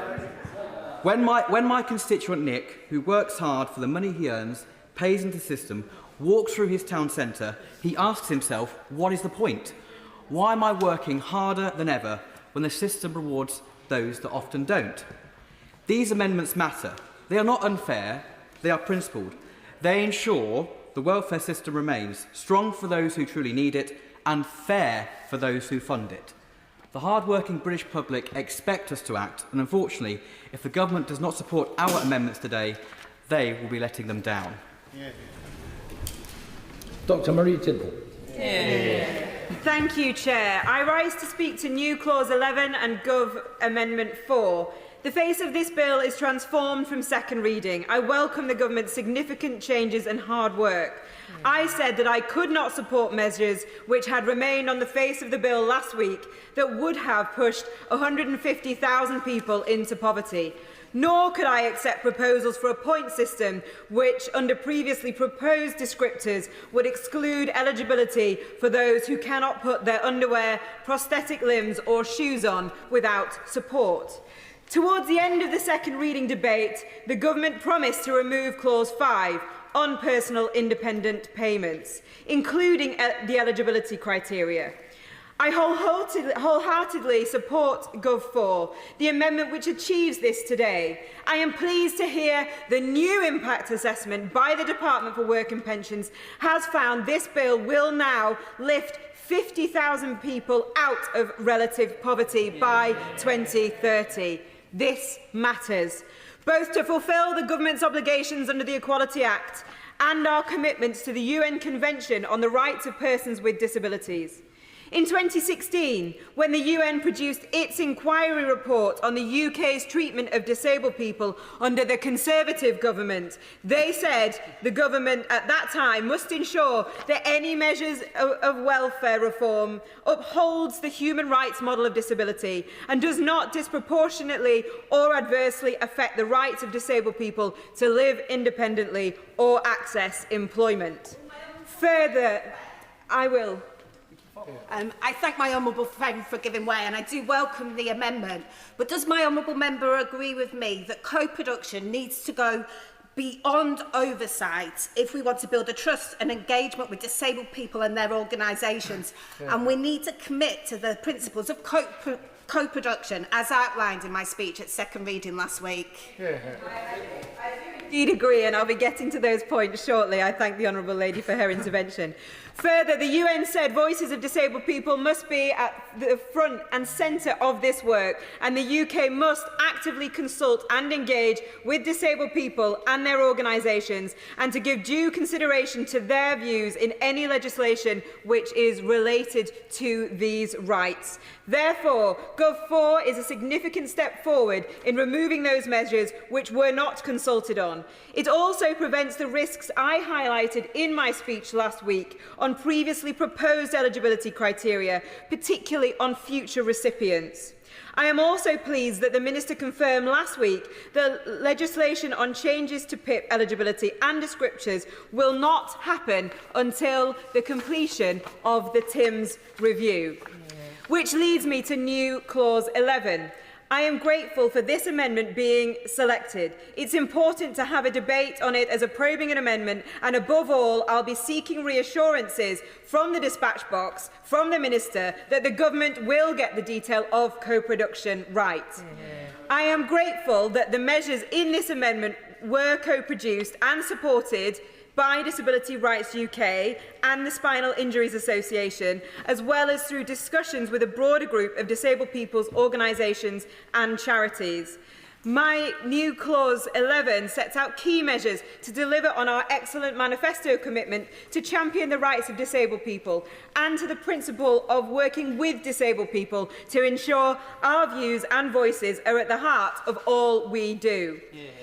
Further, the measures in NC 11 create a strong link between the TIMS review and fulfilling our Equality Act public sector equality duty, along with the UK's commitments to the UNCRPD, including principles in Article 4.3 on the need to closely consult with and actively involve disabled people. Thus, in this context, meaningful co-production with the Disability Inclusion Task Force as part of the TIMS review is essential. While the Minister... I will give way. For giving way, and I would just like to commend her for her excellent speech both today and in the second reading, and all the work I know she's done behind the scenes to get us to the place we are today. And I fully support my honourable friend's amendment NC 11, which would guarantee meaningful engagement with disabled people before any changes are made to PIP. As my honourable friend knows, PIP is also a gateway benefit to carers' allowance. And so will she agree with me that it's essential that carers, as well as disabled people, are included in the Disability Co-Production Task Force? I do agree, and while the Minister will head up this review, the voices of disabled people must be front and centre. The measures in this new clause emphasise the need for disabled people and disabled people's organisations to make up the majority of the task force and to have a significant role in the leadership of the review, and I believe carers could be part of that. Output of this review must also be meaningful and not performative. Therefore, there must be a mechanism to ensure that recommendations co-produced in the task force come back to this House for full scrutiny, debate and parliamentary approval before the legislation to implement the review's outcomes are brought forward. This will ensure democratic accountability for those outcomes, including on how changes to PIP eligibility will impact disabled people. While the new clause suggests this should be after 12 months, ahead of any proposals around PIP coming out next autumn, I am aware that the Minister is keen to ensure this co-production process is not rushed. That is a very good approach. I am grateful too that in his closing statement at second reading, the Minister acknowledged my call for a target to close the disability employment gap, and that this is the kind of approach I know the Government will develop as they bring forward their plans for employment support. The very significant changes in this bill since last week will shift the emphasis to enabling disabled people to fulfil their potential, closing the disability employment gap and anchoring Labour values of fairness into this part of the legislation. Sarah Sultana. Thank you, Mr. Chair. I rise to speak in support of Amendment 2A, tabled by the severely disabled people, especially those with fluctuating or progressive conditions like multiple sclerosis, bipolar disorder and Parkinson's. Why? Because to qualify, your condition, according to the bill on paper, must affect you constantly. Not severely, not overwhelmingly, but constantly. As Scope put it, it feels like it's been designed to cut support, not to support people. And let's not forget the requirement for an NHS diagnosis in the middle of an NHS backlog crisis. That excludes people with neurodivergent conditions and others relying on private or social care support. This is a deliberate narrowing of the safety net. The result, a two-tier system that punishes people for trying to work, for having variable symptoms, or for falling through the cracks of bureaucracy. I give way. And I thank the member for giving way, because that's severe conditions criteria, whether it needs an NHS diagnosis, actually excludes young people as well, because their diagnosis and their condition may not automatically transfer from their medical records as a child into the adult record as well, so they'd actually need an NHS diagnosis again to move from the children's DLA into PIP. Exactly. Those are part of the concerns with that aspect of requiring an NHS diagnosis. Meanwhile, what's the economic justification? Well, there isn't one. As a share of GDP, working age benefits have not risen since 2015. Other countries such as France, New Zealand and Australia invest more in their disabled citizens. And yes, we do have alternatives.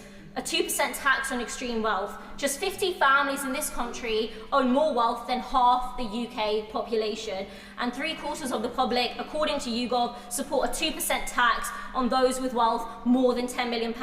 Yet this government will not tax the super rich. Instead, they are choosing to take from those with arthritis, cancer and chronic pain, just can't decide how much suffering to inflict. And while they squeeze the most vulnerable, they found billions for war, billions to raise defence spending, to back endless foreign interventions, money for war but not the poor. Mr. Chair, the truth is this: Westminster is broken, but the real crisis is deeper. This is a government not out of touch, but also morally bankrupt. It works for billionaires and big business while turning its back on disabled people. It holds its summer receptions at MasterCard headquarters while disabled people are pushed to food banks.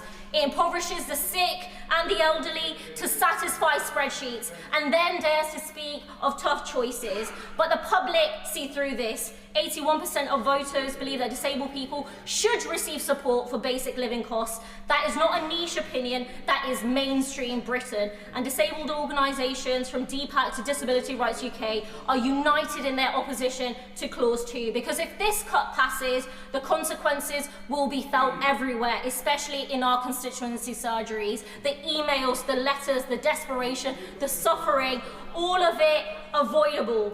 Mr. Chair, I voted to protect winter fuel payments. I do it again. I voted to scrap the 2-child benefit cap. I would do it again. And I will be voting against these cuts tonight, because this isn't just about benefits, it's about the country we want to be. One that protects the vulnerable or punishes them. I know which side I stand on, and I know that I speak for millions across the country when I say we are not going to take this anymore. The two-party stitch-up is finished, there is an alternative, and we will be offering it. Thank you. Yeah, Blake. So Roger, and I want to begin by saying how much I respect the sincerity of colleagues who believe this bill will help address some of the difficult challenges our country faces. I know many in this House are motivated by genuine desire to improve lives and ensure our welfare system is fair, sustainable and fit for purpose. But on this occasion, I have to say, with the deepest respect and regret, I think that we have got this wrong. Yes, the Labour government has inherited a broken system on multiple fronts, and yes, we need reform. But we must be clear, reform cannot mean pushing disabled people further into poverty. It cannot mean referring to cuts as modernisation. Poverty has a price tag, and the cost shunting that will be involved in these cuts will be plain to see in years to come and must be taken into consideration. I rise to support Amendment 37 in my honourable friend, the member for Stylebridge's name, which highlights the lack of value for money that the current contracts have when it comes to assessment. With so many reassessments and appeals that are successful, it is clear that we are not getting value for money out of these contracts, and they are an expensive and ineffective model that ministers should look at if they are looking for savings. There are better ways forward, and that is reflected in many of the amendments I've supported. New Clause 8, tabled in my honourable friend, the member for Hayes and Harlington, ensures that any changes to PIP must be brought forward in primary legislation. I strongly agree with this, and I think that given we've had such a lack of time to debate and give proper scrutiny to what is before us today, that we should slow things down if the recommendations are brought back to us, so that we can have good quality debate and better regulation and safeguards in place to prevent changes that would worsen eligibility for those who are already struggling or at risk of poverty. News Clause 11, tabled by my honourable friend, the member for Penistone and Stocksbridge, calls for any review in PIP to be grounded in principles of the UN Convention of Rights of the Persons with Disabilities.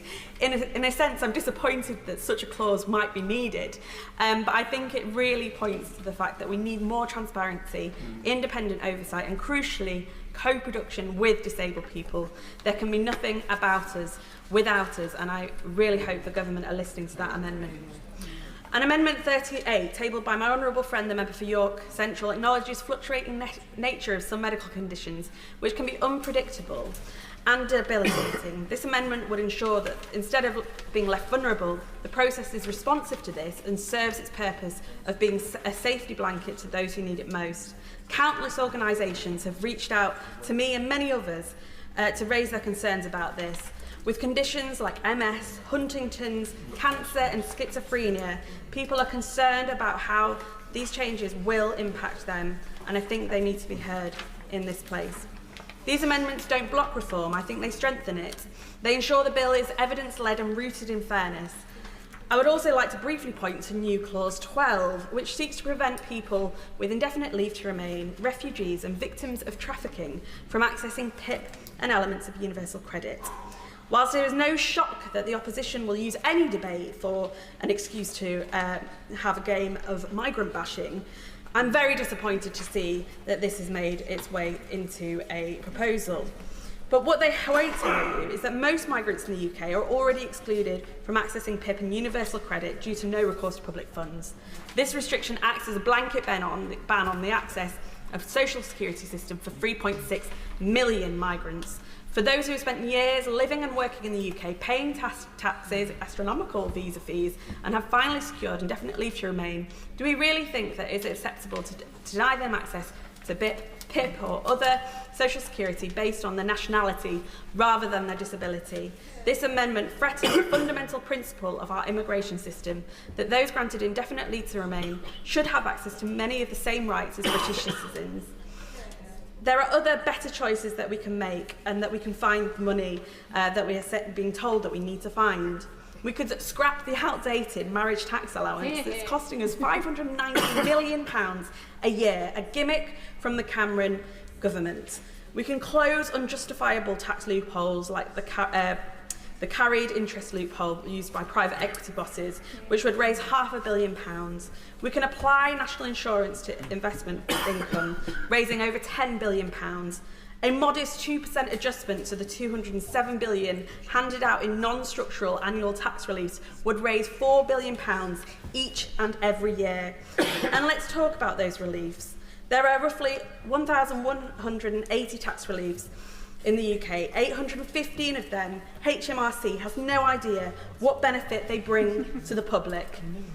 And these are about choices, and we hear all the time it's about tough choices. But why aren't we not choosing to properly examine that £200 billion of public spending while we're tightening support for disabled people who are just trying to live? We can and should reform the system. Yeah, I'm happy. I'm very grateful to the Honourable Lady, and as ever, she makes a very passionate case. Will the Honourable Lady agree with me that, in essence, the principal objection that many of us had against this bill still remains? Because it is still balancing the books on some of the most vulnerable. It will still bring poverty to our streets, and therefore the best option for the government is, and would you join me in my plea, that this bill must be withdrawn. Hear, hear. I do agree, and that is my plea to the front bench. There is still time to withdraw this bill and come back with something better. These issues should be tackled head on. It is unjust that because we have built a society that we have, it costs on average £1,000 extra a month to each and every disabled person on average. And none of this is optional spending. It's the unavoidable price of navigating that society that was not designed with disabled people in mind. And there's a whole host of reasons why that spending occurs. And these are not negotiable. These are non-negotiable realities of having a disability. Disabled people know better than anyone the barriers that keep us from work and what would help. So listen to us. Yes, I'm happy to. A non-negotiable reality is that you must have economic growth if you're going to be able to fulfil your priorities for government, whether that's looking after the poor, the disabled, or any other priority in government. And yet this government has got inflation nearly doubled. The unemployment bill, the jobs tax, other measures have brought the economy to a halt. Can members opposite not understand that if you don't prioritise private enterprise and economic growth, you will never be able to serve those who are most vulnerable and depend on that growth the most? I thank him for interrupting me there, because I think that there's 2 points here that I suggested that I think would be good to look into growth. The first would be to give the British Investment Bank the same standing as it does to investing in women and minority-led businesses, and ask that they actually support disabled people where they're able to set up their own businesses. I know many ADHDers who would make great entrepreneurs. Unfortunately, sometimes they end up down the path of criminality, and that is something that I think we should be looking at, and how we can make sure that people's innovation is enhanced and used properly. The second would be to look at ways we can make our economy much more inclusive. For example, by giving a national insurance contributions discount for a period of time for taking someone on who may have a disability, maybe in receipt of PIP, who may have been out of work for more than 6 months or so. I'm sure there is some sort of arrangement that would encourage growth, not discourage growth, by having a more inclusive society. I realise I've taken far too much time, Sir Roger, but I just want to end with this. Disabled people know what's best for us. We should be investing in people's independence, not leaving them at the sidelines, not pushing them into poverty. It is a matter of justice, and in the end, it saves money too. But more than that, it gives people dignity and freedom to live well, and that surely should be our purpose here. Well said. Cadeirydd, I stand to support, amongst others, but New Clause 8, New Clause 11, Amendment 12, 38 and 39, and others as I go through my speech. And I promise to keep within the 4-minute unofficial timeline.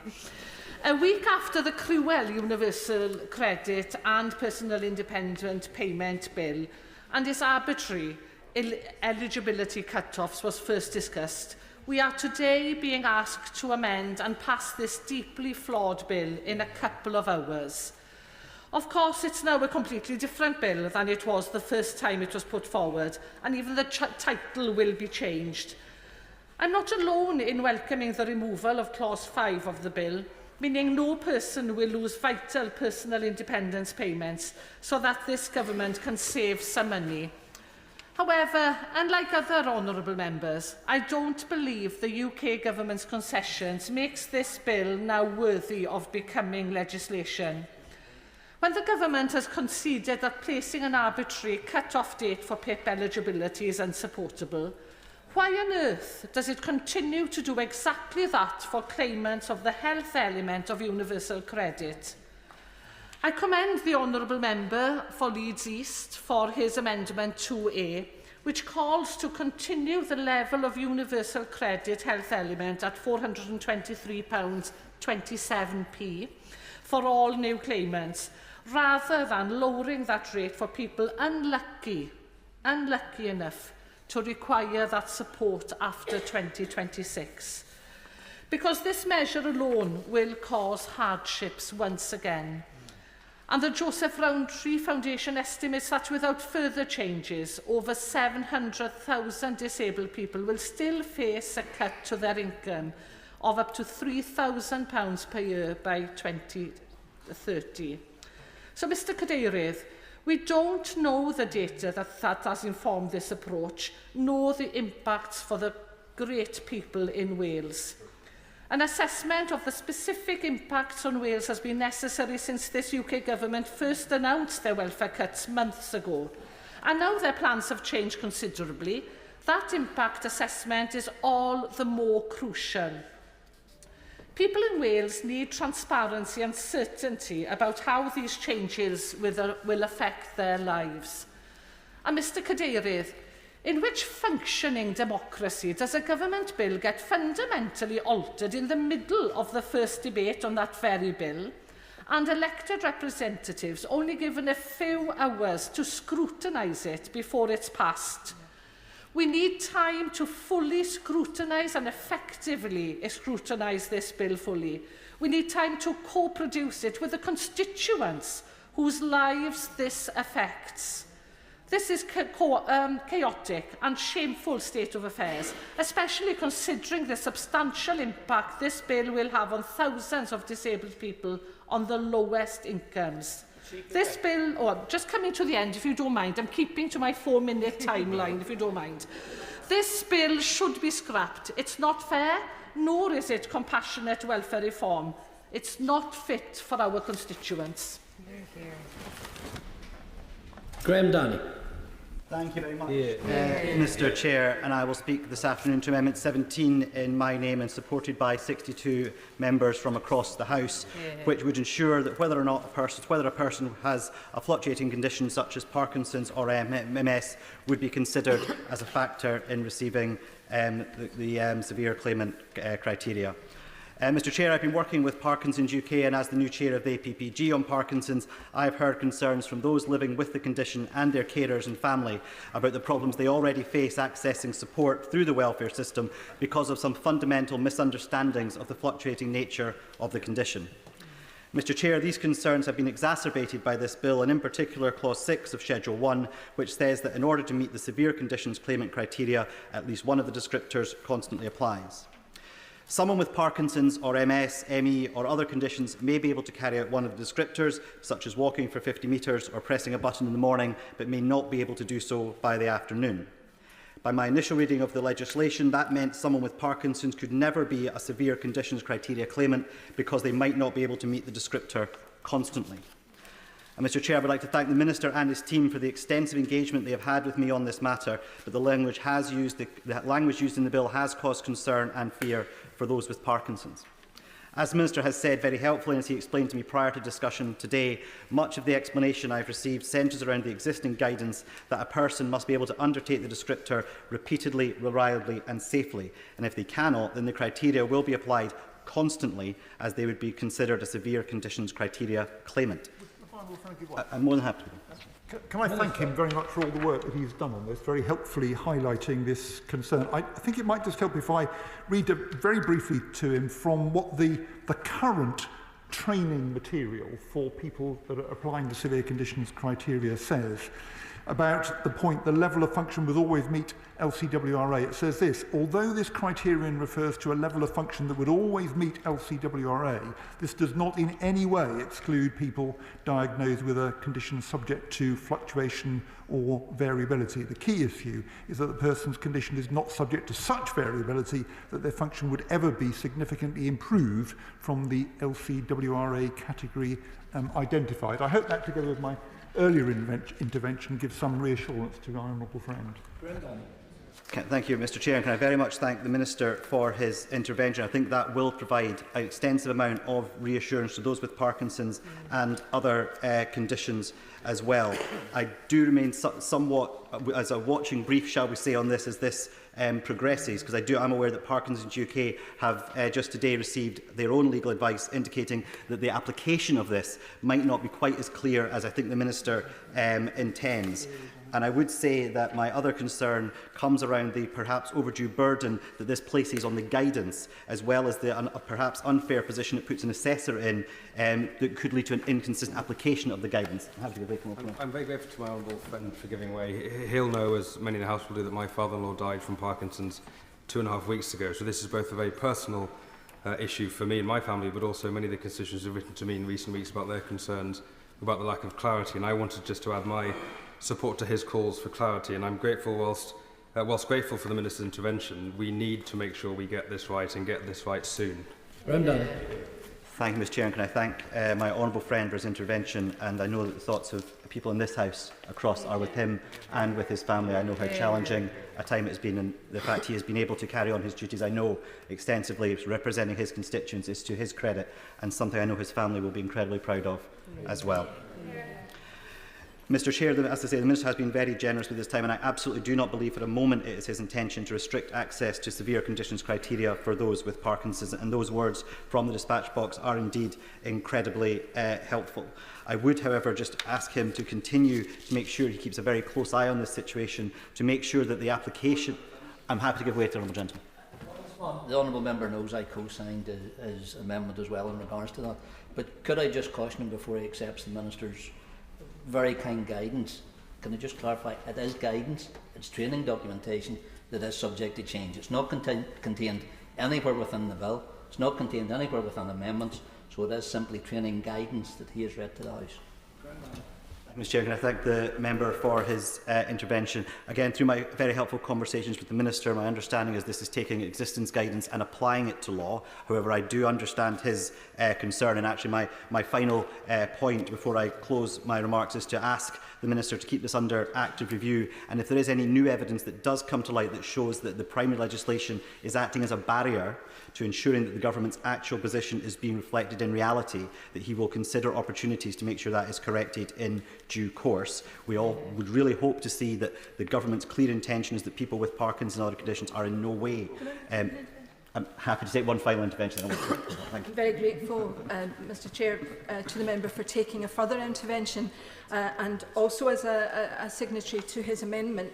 I wonder whether his discussions with the Minister have indicated whether someone who has a condition like relapsing and remitting MS, where long periods of time can be spent being perfectly healthy, it would appear, but then there are other periods when a crisis occurs and the person is quite debilitated by their condition, whether the provisions that the Minister describes will be sympathetic to those sorts of situations. I thank my honourable friend for her intervention. As she'll know, my amendment does specifically mention MS, and I know her and I have had shared friends who suffered with that condition, and I think it is one of those conditions where we need to make sure there's clear understanding of the reality of those conditions on the ground when that is being delivered in reality by assessors, that those people absolutely are able to access this additional support that I think we all need. Mr Chair, I will just finally close by saying we all do know that welfare reform is undoubtedly needed after the mess of a system we were left by the previous government. But wherever possible, we must make sure the wording of our legislation is as clear as possible to make sure that those affected are absolutely in no doubt of what our intent is, that is indisputable, and we are truly giving effect to what the intentions of the legislation are. And can I once again thank the Minister for that incredibly helpful intervention, but we will also be making sure that the reality does reflect the government's excellent intentions. Thank you, Mr Chairman, and I rise to speak in support of Amendment 36. Over the past weeks, I've met with numerous disability organisations, from Parkinson's UK to Action for ME, and heard directly from those living with complex fluctuating conditions. I've also seen the impact firsthand as myself an employer of people with long-term invisible disabilities. What I've heard, seen and lived is simple. The current proposals risk unacceptable consequences for those who are already among the most vulnerable. The government's redefinition of severe conditions hinges on the word constantly. A single word of dubious clinical value. I do, however, appreciate the clarification we've had to previous members. However, it is very late in the day to be getting this kind of important information. Conditions like ME, CFS, MS, epilepsy and bipolar disorder do not operate on a schedule. They are unpredictable, they fluctuate, and yet this bill could exclude many of these individuals from vital support, simply because their symptoms don't comply with the government definition. Amendment 36 would ensure that our assessment system respects the United Kingdom's obligations under the UN Convention on the Rights of Persons with Disabilities. This affirms the principle of non-retrogression, that we do not roll back on hard-won rights. It insists we take invisible and episodic conditions seriously, and it protects people from falling through the cracks. This bill has had an extraordinary passage through Parliament, and at this point, the most obvious course of action would be simply to pull it all together and start again. I realise the political difficulties this may involve, but there are vulnerable people's lives at stake here. Yeah. When the government does come to look again at some of the deleted clauses via the Timms review, it's essential to approach the issue from a needs-first angle, not a how much can I save angle. So many cuts in the past, government cuts in the past, have ended up actually costing more than they saved. I accept that the government does not have infinite funds, but what we saw with the PIP proposal was an arbitrary change in eligibility, the 4-point rule, with the crude objective of making a predetermined saving. It's all been the wrong way round. We should work to understand needs first and only then consider to what extent the government can afford to meet them. We also need a more honest I will give way, sorry. I'm very grateful to the honourable gentleman for giving way on that point. Does he recognise that the concessions that the government have brought forward and the amendments that are before us today are indeed making sure that we're getting it the right way round? So in the terms of reference, it's very clear that it is about a fair and fit for the future assessment rather than to generate proposals for further savings. It's extremely explicit in the terms of reference. So will he agree with me that the bill before us today does allow us to get the TIMS review done and then bring forward proposals after that? I thank the Honourable Member for her intervention. I'm afraid I cannot agree, and I will partly explain why in a moment. We also need a more honest assessment of the overall financial situation which is being used to justify these drastic cuts, because the wrong diagnosis leads to the wrong solutions. The dramatic rise in PIP claimants is at least partly driven by other government policy. Perhaps 1/4 of the rise is due to simply raising the pension age. Large numbers of people who are older and therefore more likely to be disabled have been pushed out of pension support into benefit support. The state pension is paid out of current taxation, not past contributions, so the impact is immediate. From the state point of view, this switch is cost neutral.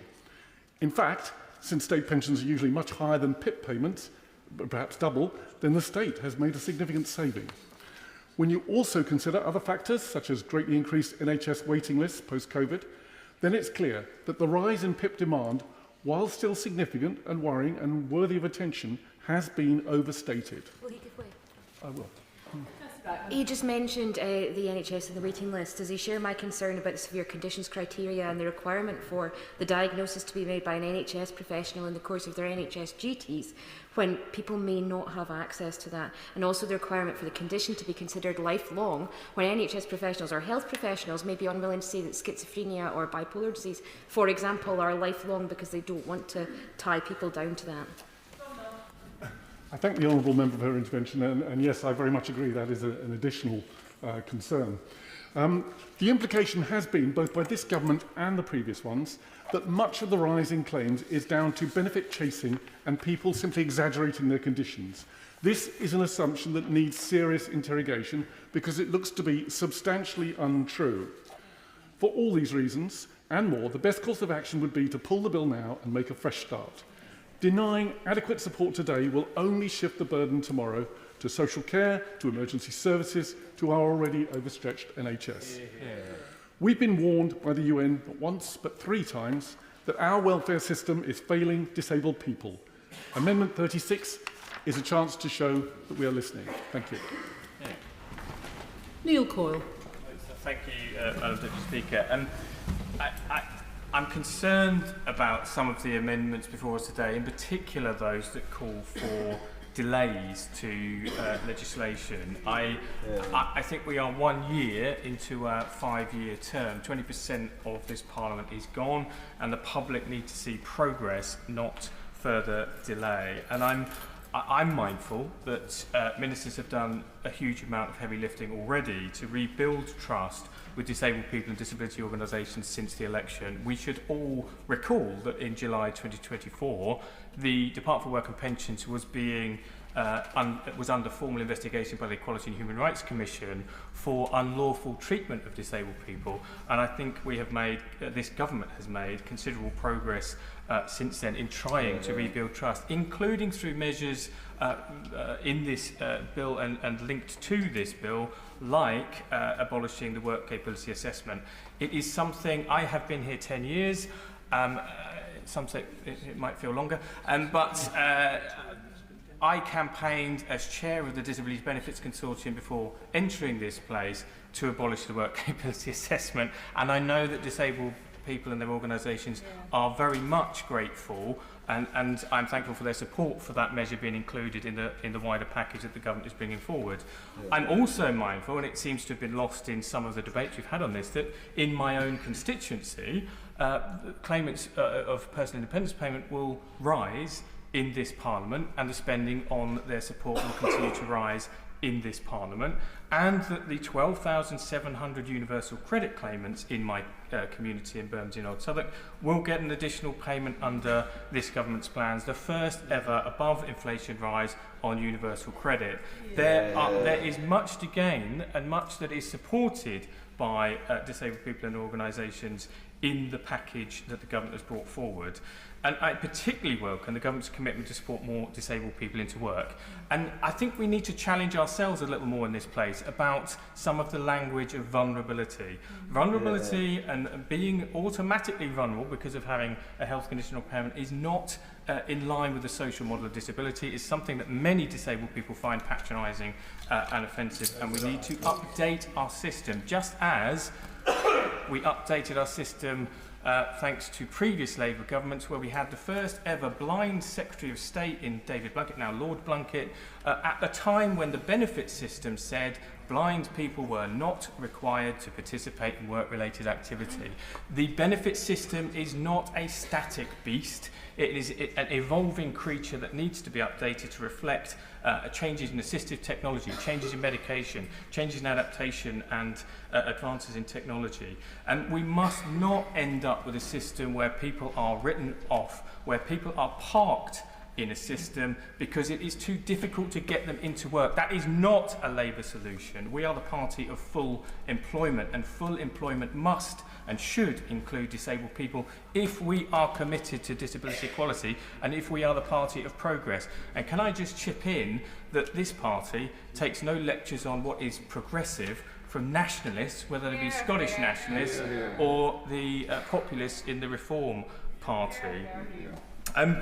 Because we see the cost to disabled people of parking in under form of benefit system and legacy benefits.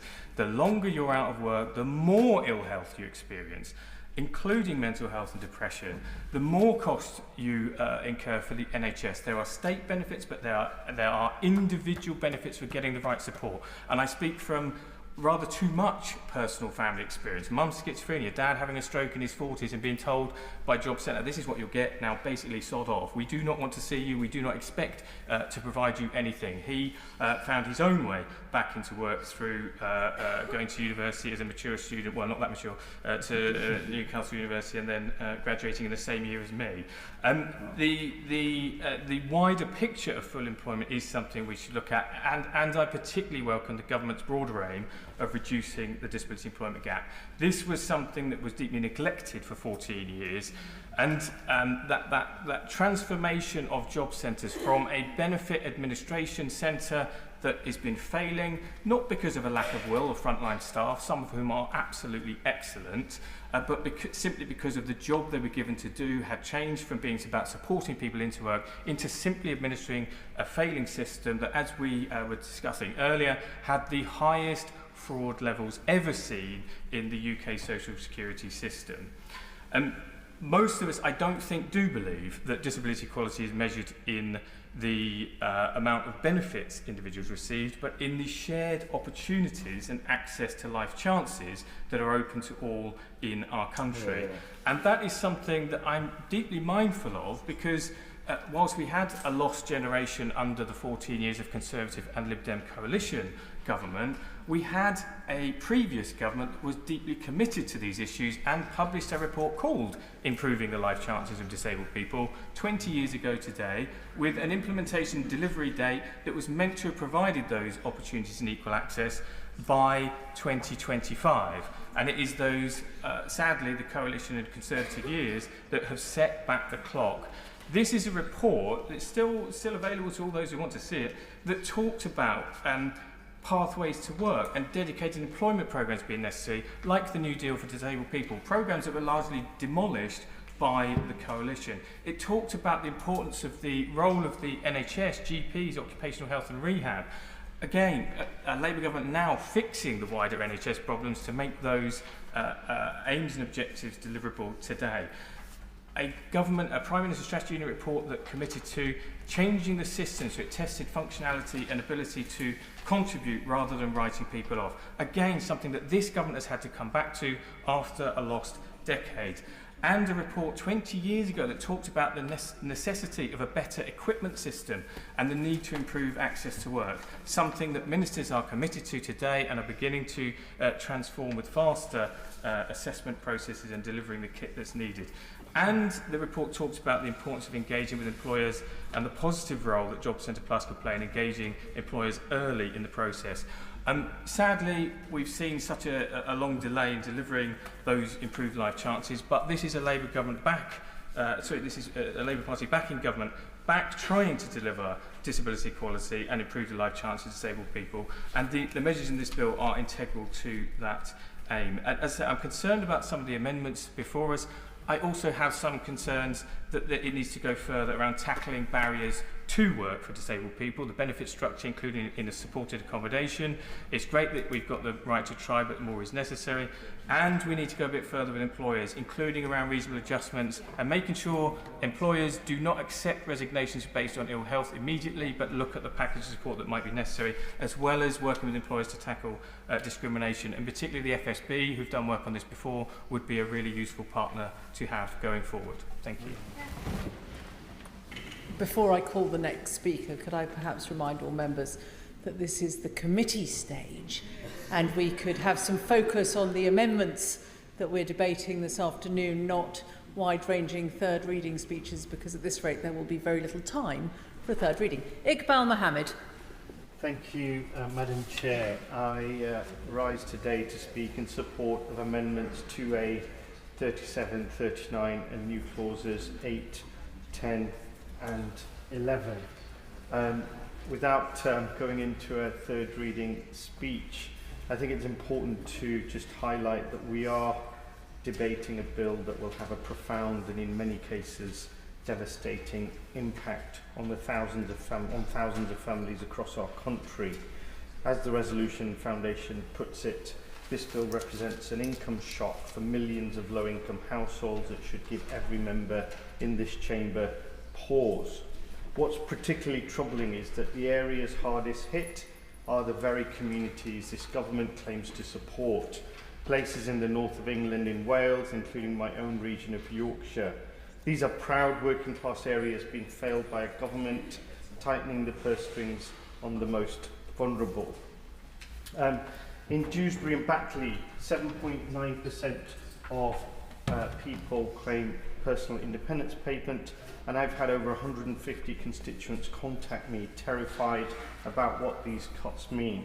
These aren't just numbers, they're real people with real needs. And the universal credit health element is an absolute essential lifeline for millions of people in our country. One of my constituents, Andrew Waring, ran a business before 2020. Then COVID left him with a long-term organ damage. He could barely walk 10 metres. His PIP payments became a lifeline, cutting support Cutting support like this isn't about trimming fat, it's cutting into people's dignity and survival. Over 20 civil society organisations have urged MPs to reject these cuts. And even with the government's amendments and the change that was introduced in the previous debate last week to defer any cuts to PIP until their TIMS review was concluded, still leaves people concerned and in severe distress. So clause 2, as it stands in the bill today, would leave, as we've heard, 750,000 people, according to government's impact assessment published last night, up to £3,000 worse off by 2013. 1 in 5 people on universal credit and disability benefits have already used a food bank in the last month, and this will just increase that number. That is why I support Amendment 2A, tabled by my honourable friend, the MP for Leeds East, to maintain the current universal credit health element. This cut would especially hurt people with mental health conditions who are already struggling to access support. Many members across the House have spoken in support of the other amendments that I also support, and I won't repeat the eloquent and informed speeches and points made. So to conclude, Madam Chair, what's been disappointing at the end of my first year in Parliament is to see a process for an absolutely critical bill that will impact millions and millions of people in our country to be rushed through the legislative process in a way that didn't allow the relevant time to understand, to amend and to improve the bill so that it was fit for purpose. And this process, I'm sorry to say, has been a legislative mess. I will give way. Thank you, Chair. Thank you. I just want to make a gentle point. He points out that the process feels rushed. But sitting here, I do observe there's not a lot of demand for people to speak on any of the opposition benches. Just now we've got two Conservative MPs. Two Conservative MPs, no SNP MPs, no Reform MPs. Does she share my disappointment? I thank my honourable friend for his intervention. I'm not able to comment on the people who he refers to as absent. I am here representing my Independence Alliance colleagues who all strongly oppose this bill. The way it is presented here today, it will adversely impact millions of people in our country, the people at the bottom of the food chain, the people who are struggling to feed their children, heat their homes, get to work and get to appointments that are critical for the treatment to manage their conditions. I will give way. I thank the Honourable Member for giving way. And he talks about the difficulties that people with disabilities face. But of course, many millions of them are supported by family members, unpaid carers.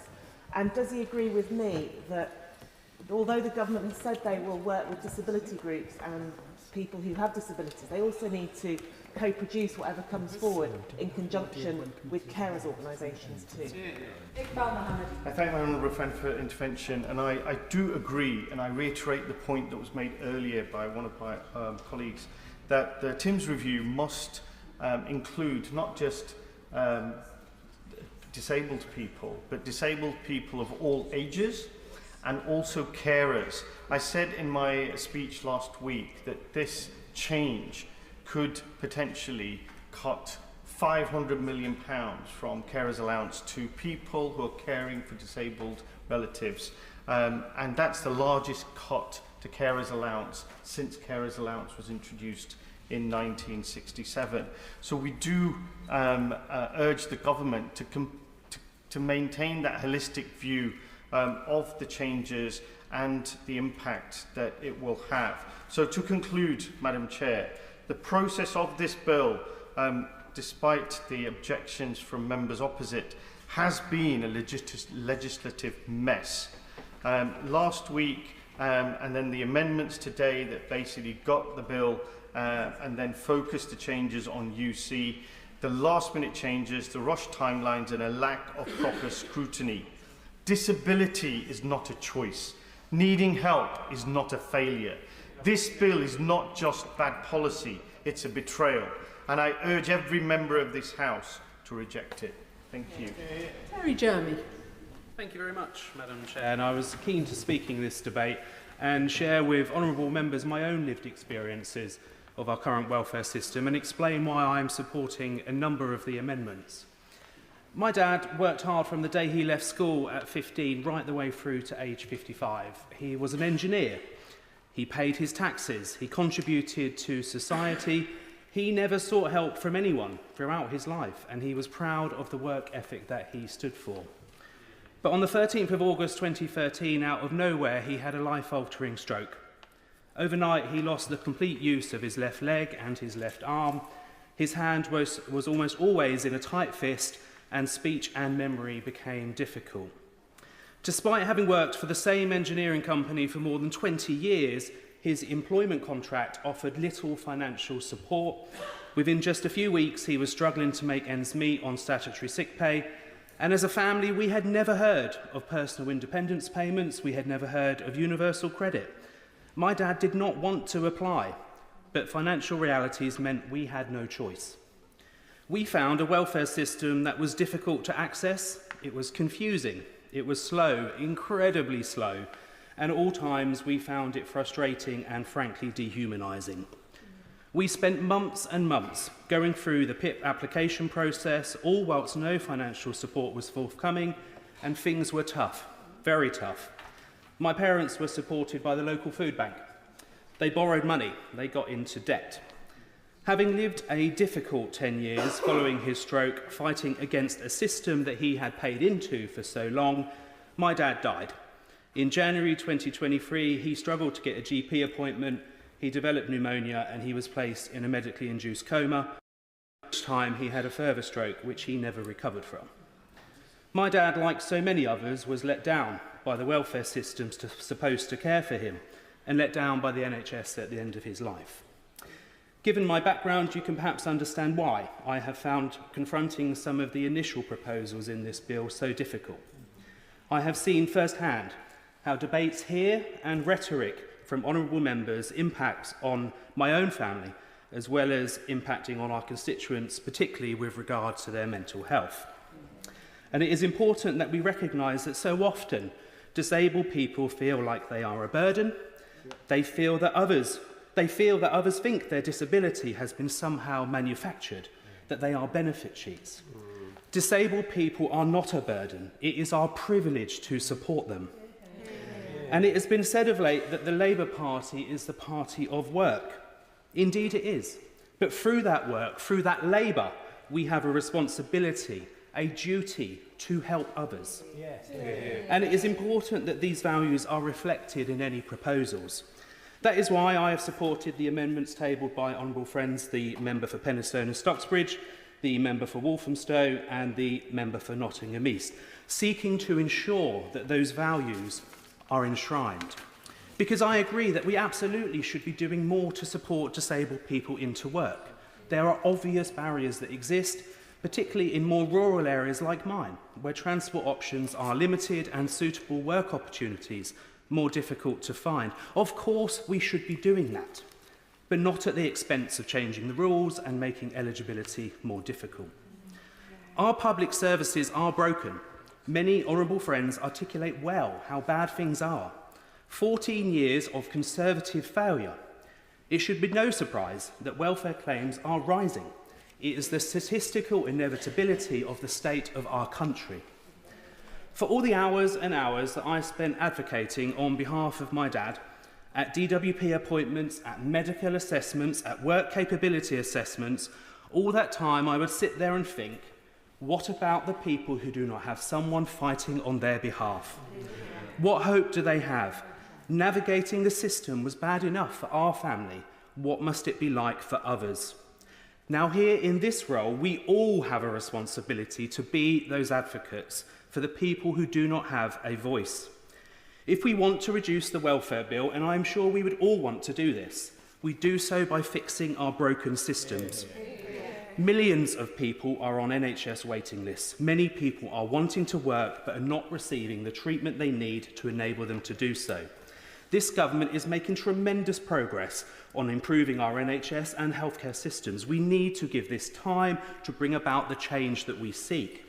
The welfare system is slow, it is expensive, it is inefficient, it is riddled with private profit taking advantage.